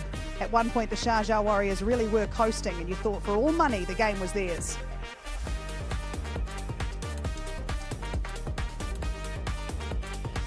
So they're off the bottom of the table. The Sharjah Warriors are right down there on it. They don't get the points. That's their second loss in a row. My Emirates needed that win. They got it. Things are looking good, and they're sitting in 4th.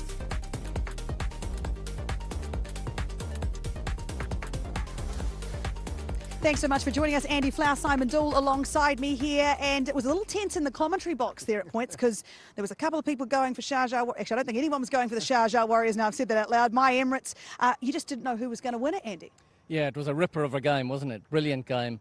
It's nice seeing a finale like that.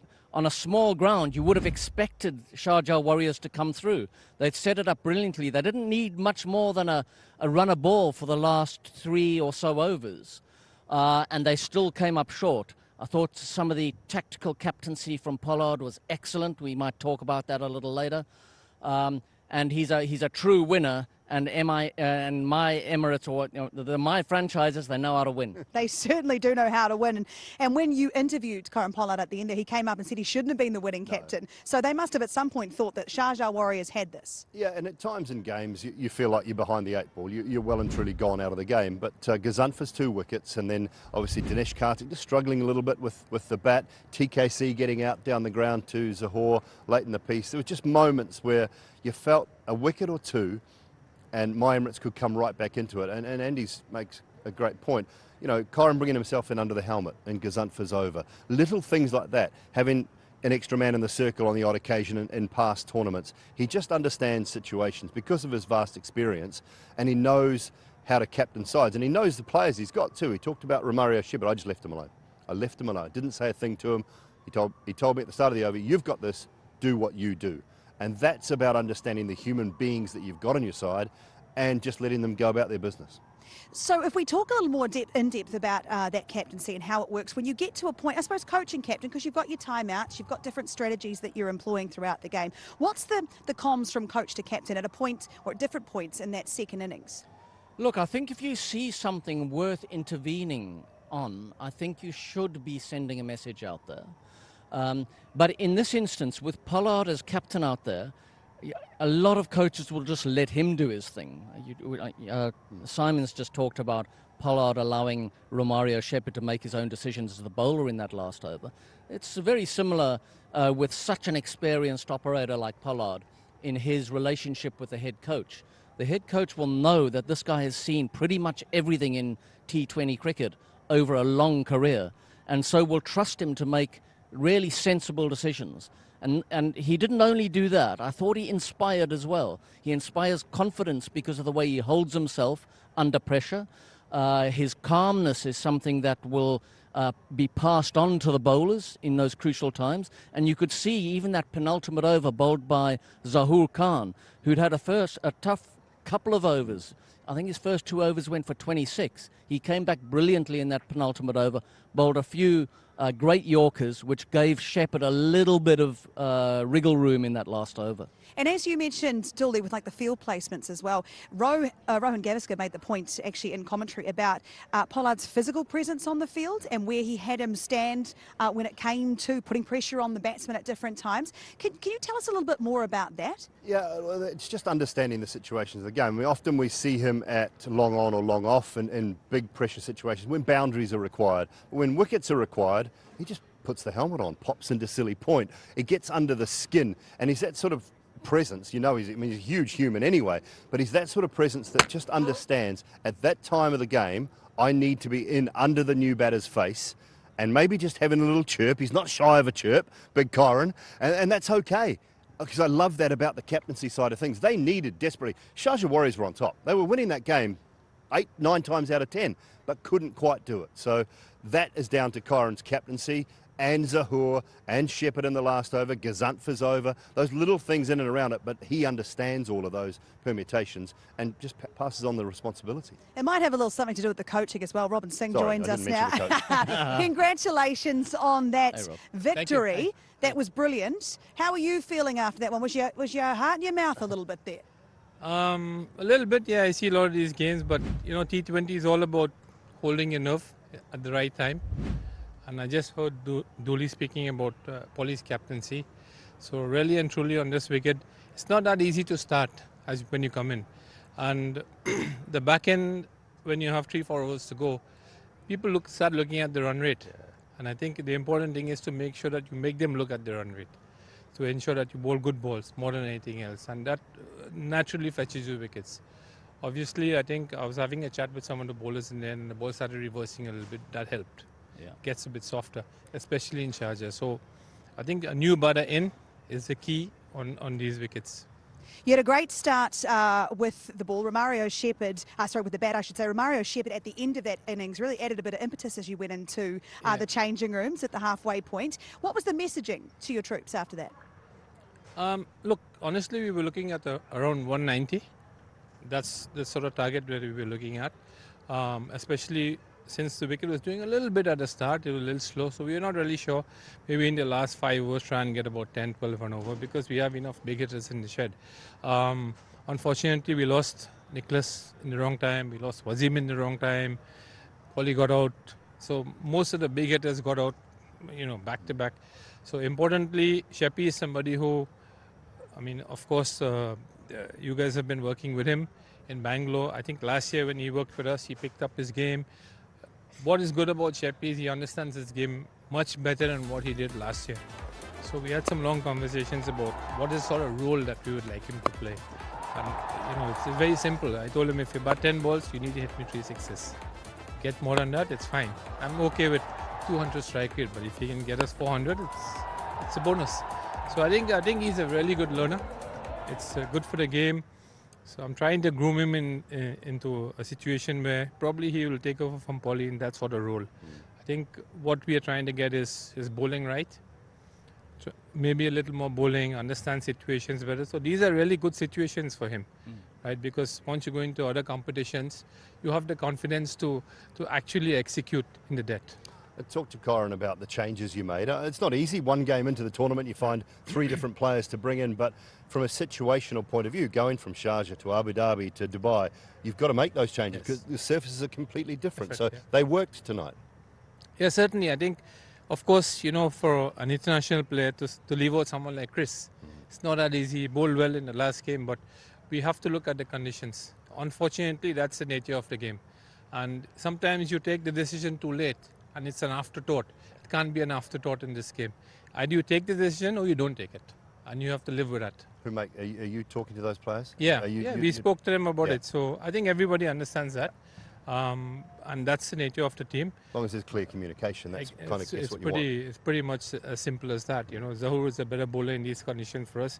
He may or may not play in the next game, but that's the nature of the game. Abu Dhabi is a totally different surface. The ball comes through. There's a lot of swing, seam.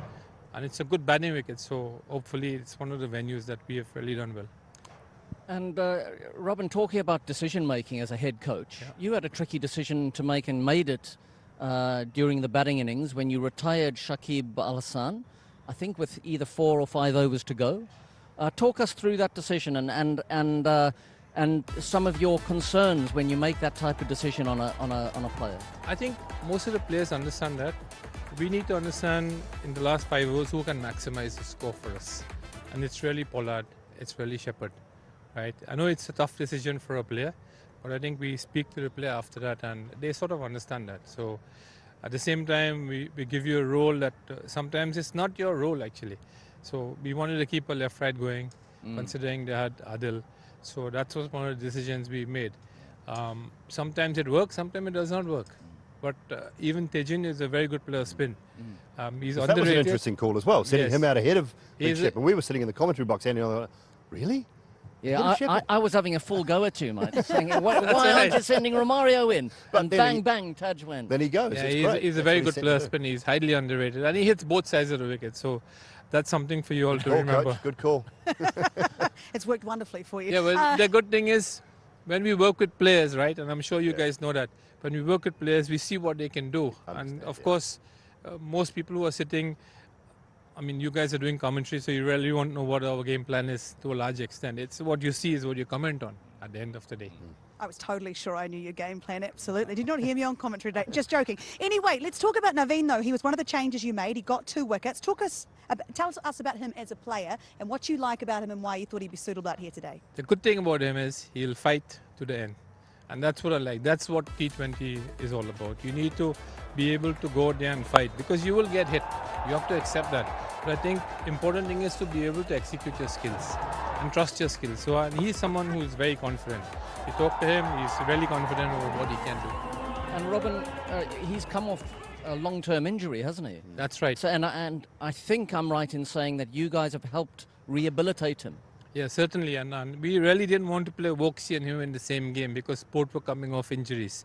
So that's one of the moves that we were actually trying to sort of manage those players. I think they're in pretty good shape now. A strong Afghanistan presence. And I think you talk about Naveen, but I think they all, you see them. You see Gulbuddin, you see, you know, Naveen had some big battles over the last few years with some high-profile players, and he wants to be in that fight. He wants to be in the game. Gazantfa, Fazal Haq, we see them all throughout this tournament. Omarzai, there's something in them that wants to fight and win, isn't there? Yeah, they're a dangerous side in the World Cup. Trust me, especially in India in T20 World Cup, they're quite a dangerous team. When we look at where the game changed, nothing changed the game as quick as a double wicket maiden, Simon Doull, and you were in the commentary box, I think, around that time that was happening, and it really did just shift the whole momentum. Yeah, and I mean, it's the Karen ball. It's just a beautiful delivery from Gazantfa. Floats out. I thought he could have given the LBW, the first one. I thought he could have given it because I felt it was going to hit leg stump. Obviously not given it. Just shows you what the umpires call and how different that makes. And the second one that he did give was only just clipping the top of middle as well. And that was reviewed. So I just thought it was a terrific little over, great timing. And you see Pollard in here now, underneath there. Look how close he is. I mean, there's 6'6" and 140 kilos bearing down on the batter, putting pressure on. And that's what we talked about earlier. He just assesses situations very, very well. And that was a moment in time in that game where he needed to put some pressure on, and he did it wonderfully.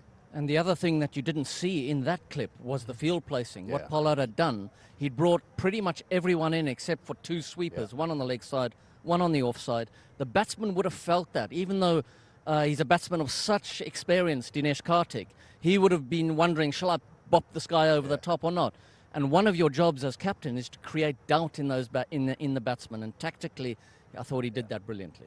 Yeah, certainly. He absolutely did, and you got the win, so congratulations. Thank you for coming over and talking to us. Really appreciate your time. We'll let you go and celebrate with your troops there. You don't get to go anywhere, though. You have to stay with us. We're going to take a short break here on Cricket Safari. When we come back, there's more analysis of tonight's game.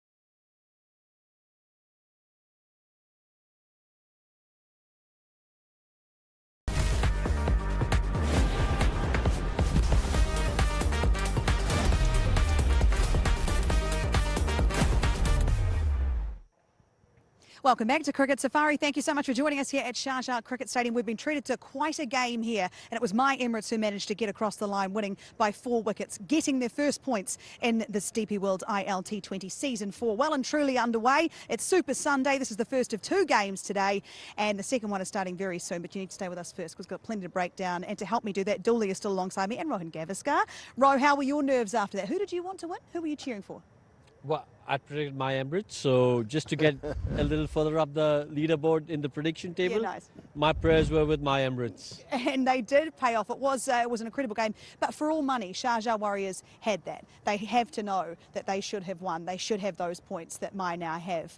Simon Doull, where do you think it was obviously the double wicket maiden that really did it, but the main areas that meant they lost it, would you say? Yeah, tough start for them. 2 games in, 2 losses, and one, they were just completely battered out of the park in their first game with Abu Dhabi Knight Riders scoring that massive 230 odd.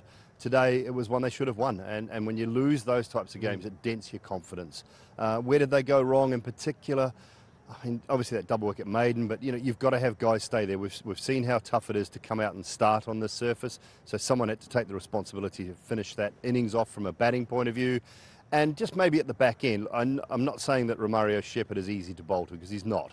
It's not an easy task, but they just missed their mark a little bit at the back end and could possibly have been chasing 175 and then game on. Well, they were never really behind in run rate, though. It was wickets. No. 3 wickets in the power play, which was an issue for the Sharjah Warriors. Losing Tim David, I thought, oh no, she's all over here. But Sikandar Raza did a brilliant job, along with TKC, of just moving the game along at a pace that Sharjah Warriors, no one had to panic. No one had to do anything sort of erratic. Yeah, that's the word that you use there, panic. And I think also game awareness, Laura. I think that double wicket maiden that we talk about, right? This was Sikandar Raza, and the way he batted. He was outstanding. 64 of 33 deliveries. He really, took the bull by its horns, played some outstanding shots. What he did really well in this innings was make sure that that required rate that you are seeing was well in control. None of the batters that followed had to do anything special. And I think that's why I think game awareness, when I was talking about game awareness, I think Dwayne Pretorius, he's got to be sitting up there in that dressing room holding his hand up and said, listen lads, I've made a mistake there. I've been a big boo-boo, because all you had to do... I hope that's how it went. I hope more than anything that is how I bit of a... I made a big boo-boo. Bit of a boo-boo here. Yeah, a big just gonna go. Right. Yeah, I mean, because at that point, Ghazanfar, what was he brought on for? Listen. Boo-boo. It's the second time today, Laura. Oh, you've got me good. You've got me real good there. You keep going. No, it's good. It's basically Ghazanfar. He was brought on to pick up wickets. You play his overs out, and then it's easy straight. Yeah. And you didn't have to play that shot first up. You've not given yourself any time. You've just come in. As you said, Dooley, hard to come in and play shots from word go. Yeah, it's... For a player of his ability, and that's the problem, the player with so much ability and so much experience, you expect better. Well, take us back to last night, all right, James Vince. Yeah. Okay, it wasn't at his fluid best. These two, TKC and, it probably wasn't at his absolute best tonight, TKC, but that partnership had the run rate down to 7.5. 7.5 required with 6 wickets in hand, or 7 in hand at the time. You're chasing that down every time. You should not be losing that game. And no one had the ability to stay there and see it through. And that's what James Vince did last night when he wasn't at his best by any stretch. But he just saw the game through. I know it was a lower total. I get all that.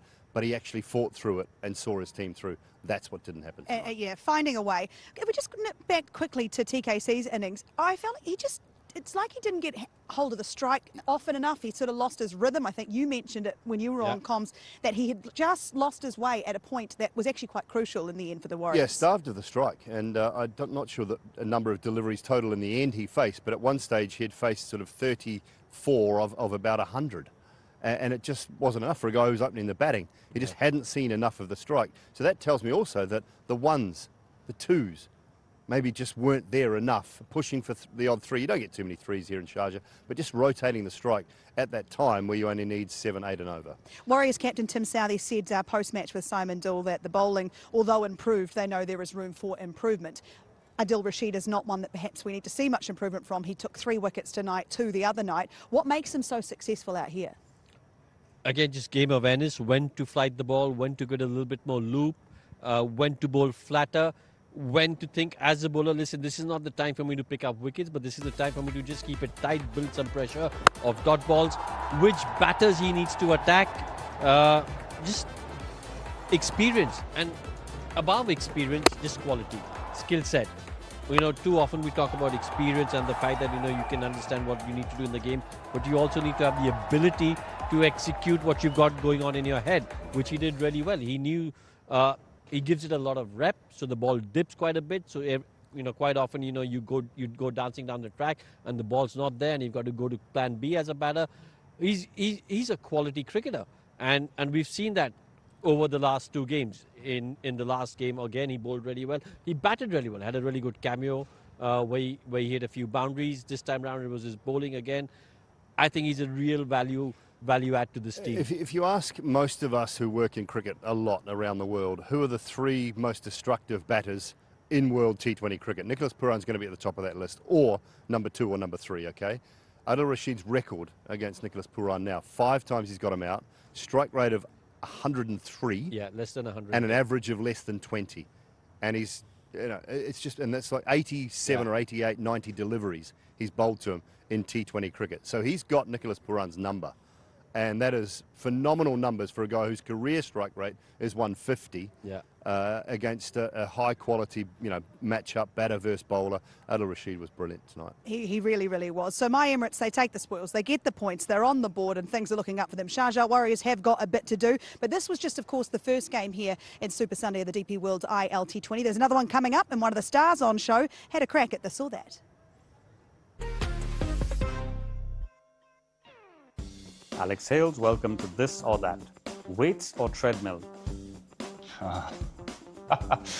Well, look how skinny I am, probably neither. But if I had to choose, I'd go weights. Instagram or Snapchat? Instagram. Calling or messaging? Messaging. Rice or pudding? Pudding.